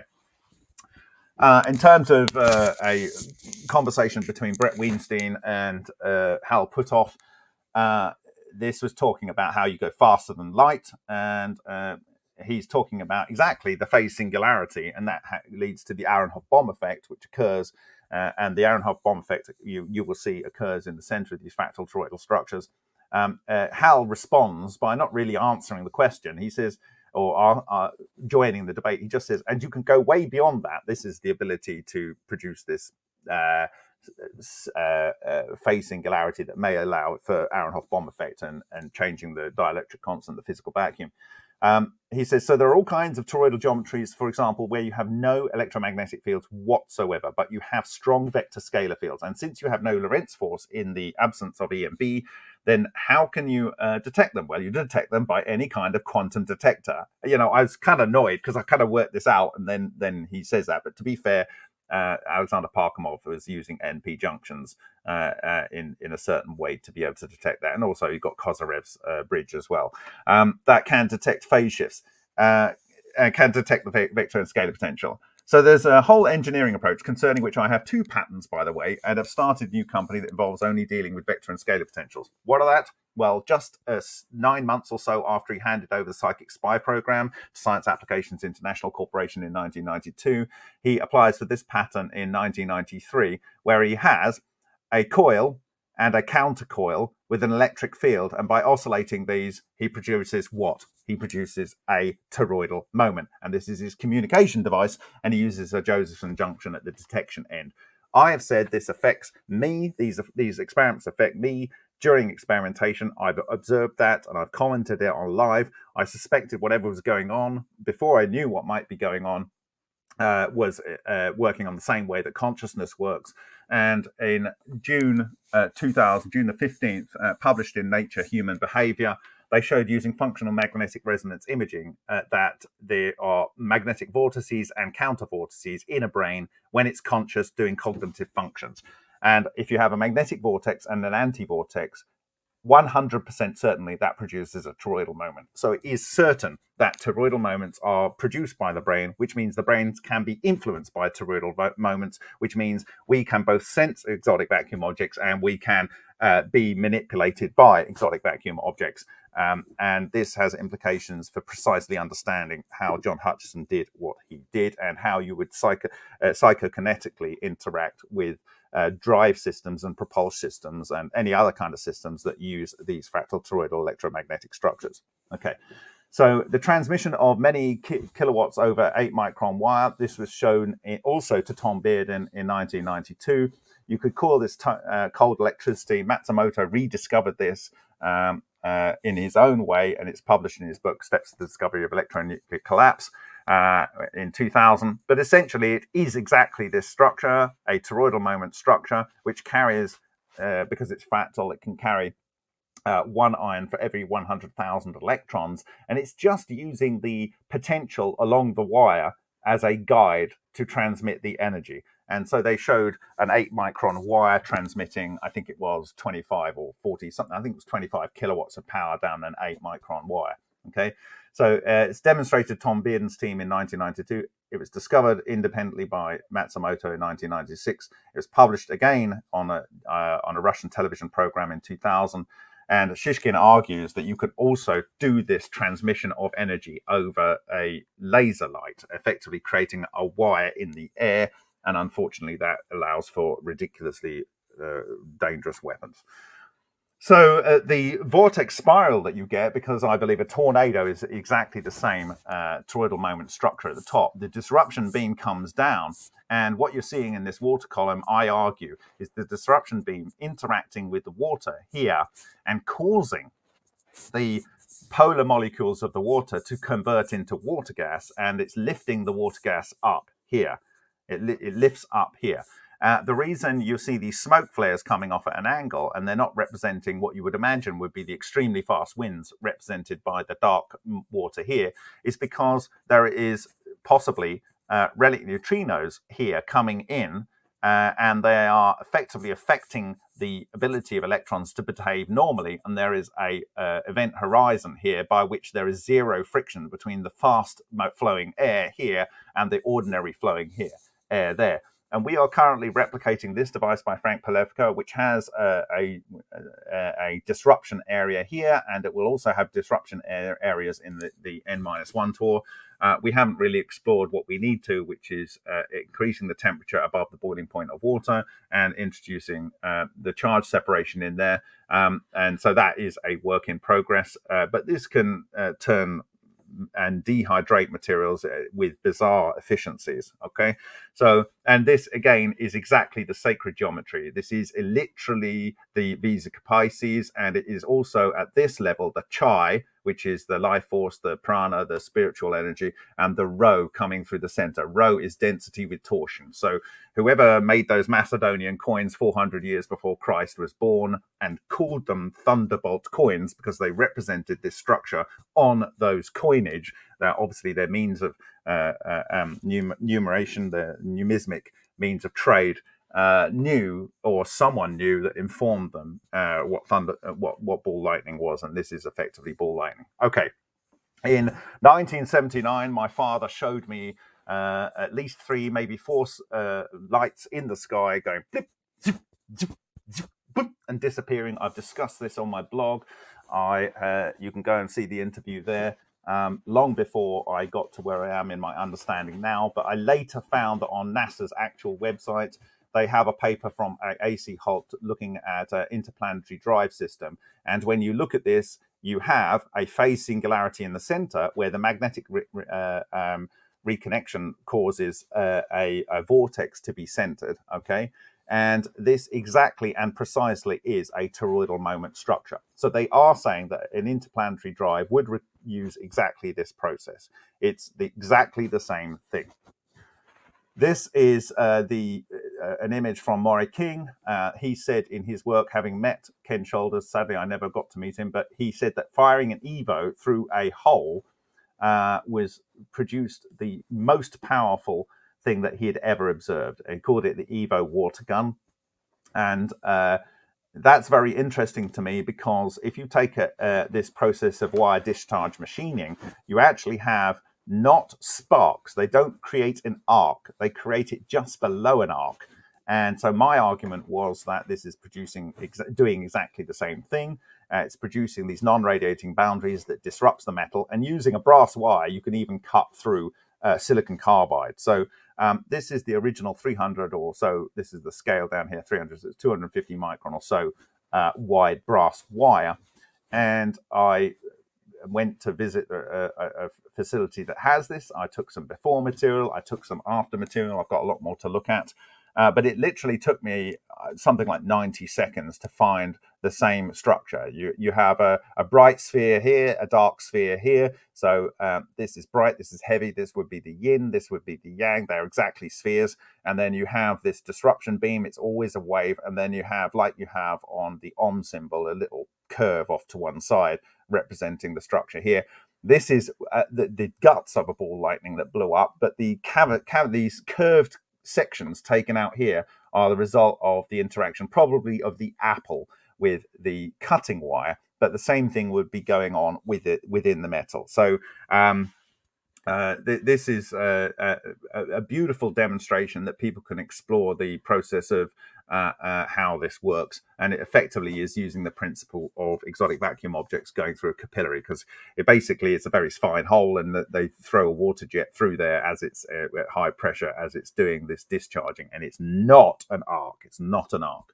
So here the same kind of process is going on with this steel cutting. And it's very good for cutting carbon steel because carbon doesn't want to transmute and the iron doesn't want to transmute. So this is an HHO generator in China, and you can cut through 0.5 meter or even possibly even 1 meter of steel. And the reason is because of the hydrodynamics. As it's coming in, it produces the toroidal vortex, which starts self-assembling the coherent matter, and then the coherent matter can cut through very, very cleanly. So what we demonstrated here with HHO in form of Mars gas on tungsten, instantaneously transmuting the tungsten here, is what can be achieved also with HHO. So a lot of the magic of HHO is because it produces, in my view, coherent matter, and it uses that. It then leads to this fractal toroidal moment, and the ability of this front end here to literally destroy any matter that it comes into contact with. And in fact, Ken Shoulders said in one specific paper that based on, if you were to try and compress, for instance, alumina or silicon dioxide or whatever, some of these refractory ceramics, it would be the equivalent of a pounds per square inch of 200,000 pounds per square inch. Now, if you put that in context, the Raptor 3 of SpaceX, I think its chamber pressure is 5,100 pounds per square inch. So absolutely massive levels of potential for propulsion. Okay. So here I told you about metal forming. This is what heat does to metal. This is This is what let me see if I can get that right. This is what heat does to metal. This is what compression does to metal, and this is what deformation, bending does to metal. You're shifting the association of an electron in the sea of electrons that moves around between the nuclei, so that the nuclei can shift from one location to another. Well, this is HHO, which you just saw transmuting tungsten. And when it transmuted tungsten's melting at 3,000 whatever degrees centigrade.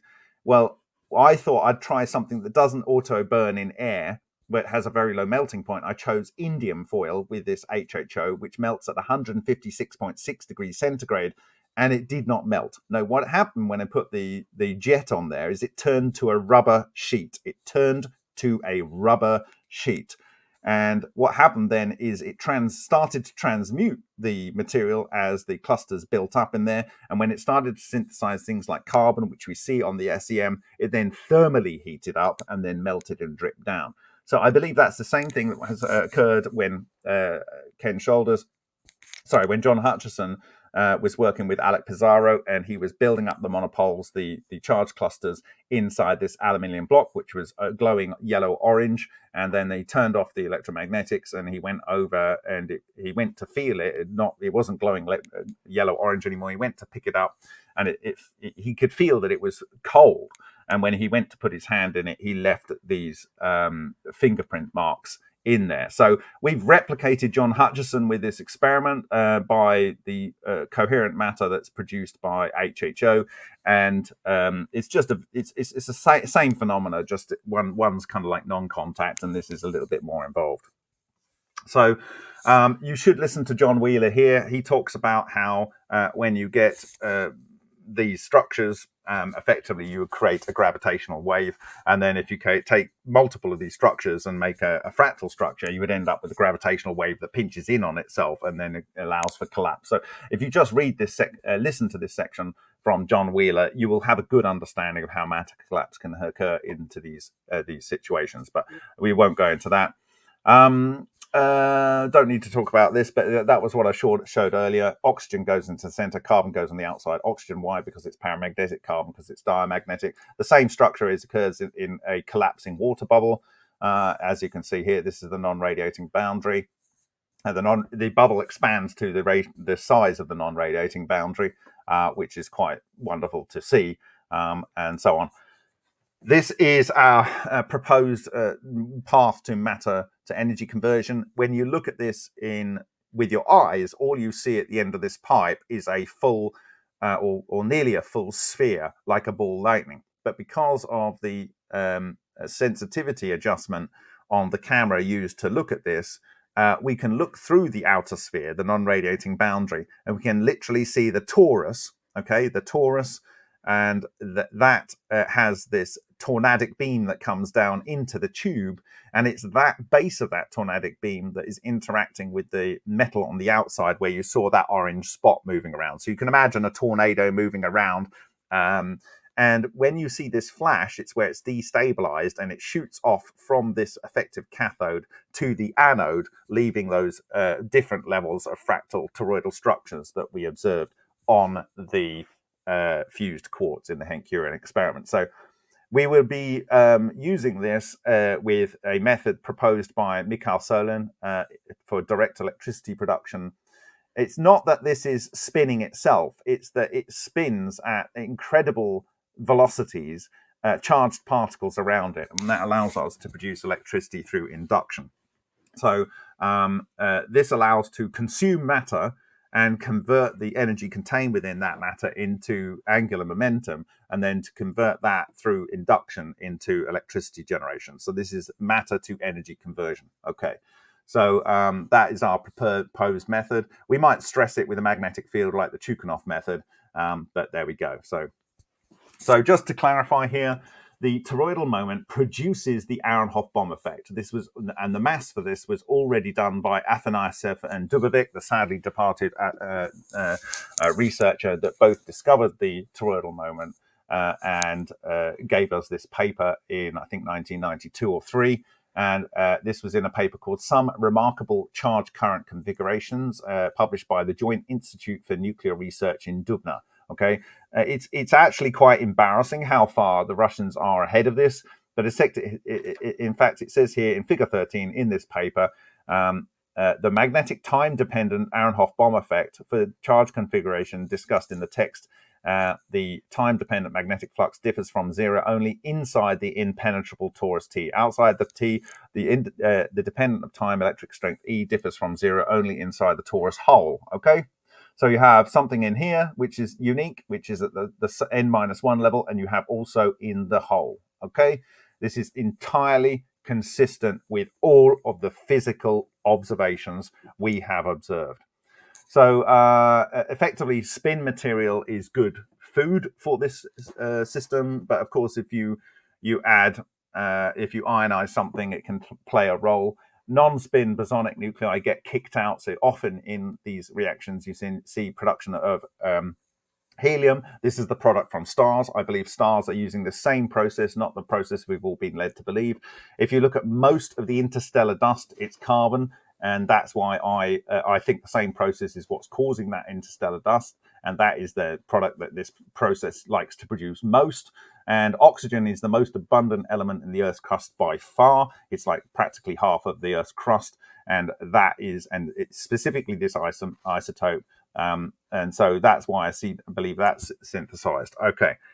So now, Nikola Tesla absolutely, certainly, and clearly knew this. Why? Because this is his photo from the 1930s, where he was promoting the weapon to end all wars. He said it produced an invisible Chinese wall, Chi being the life force, and it's exactly what it really does.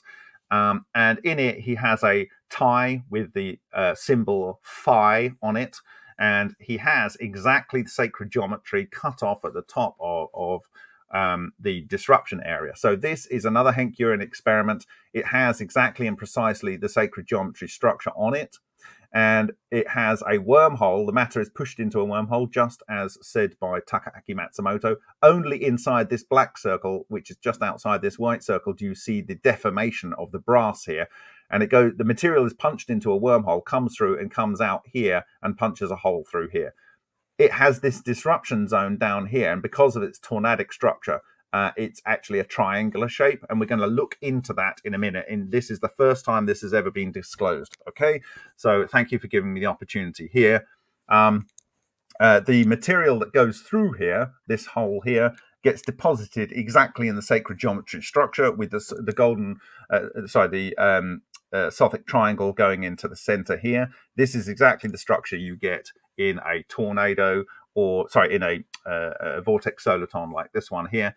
And again, with Tesla's device here, the bit that gets disrupted, as in our experiments, is where he cut off the top of this flower pot. This is the Vesica Pisces, cut off at the point that the material comes into the bottom. And if you actually look at this going down to the bottom, he's actually got exactly the right proportions, and he has 4 supports. You need a minimum of 4 to make a stable beam that comes down.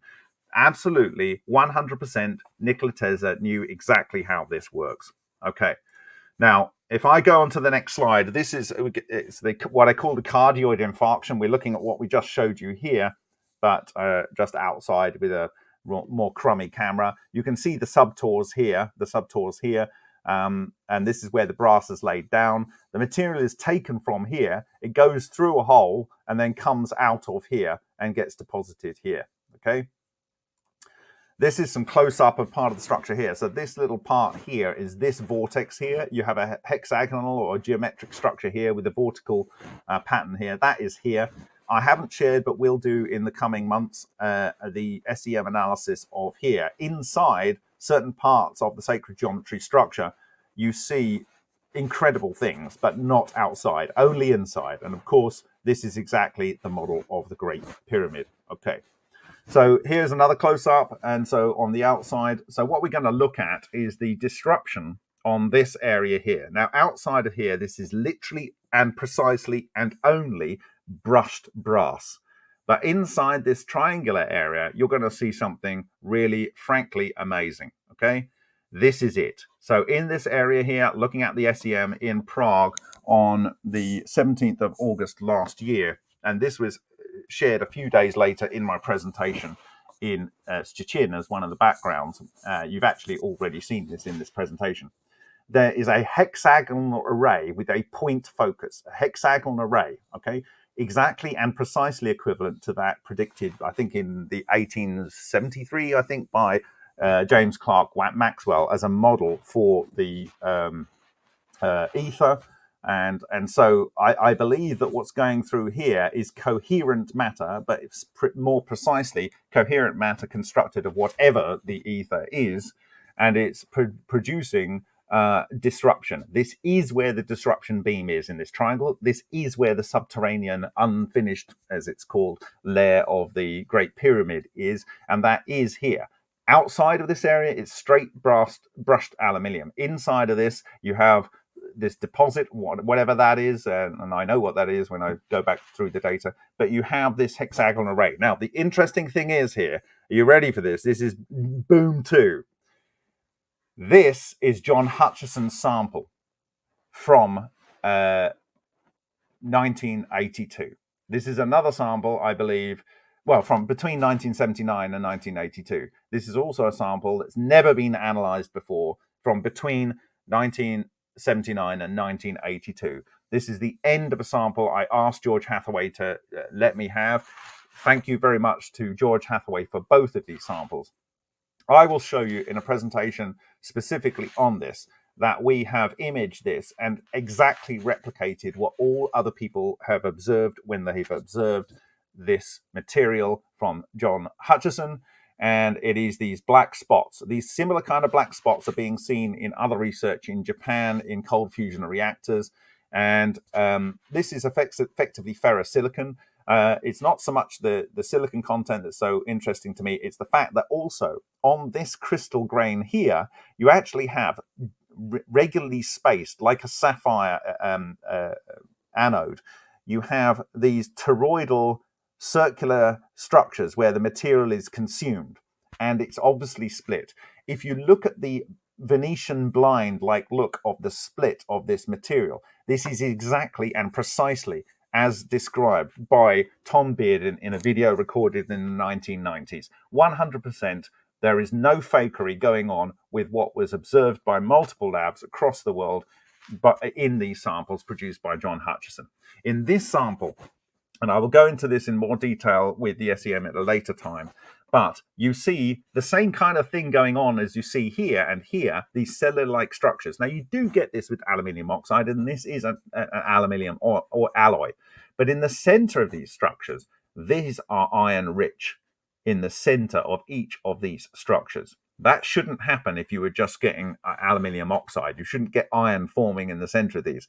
And moreover, this structure, which is in the center of lots of other centers, structures, this is copper rich. This is copper rich. Okay, so it would appear that in the center of these smaller structures, it's producing iron, and in the center of a much larger structure, it's producing copper. Copper is heavier than iron. So you can see how, as you build these fractal structures, the bigger they get, the more intense the fractal toroidal phase singularity at the center gets produced, and you end up by producing heavier and heavier elements. And I believe that this is a working model for what actually are black holes. At the same case, we have some structures in the center of these. Now, I want to do a direct comparison between this structure and this structure. This structure produced in 2022, imaged in August 2023. This structure produced circa 1980 and analyzed in the same microscope session. I think it was on the same day I looked at both of these. This is what you see. The distance between the monopole structures on the brass sample from 2022, produced by Henk Uren and imaged on behalf of donors of the MFMP by my good self in Prague, is almost identical to that of the monopole structures on the Hutchison sample produced in ferrosilicon in 1980. I believe that in multiple ways we have replicated effects observed by John Hutchison. Here is a close-up. So these are scaled to exactly the same scale. And this is exactly the same piece of geometry, and I just dragged it down and offset it. Okay?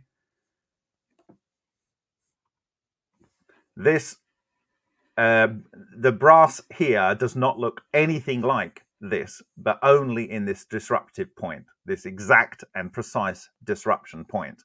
And I will come on to describe how the same thing can have a much larger area where you would get these structures forming within material in other work and in a book. Certainly the labs that looked at this, the Max Planck Institute, George Hathaway, some of the national labs, they had not observed this effect before. So, there we go. Here again, this is looking at the brass sample of Henk Uren. And here you can see I noticed this pattern on the top where things seem to be vectoring in with triangular sections. Okay, there's actually multiple of them. and I wanted to compare the size of this vortex structure with the bit in the center in this hexagonal array compared to the deposit that's on the top, and effectively they are the same scale structures. So lastly, I want to refer to the work of Binzhuan Huang. You can go and look at this, but I image that in the exact place that I am in now on 18th of March 2024. And the idea is that minimally you need a wheel within a wheel within a wheel. Okay, well, the disruption area of this oval structure is exactly at the precise area that you have a hole of material that is consumed here. Okay, the center of the two n-1, sorry, the n-tor level is exactly and precisely where you see these two disks. The apple shape here, this crashed in from the side here, and it's kind of got this distorted like skull shape here. But anyway, it's like a scream. But what happens is that in this is the non-radiating boundary area, and this is the weak point, because this is the area where things come in and come out. I can show you many, many examples of spheres produced where material is ejected from here by both myself and other authors, by Slobodan Stankovic in 2019, and also by Takaaki Matsumoto in the 1990s. Okay, so this is where things come out, and we've seen this in many, many cases, but in this case it's very visceral, because the two wheels that would have been forming this structure in the n-1 have come out, and they are here. Okay, and this one has broken and it's spilled out two wheels. It's left a shadow here on this one, but we've got the sub-tor here. So this is the n-2 tor. This is the n-2 footprint, like the footprints we saw on the Hutchison sample from 2007. This is the n-1, which is ruptured, spilling its guts here. And this is an n-1. And those two were originally here. And those are exactly and precisely the shape of this part of the fractal toroidal structure. Okay, so, and from the top of the apple to the midpoint where the gravitational force is strongest in the center of this toroidal structure. And then from this to the center of the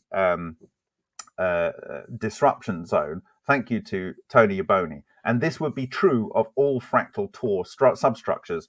This is the golden ratio. I believe that this is the reason why matter organizes in the way that it does, both in spirals, triangles, and golden ratios. And we see this in almost every experiment we look at. So lastly, the plasmoid, this is the apples, two apples on a very large structure. I've actually got this at 8,000 pixels by 8,000 pixels. So this we can publish this at wall size at very high resolution DPI. But you have the oid spiral anti-vortex here and the oid spiral vortex here. These are a pair, and together they make an n-level torus structure, and there will be a disruption beam coming down here.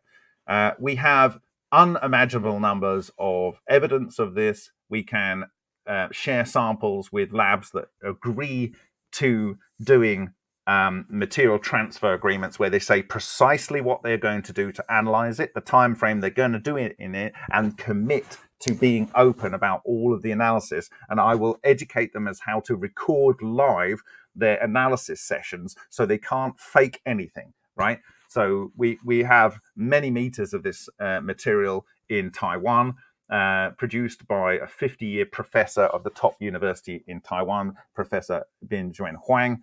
And he never expected this to be in here. I could not have possibly expected this level of data to verify the effect. This is repeatable. It can be done by children from the age of 3, but I think you'd need to be the age of 5 to repeat this in an ultrasonic tank. And it shows the principle of the yin-yang. This is the yin-yang, and inside the yin-yang you have a yin-yang, and inside that yin-yang you have a yin-yang.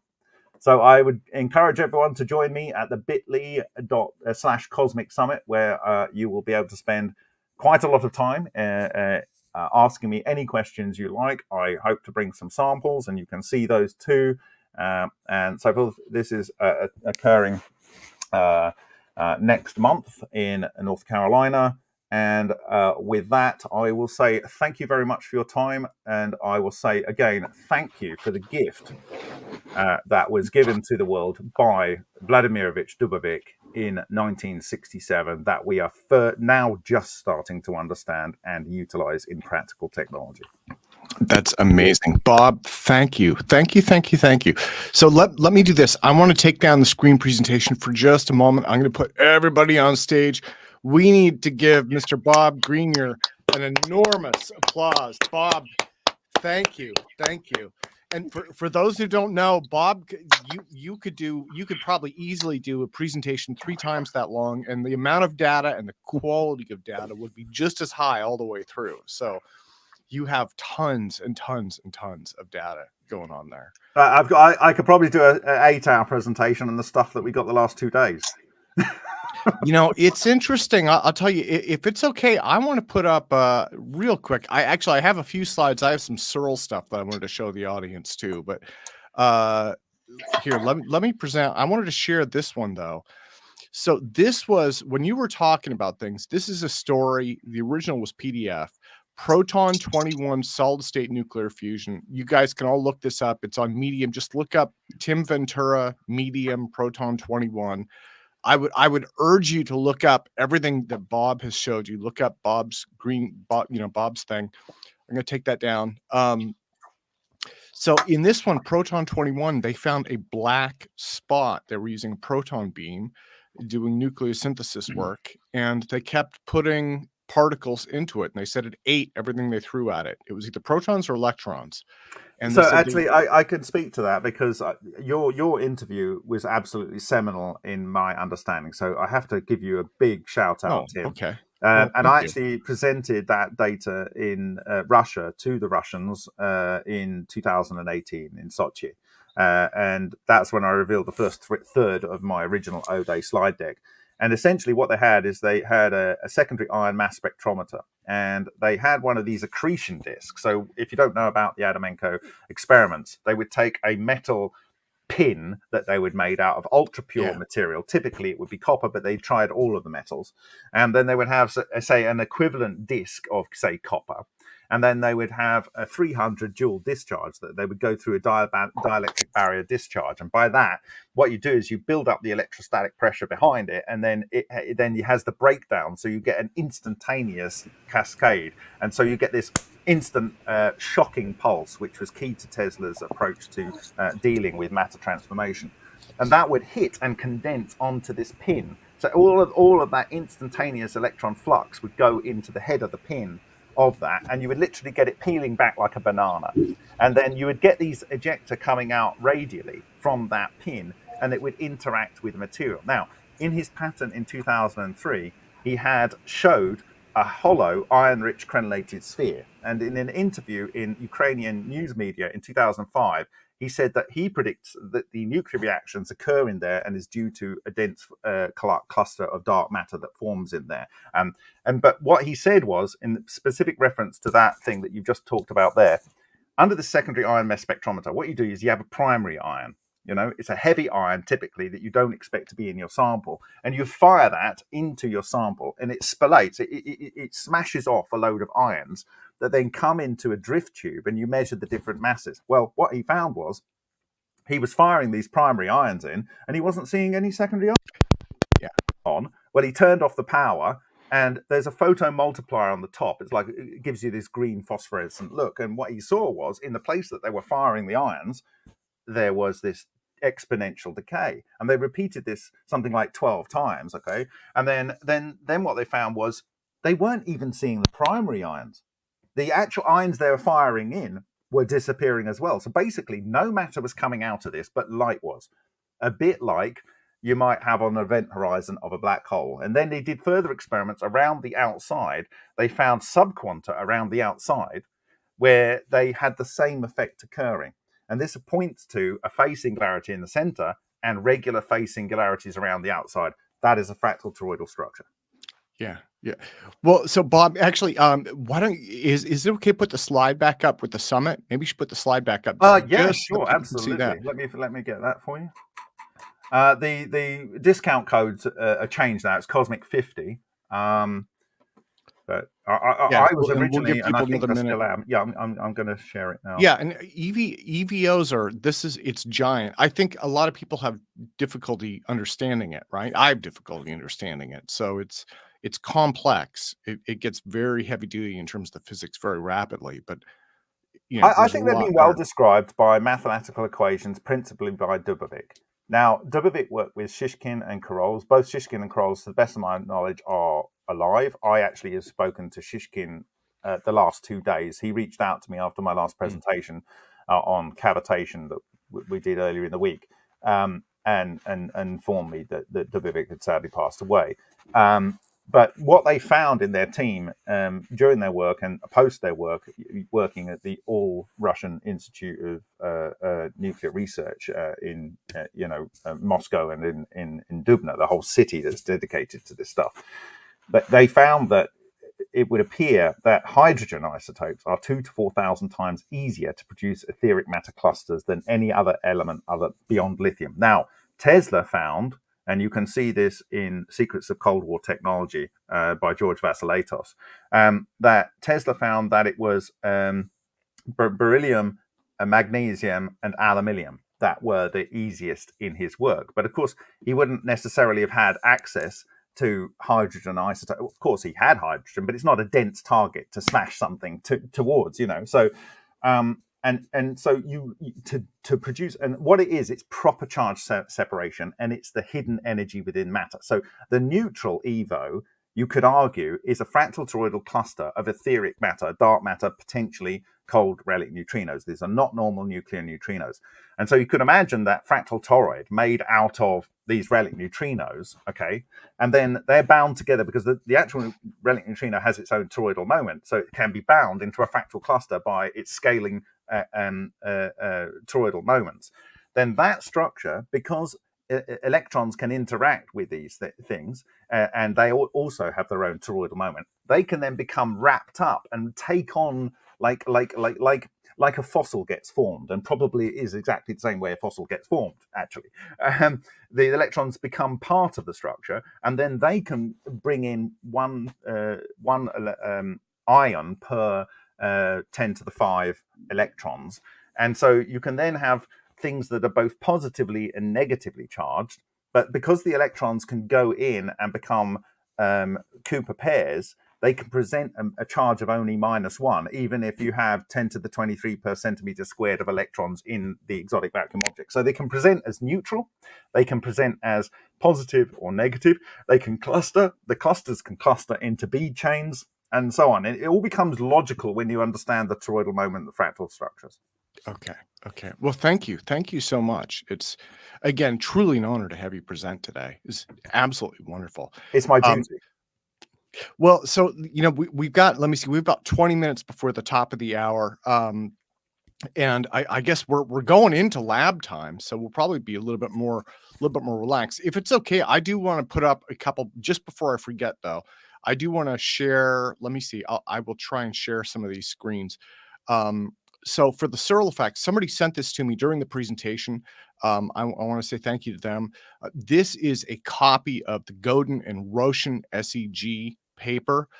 You can look this up. It's online. It's hosted. I'm trying to remember where it is now, but this has been rehosted in several different places. If you just look up Godin and Roshan SEG, it's VV Roshan and SM Godin, right? So Vladimir Roshan and Sergei Godin. There are some schematics and design information there. Again, they did not follow SEARL's instructions directly, and that's okay. Very few people have, but so this is kind of an overview of their paper. So you can read more about that as well as some of their results. I did a couple on this as well. So in terms of Morningstar, this is something that Russell referenced. I did an interview with Paul Murad. That was the first. And that's on Medium. It's SEARL. Let me see. Sorry about that. Here, I'll share this tab instead. Here, SEARL effect generator replication measures 7% reduction in weight. Again, this was originally a PDF. It looked a little bit prettier back then. Paul Murad described the construction. He had images of it. Let me see. I believe some of this, I think that may actually be a someone else's SEG. Yeah, that was Terry Moore, I believe. Fernando Morris, Terry Moore, something like that. So that's Paul's stuff. And then I'm going to share this tab instead. Okay, and this was an interview that I did with John Brandenburg. Brandenburg worked with Paul Murad and tried to explain the effect with kind of his own theory based on the pointing vector. And for anybody who, comes to this frequently, you guys all know John. So John did a very detailed write-up. So I wanted to show those to you guys. So that's SEARL effect stuff. And then I want to share this tab. And again, this is on my old American Anti-Gravity channel. There are probably many better SEARL effect videos out there. This is an old presentation from SEARL. So I guess you add these up and you're talking about, something like 35 minutes or something. This was one video that I split into two parts. This was the VHS that somebody sent me when I was much younger. And this is where SEARL describes how he built it, why he built it. He had a lot of the stuff that Russell covered. Although Russell has had many years to kind of perfect his presentation. And then SEARL also had a lot on the IGV, which is the anti-gravity vice that he was talking about. So that's SEARL stuff. I just wanted to put that out there so that you guys can see it. Then the other thing I wanted to show you, and let me see, I will share this tab instead. I'm going to leave the sound turned off. Okay. And hopefully you guys can see that. I'll put this in theater mode. So somebody emailed me this. This is called the Noonco anti-gravity device. And this device, I've seen this video before. That's why I'm playing it for you. I'll just forward to it. Flight testing day 1. You can see the devices in the air. The whole 9 yards. It does look pretty interesting, doesn't it? Looks like kind of a UFO. This video is several years old now.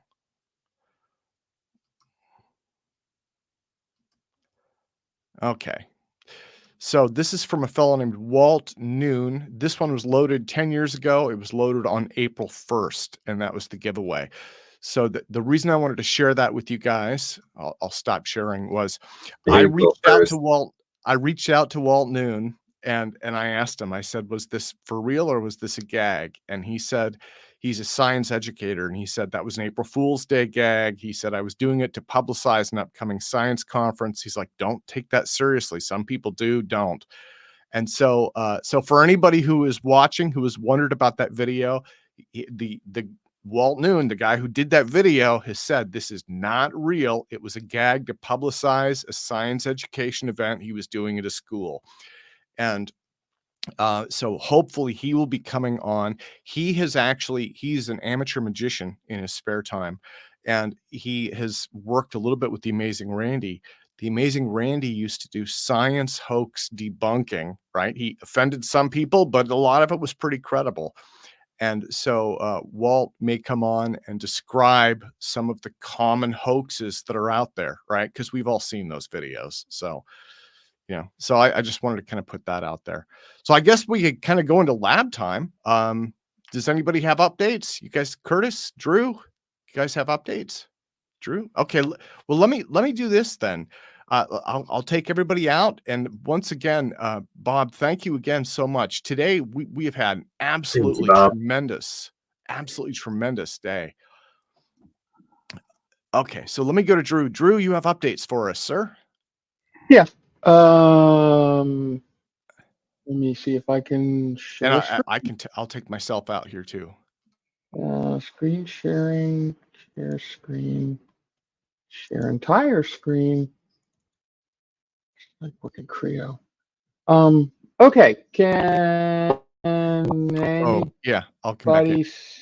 See my computer screen? Not yet. It looks like it's not share. So you don't have to share the entire thing. You can share a tab. You can share other. Sure.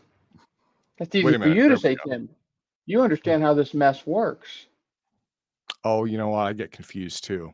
I think you have to finish clicking a button of some kind. Entire screen. There we go. Okay, perfect. Magic. Okay. Well, this test, and the only reason I put this up here because I actually have a video, which is very rare because I almost never shoot video anymore. But I wanted to show that this. Let me just start from the beginning. This is the first test of the day, which was at, I don't know, whenever it was this morning, sometime early, 7, 8 o'clock. And the reason it's starting at the 0 point at 1.5 millinewtons is because I ran this thing until, I don't know, 11:30 last night, 12 o'clock last night. And just shutting off one of our warp test plates doesn't actually shut them down. They just kind of go into standby mode. So there was actually 1.5 millinewtons of thrust still in the plate from the night before. Now, this thing sat completely disconnected, hanging out in a vacuum chamber board all night long. And when I plugged it all back in this morning, I just start the counter at 1.5 because that's where it is. The program resets to 0, and then you can put in whatever the offset is. So what the point of all this is that when the power comes on, for example, right here, which is 7,500 volts, when the voltage comes on, you can see the current is down around like, I don't know, 5 microamps, 0.5 microamps. I can't even remember where it is, but it's low. And with the voltage on and the microamps almost nothing, this thing jumps down to making 2 millinewtons of thrust. It just happens to be pointed away from the force meter, so when it's on, it's making thrust downwards. If I flip the whole thing 180, it would go up. It doesn't make any difference to the force meter. So as you can see, I would run it for, I don't know, 100 seconds, 200 seconds, and then switch off the power. And of course, it's very obedient. Once you switch off the power, it collapses the field and it goes back up. But notice how it always goes back up a little less. That's because while it's on, it's actually pumping charge into the dielectric. So that's kind of the secret sauce behind how we have perpetual motion, if you will, is we don't ever actually get anything for free. We're actually pumping charge while the thing is on into the structure so that when we turn the thing off, that trapped charge is what we actually make power with. That's what we make field with. And this thing doesn't care where the field comes from. If there's charge and a ground, it sees field and it thinks time to make thrust. So I just want to show you that as the voltage increases, the overall thrust increases all the way down to wherever I was. What is that? 10,500 volts, and it's at around 3 millinewtons. And again, these are plates about this big. Physically, they weigh about I don't know, about 360 milligrams, and there's 2 of them. But I have a video. So, and if I like to apologize, I still have to basically black out anything of real interest. But what's important here are the numbers that are going to show up on this thing. So you can't really see the plates because I blacked them out. But I'm going to run this video and then I'll kind of just narrate over it. So what we're doing is we're running now, and it's just kind of hanging out doing nothing. And now the voltage is coming up.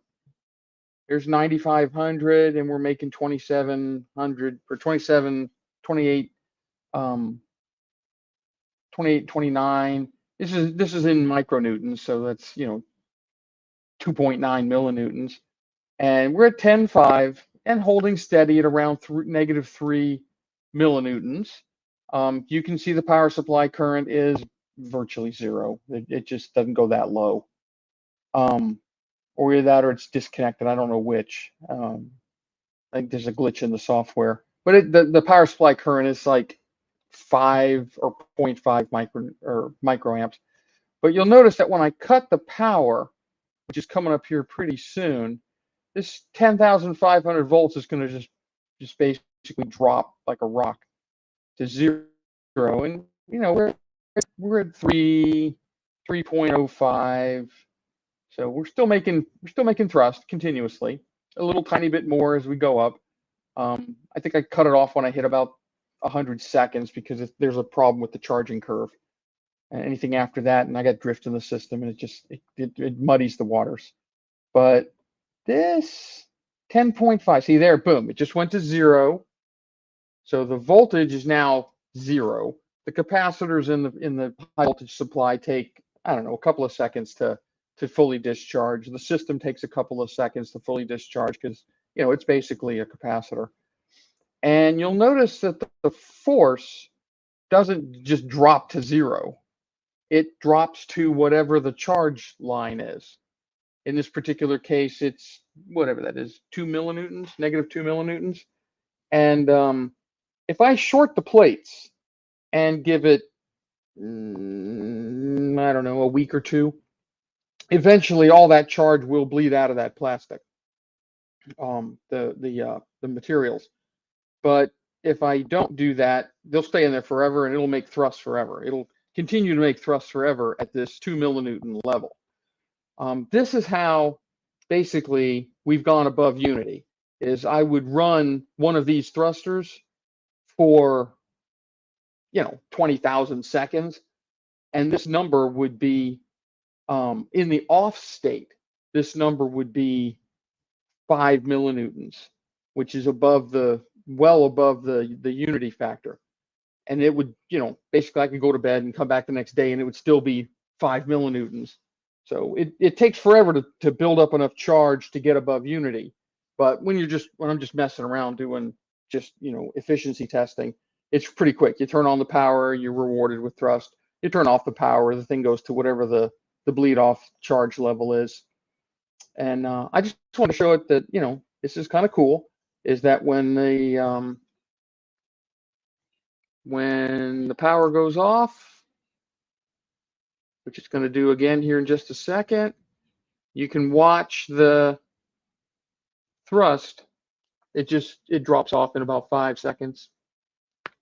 And again, what's causing the thrust to take some time to drain off is that there's still an enormous amount of charge in those capacitors. It's absolutely lethal. You see it drops down pretty quick, though. It loses 1,000 micronewtons in, I don't know, a couple of seconds. And then it'll slowly, asymptotically bleed off to its nominal state. And then it'll sit there forever, excluding drift in the system. There's always drift because, this is a poor boy's setup. If I had millions of dollars like NASA does, I would have a much better, lower drift rate. But I don't. So I thought I would share that with anybody that wanted to see it. That's it. That's all I got. Drew, thank you, man. Thank you. Yeah, and again, the work you guys are doing is absolutely incredible. Absolutely incredible. And so I'm talking about coming down to, again, dragging the camera down there. We haven't figured anything out yet with that. I have to survive these first couple of conferences first. But again, the work you're doing is absolutely amazing. So let me see if Curtis has anything. Curtis, I see a thumbs up. Is that a yes? Yeah, I'm uploading it now. Okay. Oh, okay. Well, Drew, thank you again. You're welcome. Okay. Well, let me go over to Curtis then. And I'll bring everybody back in for open discussion if we have any today. Let's see that. Okay, there we go.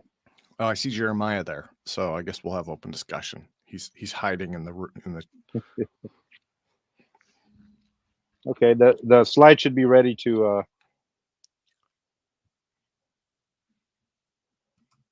Oops. Okay. There we go. All right. Okay, let me maximize my screen here. So, yeah, so I have some recent runs to show. This is May 9th. Earlier this week, a few days ago, actually now, we were testing a device. It was exhibiting some stickiness, but we went ahead and did some runs. And our goal has been to reproduce things. Now, let me explain all the squiggly lines here. If you concentrate on the right, there's kind of like a greenish turquoise line and a red line. The turquoise line is actually the device itself that moves on bearings, and the red line is the um, is the frame that it's being held in, and that frame is part of a torsion balance that can move back and forth. So, and the blue or purple is calculated as a center of mass. So when that center of mass line moves, that means there's actually, we think there might actually be momentum or forces or impulse being transferred or created. So you can see here that this run, we got a pretty good momentum. And what we did in the next run is we narrowed down the sweep, because what we're doing is we're sweeping over a range of frequencies, and we narrow down that sweep. Looks like the slide. There we go. I think I goofed up the slides here. So this is it looks like that was goofed up, but anyway. So here's a narrow sweep that was done the next day. In this example, you can see that we're getting quite a bit of push and consistently pushing the device. It was an interesting, and this is a snapshot of a run. I'll show you the video of that. And this is what we want to see. We want to see the devices actually consistently replicable, being able to push and push and push and keep that going. Now, in terms of forces, we're not ready to reveal the actual magnitudes of the forces. They could be quite high, especially in terms of newtons per kilowatt. We're getting relatively high numbers. But again, we need to, the real work is going to be figuring out the input signal and kind of coaxing the preferred forces from all the ancillary stuff that happens when the piezo stack vibrates. And so I was going to go to a video of recent runs, but let me get back to that. I'll go to the next slide first. So recent directions, we've been talking about what funding sources we want to go after, and after a few, the last couple months, there's been a lot of attention. We've had some discussions with different groups, but so far nothing's come up. I mean, we're still hopeful, but I think what we've been talking about doing is actually pursuing the NSF SBIR. I did a search, and it looks like they have funded propellantless propulsion projects in the last couple years for phase 1. So that's something that I think that Jim and this group probably has a good shot, because it's based on real physics. At least we think so, right? Now for testing, this is something that I proposed recently, and I'm sure that others have thought about this before, but there's the space thing, which can be quite expensive unless somebody just gives you a ride out of the kindness of their heart. But then you still have to develop and get things rated for that, versus doing a lighter than air upper atmosphere test. So especially once we saw the numbers for newtons per kilowatt, the fact that we have thin film solar cells that are very light. You can make a relatively large craft. You can, we have materials like carbon fiber that we can actually put stuff up. And so I think that's another good way to consider proving these technologies. If we have something that's propellantless, there's earlier I was talking about there was presentations on other phenomena. So doing something that people can't ignore, like sending something up there and slowly speeding up, getting to escape velocity or to the velocity of orbit, that would be something that would be a significant, like a game changer. So I think that might be an intermediate step. It's probably more attainable at this time anyway than space is. So let's see here. Let me share my screen and I'll go to those videos. Okay. So if you guys can see my screen, here's the video of that specific run. And the center there, that's the device. And you can see it pushes quite a bit and the frame is moving quite a bit. Curtis, hang on just a sec. Sorry, it's not. Sure. Let me see. It looks like it's not sharing. Okay, so there's your slideshow. I'm not seeing your screen. Okay. I think I see. Window. Okay, here we go. Share. Okay. I thought I went too fast. There Let me we go. start the video There we again. Yeah. Okay. Okay, now it's saying click to exit full screen. Okay, hold on. There we go. Okay, now it's back.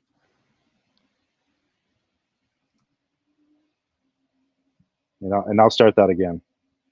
And I'm going regular speed, and I could slow it down if you guys need to. But here you'll see it. When the blue comes up, that's applied power. That gold color is a accelerometer. Basically, it's a piezoelectric disc in there that provides voltage back to us, so we know it's getting crunched up. And so I turn off the power there for a second, let it rest, and I turn it back on here. And you can see that in this run, this device is kind of getting a little bit tired. You can see the spring there is compressing. It's kind of getting stuck. So this was basically ran to failure. So this is and there it's kind of stuck on the spring. And you can see let me go back to that. You can see that red, where that red line, that's the center point. So it started up here, and you can see that the device shifted over.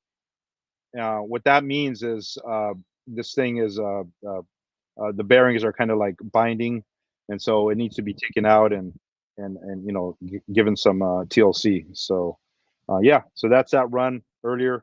Like I said, this is one that's been in the chamber for a while. We've been kind of abusing it, seeing how far to go, but it's giving replicable results, so that's good. So let me stop sharing and go back to the slide. Let's see here. Okay. And in terms of physics, I do have a couple new things to talk about. As you guys that have seen my presentations before, I talk about things like matter's a wave, Mach's principles, something that's experimentally proven.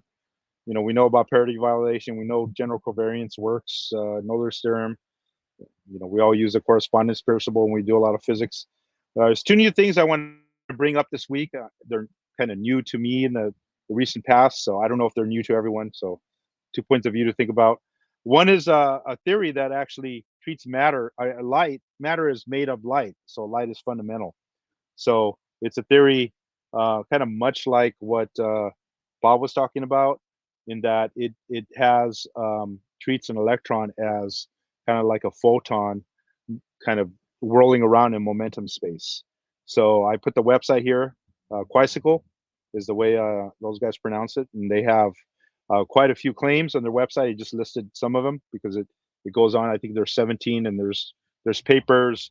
It's a really interesting. There's a lot of stuff in there, a lot of presentations, hours and hours. I haven't been able to catch up yet to where they're really at. But what I find really interesting is that the stuff that Sachs did and that I talked about before with the spinor quaternion formulations.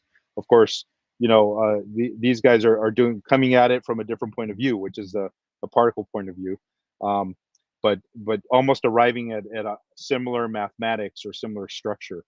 So that's quite exciting, and maybe we can get one of those guys to come in and give a presentation here one of these days. I think that would be really cool. And then the other thing I wanted to share is somebody named Eric Ryder. I just found his stuff this past week. His website's right there, unquantum.net.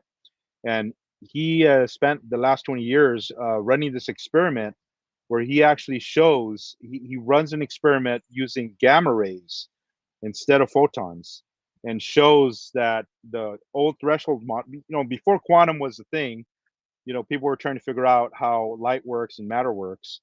And so, you get, when you get a light absorption, you have this quantum jump up and a quantum jump down. Okay. And so what Eric is showing is that with gamma rays, you're not getting a quantum jump. You get actually a threshold event where the thing is, slowly rising. So I would highly recommend. And what's interesting about this is that they're kind of two different points of view about matter and what's really happening. So in some ways they're kind of opposing, but in some ways it may be actually the same thing, but you're just looking at it from the field point of view, right? All these equations have a source term and a field term, right? So if you're all sources and sources interact, what they interact with fields, but the source is a field. What does that really mean, right? So it's kind of I see them as almost complementary type of points of view. So this is something that I wanted to share with you guys, and hopefully we can. And by the way, Eric's work, one of the things that did interest me, as you guys know, I'm really interested in the Brett-Wheeler process and anything that has to do with electrons, positrons, annihilation, and creation. And both of these series have their own different explanations of how that happens. So this is really something for us to explore when we talk about, what the vacuum really is, what mass really is, what inertia really is. So it's very significant. The rest of the slides I have are basically the same stuff I talked about before, so I'll just skip that, and we can go from there. Awesome. Curtis, thank you, man. Thank you. That is super awesome. So we're kicking butt. So it's 5 o'clock. Why don't we try and do a little open discussion? I'll just bring everybody in. We'll kick the doors open here, see if anybody has any thoughts and let me see this. Jeremy Riss and Jeremiah Pop. And who else are we missing? Brendan. I think we got the whole gang here. Oh, and it looks like Bob is hiding out. Russell's hiding out. They have their screens off, so we won't bug them unless they turn it back on. Okay. I want to kick this off with a question, if I could. Yeah, go for it. Just point blank, I didn't understand any of that SEARL stuff because it went way over my head, but it sounded intriguing, and apparently they've gotten all kinds of good results. But what caught my attention is the whole temperature thing. Am I right in somehow all this spinny, magnetic-y, whatever-y thing it's doing, that's one side's getting hot and one side's getting cold? Did I hear that right? Okay, yeah. I'm seeing a couple of nods. So if that's the case, I'm just, because I don't really want to do this, but if it would lead to a step in some overall information, I'm toying with the idea now of maybe measuring the front side of one of my propulsion plates thermally and the back side thermally. Jeremiah, you could talk would about I the be cold, right? Is there any possibility that I would see a thermal difference between the front and the back plates? Bernie? You got some? Yeah. Oh, Bernie's in Canada. That's right. Right. Look, one benefit of being in Canada. You got lots of benefits. The forest fire? No, that's the Aurora last night. Oh. Yeah, we don't have those in Florida. Yeah. No. You guys want to see some freaking Aurora shots? I got some last night. Toe team, right? I saw Aurora Borealis in upstate New York in August of 1972, but we're too far south in Central Florida to see any auroras. Yeah. Too close to the center of Earth's magnetic field. Russell, I took my Nikon out, and I took my. I'm right next to Orlando. I'm north and east of Orlando and Oviedo. Yeah, guys, I'm gonna. You're about 20 minutes away from me. Well, yeah. Oh, wow, cool. We should get together. So. We should get together. Jeremiah. Cool. Yeah, if you jump on 415, if you take 46 to 415, and you're 5 minutes away from me. Oh, cool. You should come by sometime. Yeah. Send me a text or whatever. Send me your address somehow in the comments section or whatever, however Yeah, I'm you not like. doing that, but Tim, is there any way we can connect the dots on that so I can get his address or some way to text him or My something? phone number. Yeah, give me a Yeah. call. You guys can put it in the chat. There's the private chat. Okay, I'll put my phone number in the chat. Yeah, And by I the was way, looking- Drew, you know, when we Jeremiah has his hand up to I think he wants to answer your question. Oh, yeah. Well, actually, I've got a bit of both. I can address Drew's question first about the thermal differential. So yeah, when you're talking about a system where you have a magnetic field where you have a traveling wave flux, if you think about the basic dynamics of a rotating electromagnetic field motor, you know, basically what Tesla is famous for inventing, his favorite thing that he created, you're dragging around a field flux. And so if you have these magnets on the SEARL effect generator that are polarized in such a way that when they rotate around the outside, when these magnets go around the larger cylinder, they're a helix. So their helical fields are acting sort of like a screw pump, like an Alchemist style pump. And if you think about what they're doing to any kind of charged particles in the atmosphere, they're effectively pulling them down into that. So they're pulling them down from one direction, from the top and into the bottom, depending on the direction of polarization, or if you rotate them in the opposite direction, you get feasibly, you know, the thing to increase weight and flip the polarity of the heat. I heard one thing in the presentations today that I didn't really understand, and it was the claim that, well, the thing was off and there was no motion of the magnetic field fluxes, that there was some kind of thermal differential. And that to me does not make sense, because there should have to be required motion in order to pump any kind of physical amount of MHD or otherwise associated effects.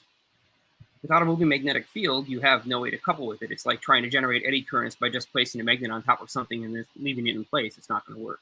So I didn't quite get that, but your thermal differential can be generated by a variety of different mechanisms. You can even use, by consideration, the patents on ionic cooling or ionic heating, where you can use ions in certain environmental conditions. Usually it's pulled in partial vacuum, never complete vacuum, and you can transfer very high temperatures directly to the surface of a material and heat it almost instantly. You can also cool down materials along the conveyor belt just by hitting them with positive ions, which the electrons are the responsible carriers for the thermodynamic motion. So they actually carry the heat. It's the electrons that will transfer heat from one place to the other. So if you take electrons off of one surface, that surface will get cooler because the electrons are stealing the momentum from the vibration of the Brownian motion in the metals. And the highest energy electrons get thrown off first. They're the ones that you have cold cathode emission from. Then, of course, if you have a positive charge, well, the positive charge is going to rip the electrons off the surface, because positive charges can't just flow as raw protons, but they're going to be ions, because you're going to have the electrons in the valence shell. So those will allow you to actually add heat to something. There are multiple mechanisms for ionic or high voltage heating when you have a moving magnetic field to pump the charges. But what I actually wanted to ask, and my question was mainly for Curtis. So I wanted to show you this. It's a very nice unit, and let me pop a flashlight here. So Todd Desiadio had this and another one just like it designed. These are basically very large Mach effect thrusters, and they're heavy. Big, thick copper base, very nicely assembled. Total of 12 pass-through bolt holes, only 6 are being used. And my question for you was about the termination to these discs. Now, he specifically ordered the ones that Woodward was originally recommending from the same manufacturer. And so these are very hard ceramics, but this is a much larger unit in terms of its diameter compared to the ones that you guys are now testing. And I know the whole issue with the friction and trying to get the thing to slide freely and not interact with the framework is a problem. And even in the core fundamental concept of the Mach effect, the fact that this device has a frame around it means that there's going to be a Mach effect interaction with the framework itself. And so even that has a major influence, the test fixture itself. But what he used to terminate the electrical contact on these plates was this interesting kind of tape material that you can get. It's a weaved metallic shielding material, and it's just slightly, barely magnetic. But I'm wondering, do you think that's efficient? Do you think that the compressibility is going to be too soft for good transfer of mechanical waves between the aluminum side here and the copper side? So, so yeah, that's a good question, and I'll give you a hint. A couple things is the material that's used in between the piezoelectric. We've tried copper and brass. We're currently using brass. So, that's important. Also, what material you use to like glue the stack together. And in addition, the reaction mass itself was something where we had to have different reaction mass thicknesses made to find where the thing would resonate for the materials, basically the speed of sound of the material, the brass. So you may have to have more than one of that brass slug to figure out, where. Now the question, that thing, the way we have it in a frame is that whole device can move freely back and forth. And so the other thing I would warn about is those bolts. We were having bolts fail. And so what we use something where the bolts can like move freely. So there are Belleville washers that you can put on there. You can find. But all that being said, what I'm curious about is how you take that big thing and what you're mounting it on. Is it free to move? Because that's one of the keys. I've always kind of wondered, in the simplest, I always try to think of the stupidest, simplest thing that could be done in terms of a lab experiment. And you could create a complicated framework and all kinds of slide bushings and many things to connect power. And I get the problem with providing power to these things. That's part of the issue, is that you've actually got to get energy into them. And that has to be connected to something. But right. Why not just simply hang this from fishing line? And why not just that was power supply?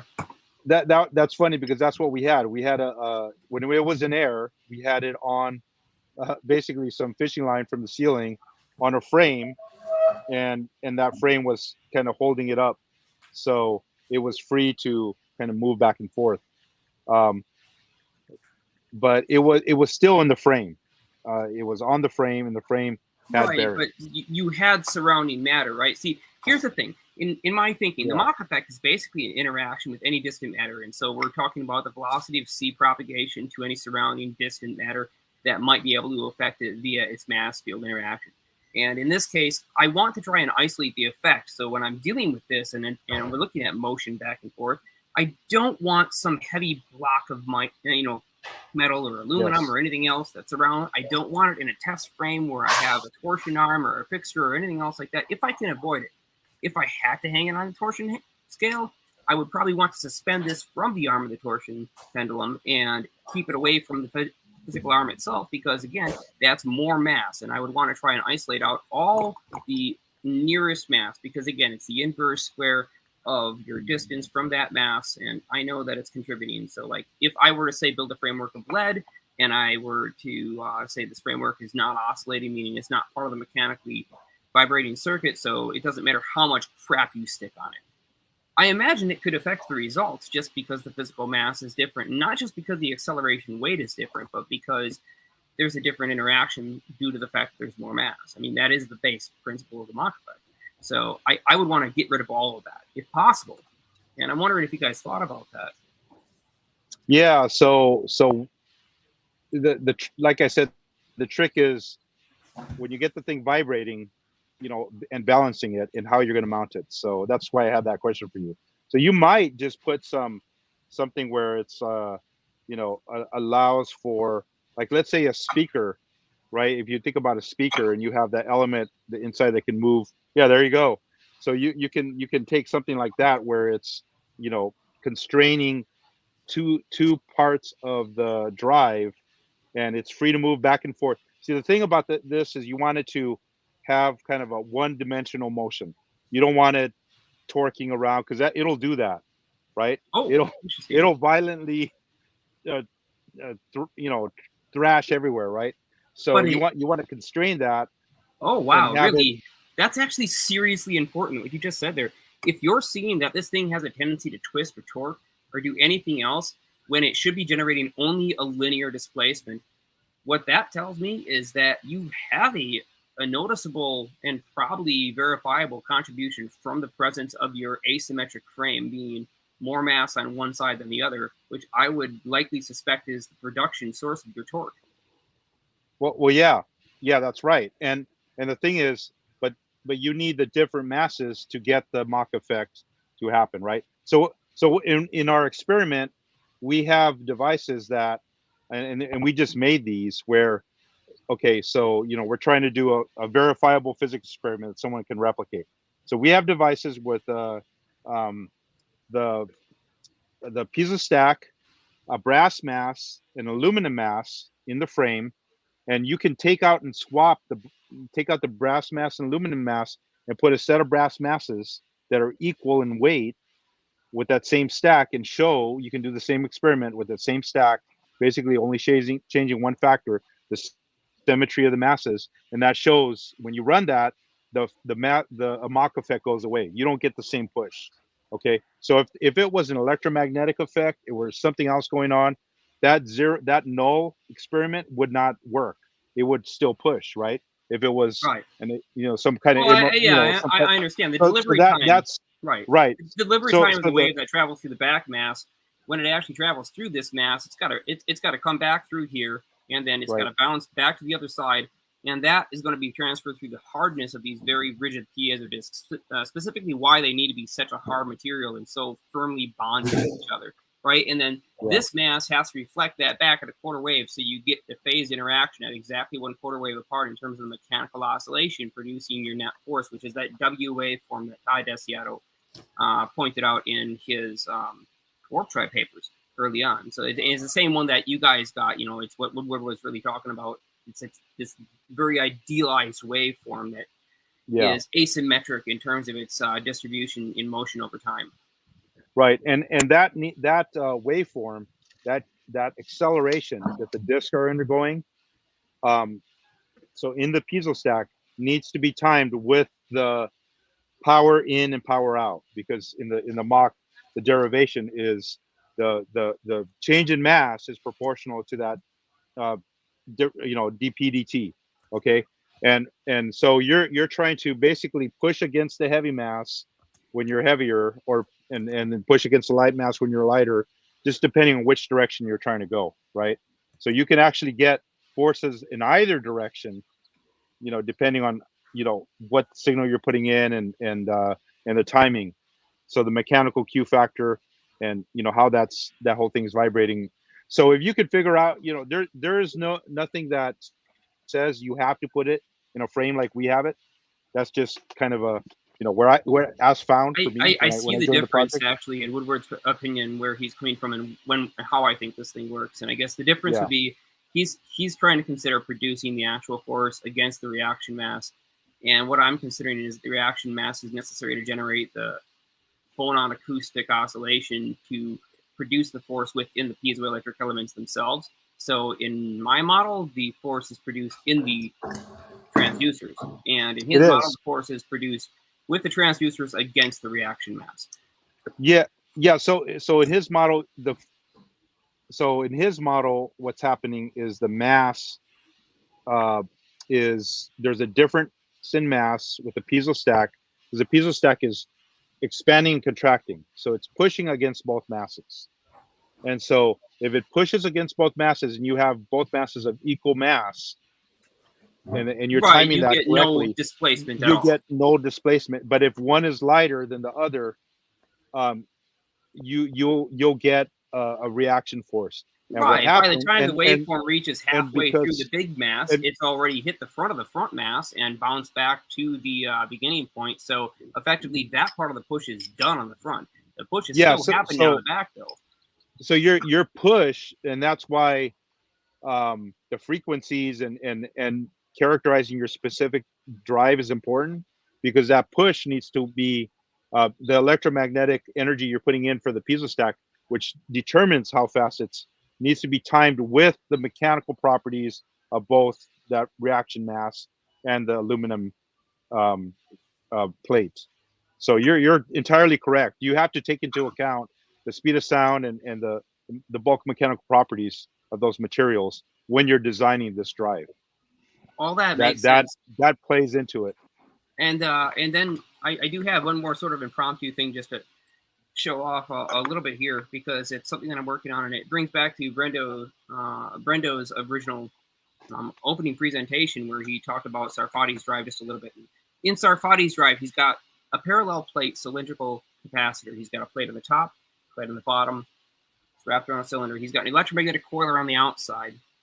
And the idea is that you oscillate these things in sync because you have this electric field gradient that's going to be reduced in between those two sides. And because you have a difference in mass on the two sides, you have a difference in electric field intensity gradient due to the difference in mass. So your electrons are all pulled to one side, right?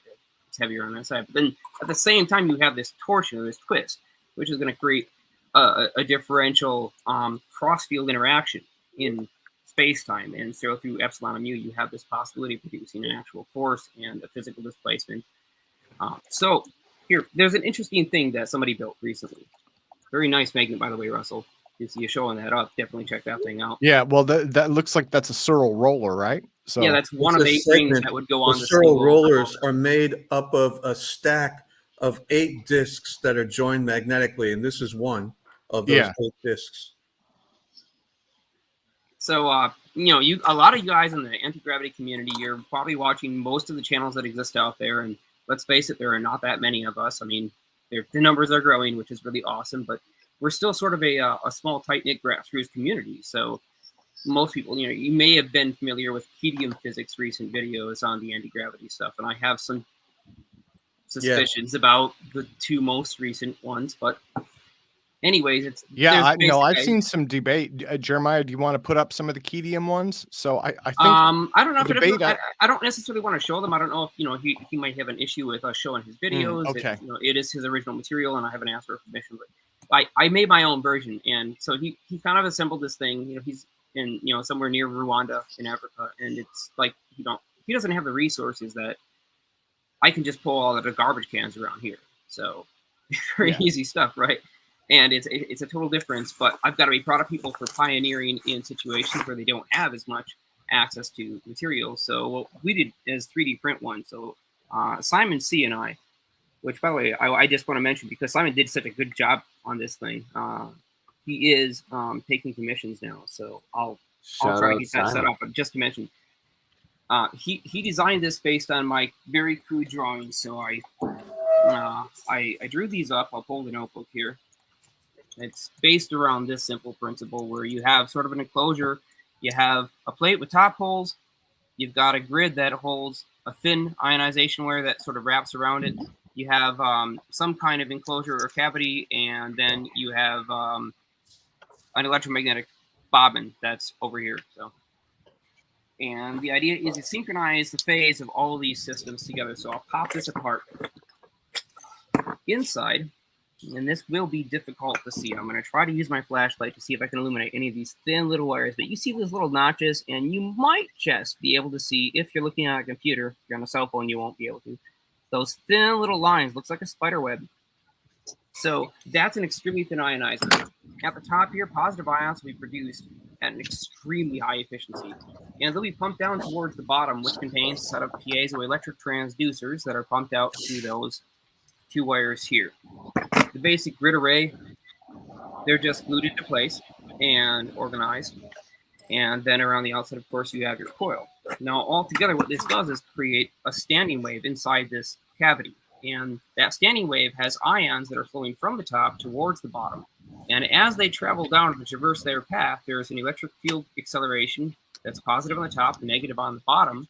And the bottom does not have a collector plate. It actually uses the surfaces, the brass surfaces here of the piezoelectric transducers. And so right at the surface, you have a huge concentration of charged particles, which we oscillated up and down in the vertical plane because of the acoustic sound wave. But at the same time, you also have a circulating magnetic field. And so you will produce cyclotron rotation of the charged particles as they swirl down and swirl back up, being moved up and down by the sound waves. They're going to produce Bremsstrahlung radiation, which will change the refractive index, producing slight exhaust to the side, or you'll get emissions to the side in the EM spectrum in the transverse mode, and you'll get longitudinal mode in the up and down or vertical direction. And together, all these things, they produce a coupling coefficient with our background vacuum through the refractive index. And we could look at Sarfati's model and see, for the same reason, that this is effectively very much like Lazar's canister gravity wave generator. It's very much like Sarfati's capacitor warp drive system. It has in common a lot with many patents, and it's something that I thought was rather clever the way that Kedium put it together, and fingers crossed it's actually a real thing that he's got there. But even if it's not, I like the concept of being able to test with a platform that anybody can 3D print. Like, you guys can just print this. You can pop these piezo transducers in there and glue them down. None of this stuff is hard. The bobbin itself to wind the coil makes it super easy. It's 20 gauge wire. I mean, this is all stuff that anybody could replicate. So that's why I think it's rather interesting as a sort of entry-level project, because it doesn't cost a lot to make. It's a rather simple idea. And yeah, my question would be whether or not these piezo discs are they're going to be powerful enough. The way I'm driving them is using this little circuit here. It's a custom wound matching transformer. It's a 2-to-1 ratio. So I can take 12 volts in, and I can step it up to 24 volts directly. But in resonant mode with the piezos, I can get it up to over 120 volts. And so it's driven by this very simple 2 MOSFET circuit using IRFC44 MOSFETs.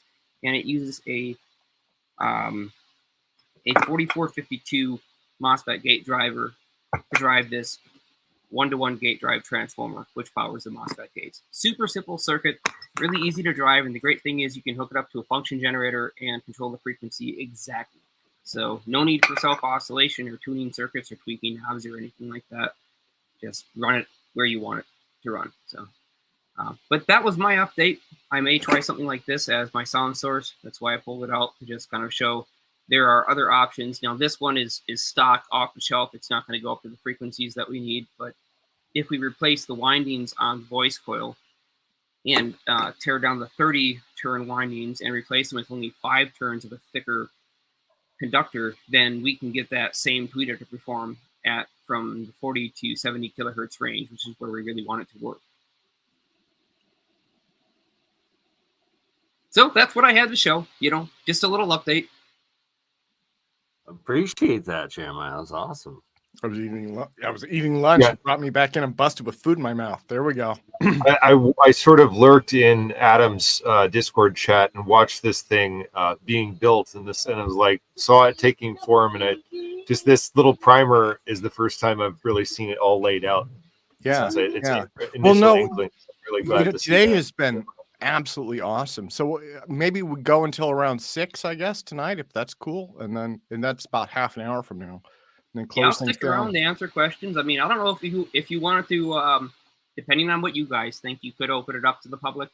You could pop the link out there on various channels if people wanted to have sort of an open chat.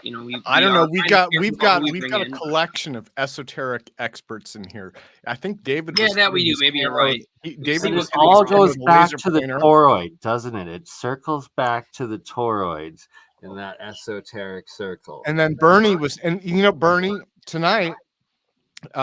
So tonight you're going to have more aurora to get photos of. I know, right? It's like, I can't believe the quality of some of the colors I'm seeing in these pictures I took last night, just out of my backyard. Okay, I got a weird question for you. I have a weird question. I went out last night. So I live right on the edge of Canada, right? So I'm a little bit further south, but I went out and looked, and I was out in Blaine, Birch Bay, White Rock area. I looked up, and I saw what looked like almost marine layer clouds, except they were little strangely that was it. And you had to take your phone out and take pictures of it to actually start seeing how it changes. Long exposure. So I got in the car and I drove. I went out to I because I grew up out in the country, and so I went out to tribal land out in the country, and I'm like, no one's out here, right? Out in fields, Well, farm no fields. light pollution. Well, it turns out that all the tribal people will love that area, and so I was dodging pickup trucks out there all night with my camera. But they were, they were really cool. So, so out there, I saw the colors. But the thing that got me was with the naked eye, it looked white the whole time. Right? The Okay, majority of the time. Yeah, that's how it started for me where I'm at. I don't know. And if then you're too the close to longer city. I'd watch, the more I would see like a bit of color come out. Yeah, you have to adjust to the light, and after a little while, especially if you're looking at the zenith, it was shimmering. It was crazy. It was like in real time. It was like somebody was shining a flashlight back and forth across the oily surface of some water, except you're under the water looking up, and you realize that the water shimmering is actually the electromagnetic field. Okay, so beams are the yeah, the right. radiation. And I always see the Yes. shimmers. It's so wild. I think light pollution is a part of this. Then it is a bit, and like you're not alone. My mom literally said the exact same thing that you did. She was like, I couldn't see any colors until I looked into the pictures. Like it was all white to her. Yeah. That was weird. So tonight you're going to get more, and Brendan, you too probably. I mean, anybody who got them last night, supposedly there's more tonight. So Yeah, I was curious about the whole pinks in the pictures too. So about this? Tonight I'm Should going we to be take an concerned? IR filter and I'm going to block off my camera to see if it cuts off the pinks, because I'm curious why they're so invisible with the eye, but you can see them very, very clearly on the camera, and I'm going to find out what frequency it's at. So what I can tell you is red with the naked eye last night. I used 3 cameras. I did test shots with 3 cameras. One of them was my iPhone. I got an iPhone 15. This did the best. And my brother's shooting with an Android, and it was comparable. It was about the same. So I would say compared to that, and I have a really nice Nikon. But the problem with the Nikon is you really have to master the settings to do that. Nikon, forget about it. Honestly, I'm not gonna. I don't just want to blatantly rip on Nikon, because it's not like it's a bad brand for cameras. But Nikon CCDs are extraordinarily good at resolving noise and good lighting conditions. As far as the low light conditions, Fuji is one of the leaders. I mean, you look at Fuji's ISO, and it's like 5 digits or more. I mean, so I've seen 6-digit ISOs on Fuji, and you look at Nikon, and it's like, yeah, good luck. Yeah, good luck in video mode. Get good ISO in photo mode, but forget about the video. And then the other one that I tried was an Insta360, just because I have that, and that was my action cam, right? And that thing, it did not perform. That did the worst in low light, but that's okay. It wasn't designed for that. So yeah, this is interesting too. This is one of the things that I did. So I modified this Sony Alpha A300. So this is the CCD you're looking at direct here, and then this is the IR filter. You took that the filter we off of it. So what I can do is, and for tonight, I'm going to take this and just set this to the side for now. Yeah. And pop back my telephoto lens on here, and so this way, by modifying it that way, you have to take the whole thing apart. I mean, it's a major pain to remove everything and try not to break the damn thing. But you can pop that out of almost any DSLR camera. They'll all have an IR filter in front of the CCD. And so if you remove that, you get something much closer to a full spectrum camera. So now I can see it into the deep IR, and I can see into the UV as well. And I would love to see how this will notice those other spectra. So Jeremiah, let me put this up real quick. I want to riff on what you've been saying. I think I showed this to you last week, but I want to show the rest of the audience. Now, I am not recommending this brand, but I would say maybe check out this website. There are others out there. This is a company called Kolari. What they do, among other things, is they take cameras, just like Jeremiah just showed you. What they do is take cameras and they take off the IR and the UV filters, right? They different cameras have different ways to do that. But one of the things that most people aren't aware of is most digital cameras can pick up at least a little bit into the IR, a little bit into the UV spectrum. Now, from the factory, they block that because it makes your pictures a little more cloudy, right? Like if you get a lot of UV coming in, your picture will not be as clear. But if you're trying to do experimental photography, that might be handy. So I Well, wanted to show people this. I just want to mention too, with the UV and the IR problem, this is something that you guys have to consider if you're going to do mods to your camera or even buy one of these.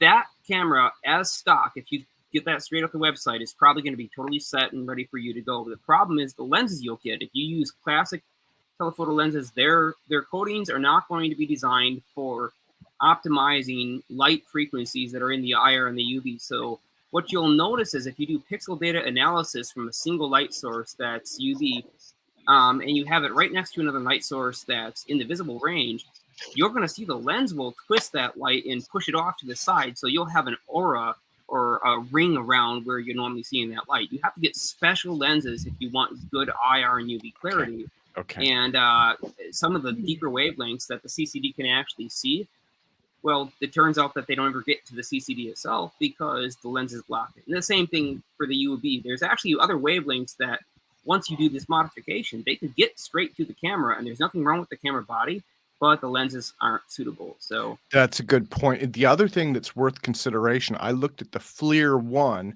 and that's a plug-in for the iPhone. They got a couple of them, but like the older iPhones, right? You plug it right into the bottom, and the new one, it slings over the top. And what I noticed there was the resolution on those is like way, way, way less. And the reason is because you need larger sensors to get those IR frequencies, right? Because the wavelength is longer. So, yeah, I have one of those FLIR ones, and it has two cameras. It has the IR and it has the visible light. And what it'll do is it'll kind of like frame the IR in that, so it kind of looks a little bit better. So it's kind of a blob inside of a frame, sort of a thing. Yeah, but it blends it in a good way. Like it makes it a little, unless you're doing like some kind of technical measurement, it's not that big of a deal. But they have two models, one that they have different temperature ranges. So just make sure you get the right temperature range. Well, but that is an actual useful tool because you can, take it with you and just pop it on when you need it. And the other thing that's even in your case, Curtis, you see one piezo transducer that's getting really hot with that FLIR, and you're going to know exactly where your problem is. Like you may have a cracked disc, and you would never ever know. Yeah, so you could. There's really good useful things you could use, like electronics. Like you could look at that, find hotspots. But the other thing that's really neat is if somebody's walking, because of the heat of their steps, you can actually follow them from behind, and they won't even know. Really? You can see steps. Yeah, it's really cool. Yeah, don't say that out loud. We don't want to give people ideas. Oh, that's kind of scary. Cool. I like that. You know, the thing that gets me is, I'm interested in these. Like they're useful for experimental work. A lot of people are trying to photograph UFOs and anomalies and things like that. And it's to me that there's this general interest of like, okay, the more data we can get, the more that we'll know, right? Now, maybe that doesn't help us. Maybe it's not useful, but it would be interesting to see, okay, I got this UFO up in the sky, it's flying around. If I can get some infrared or UV out of that, what is that going to tell me? Does that make it more real or not? I don't know. It's just more information, the better. Always, right? More. Yeah, I mean, that's kind of where I'm at, so. But it is interesting. It's useful. And that was why I put Kalari up. And so Jeremiah, thank you, man. Cause I think that was really valuable to point that out to people, these things can be converted, Yeah, it's very cross-transferable data. It's just interesting to kind of see these technologies developing and the various problems that we face, because some of this stuff, it's like you get into it and you would never expect to have the kinds of problems that you're going to have in the field. It might be that you're running a Vega reactor and everything is perfect and you've got high vacuum, you pumped it down, but it turns out that your freaking gasket, your wire is transferring too much heat down to the gasket, and all of a sudden you get a vacuum leak down there and you get a catalytic reaction from it. So all kinds of stuff like that, it pops up and you wouldn't think about it ahead of time, but once you do enough of it, you kind of see, and you can predict, here's where the problems are going to be, how we can relinquish them ahead of time and that kind of stuff. So it helps. I mean, that's why APEC is here, right? We're here to tell each other how we screwed it up so that we don't make the same mistakes again and again. So by the way, speaking of cameras, so we in the lab, we're using a high-speed camera that can get like 520 FPS. And it's actually meant for astronomy. You can get one for microscopy, microscopy, I should say. So they have, it's a Sony chip. It's a standard definition resolution. That was the video I showed. So that one, it's actually the problem with those high-speed cameras is the actual speed of the bus. So USB 3, is the limiting factor. So as things get faster, we'll be able to get higher speed. So I think Sony makes one that can do like 1500 FPS. A sensor that can do 1500 FPS, but you have to hook up like 10 gig wire or 10 gig Ethernet or 25 gig Ethernet to get the speeds. So I don't know if we need to go that fast with it, but yeah, there is something to be said for like the camera technology that that's used in astronomy and also used in microscopy, the stuff that can be low light. So in terms of like, I have one of those Sony A7Ss. That is 12 megapixel. It's a low light camera. They now have the 3 or maybe even the 4. I'm not sure, but yeah, it's can do, I don't know, ISO like 1,000,000 or something. I don't know. It's ridiculous. And I also took off there is no. We took out the IR filter is gone. There's a kind of a broad filter. So I use it for astronomy with the telescopes to get live views, and it's ridiculously fast. So there is stuff out there that you can buy and put together and track things. That's very, very doable nowadays. Yeah. No, so the other one that I was playing with was again that Insta360, and the idea behind that, and it's kind of an interesting idea. It's almost like a Swiss Army knife camera, and so I'm going to take that down and see if we can use that with Jared. It's got some pluses and minuses. It captures kind of a sphere of video. It has a couple of fisheye lenses back to back, right? And it stitches them together, and it does seamless stitching. You can't tell where one picture ends and the other starts. So on that end of things, it's good. I'm using that new X4, which is supposedly 8K, but it wraps it around. So in terms of actual photo quality, it's a little bit less than an iPhone, and that's a little bit of a downer. You're doing 360 photos. You're not going to complain about it, but it's definitely not even iPhone or Android quality. It's a little bit below, but the advantage to it, I guess, or at least our hope, is that you might be able to stick this thing in, up next to an experiment or into a chamber or whatever, and you don't really have to know exactly where your photo is going to be. It's going to capture everything, and you can reframe after the fact. So yeah. So we'll see how that goes. Yeah, I noticed Bob came back and then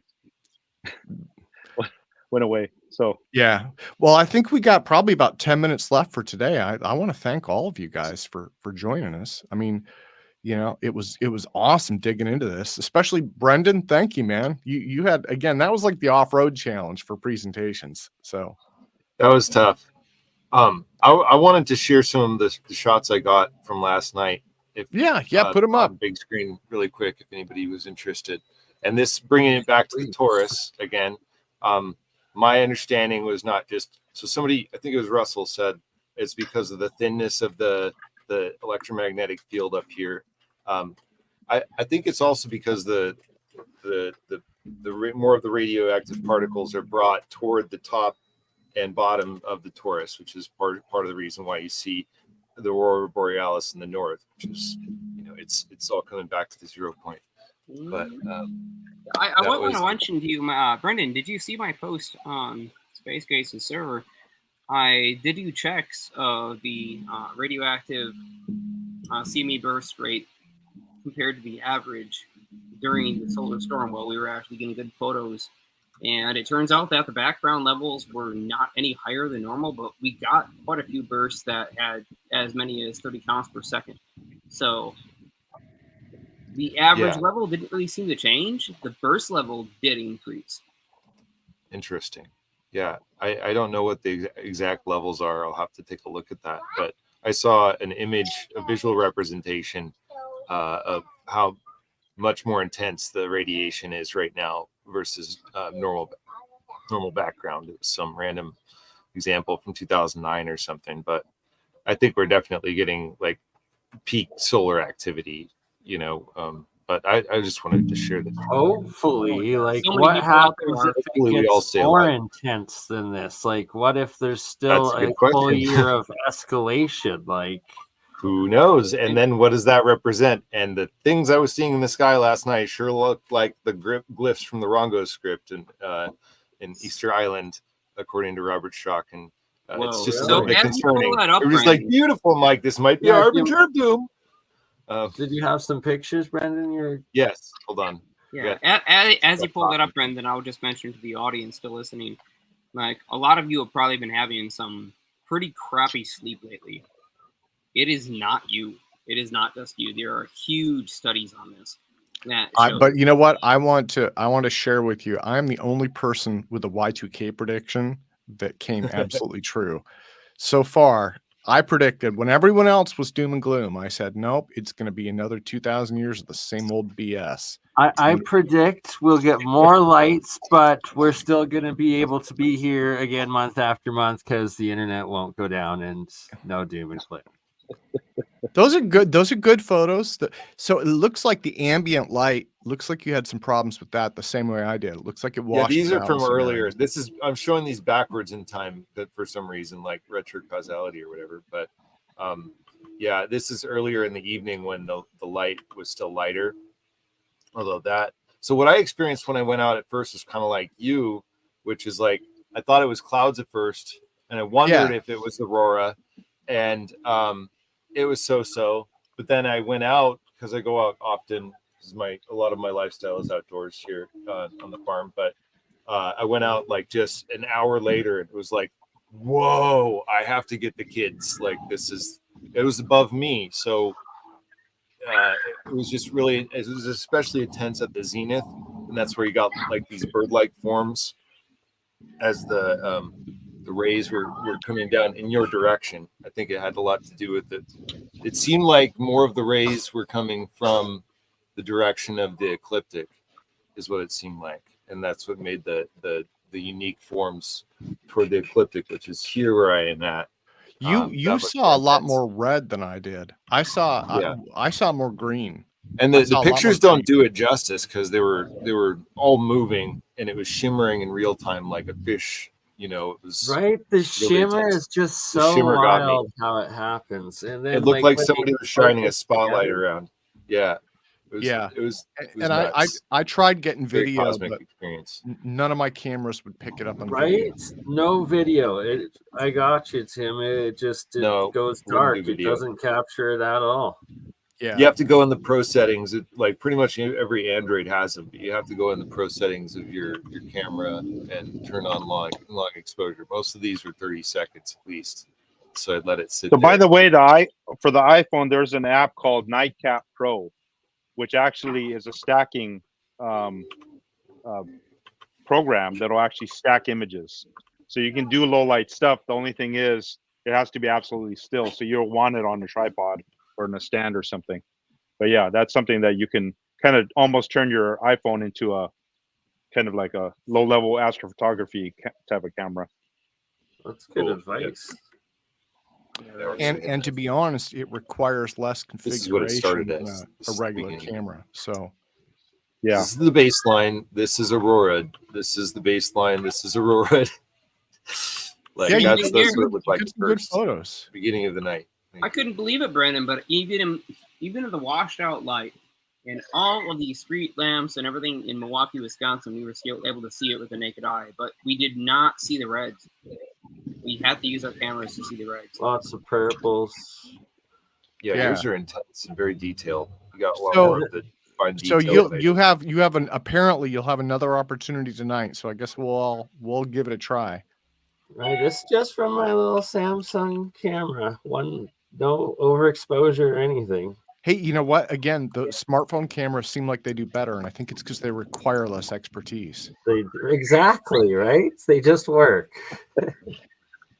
Yeah, I could not get anything in real time. Maybe Mark and Michael will be able to actually see these things tonight. You know, it would be a shame if he didn't get to see it because he's a Skywatcher too. So. Yeah. Well, guys, we got probably about 6 minutes left. So if you have anything to wrap up. I was wondering if Bob is there. I just had a couple questions for him if he's still there, but I don't see him on the. Yeah. Well, I see if he think shows up. we're probably just about there then. So, you know, why don't I do that? So, why don't I close things down for this evening? I think that we've just kind of it sounds like everybody's going to be going out trying to get more aurora photos, at least everybody who's far enough north. And you know, and then the folks in Florida can benefit from our late nights, hopefully. So Right.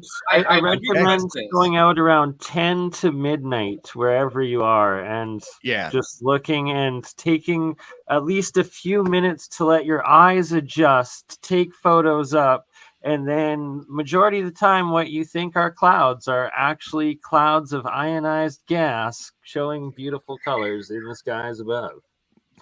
Well, guys, let me close things down for today. It has been APEC for Saturday, May 11th, 2024. And I want to thank everybody for joining us and have a wonderful weekend. And if anyone afterwards has anything to discuss, please do stick around just a bit after we end this.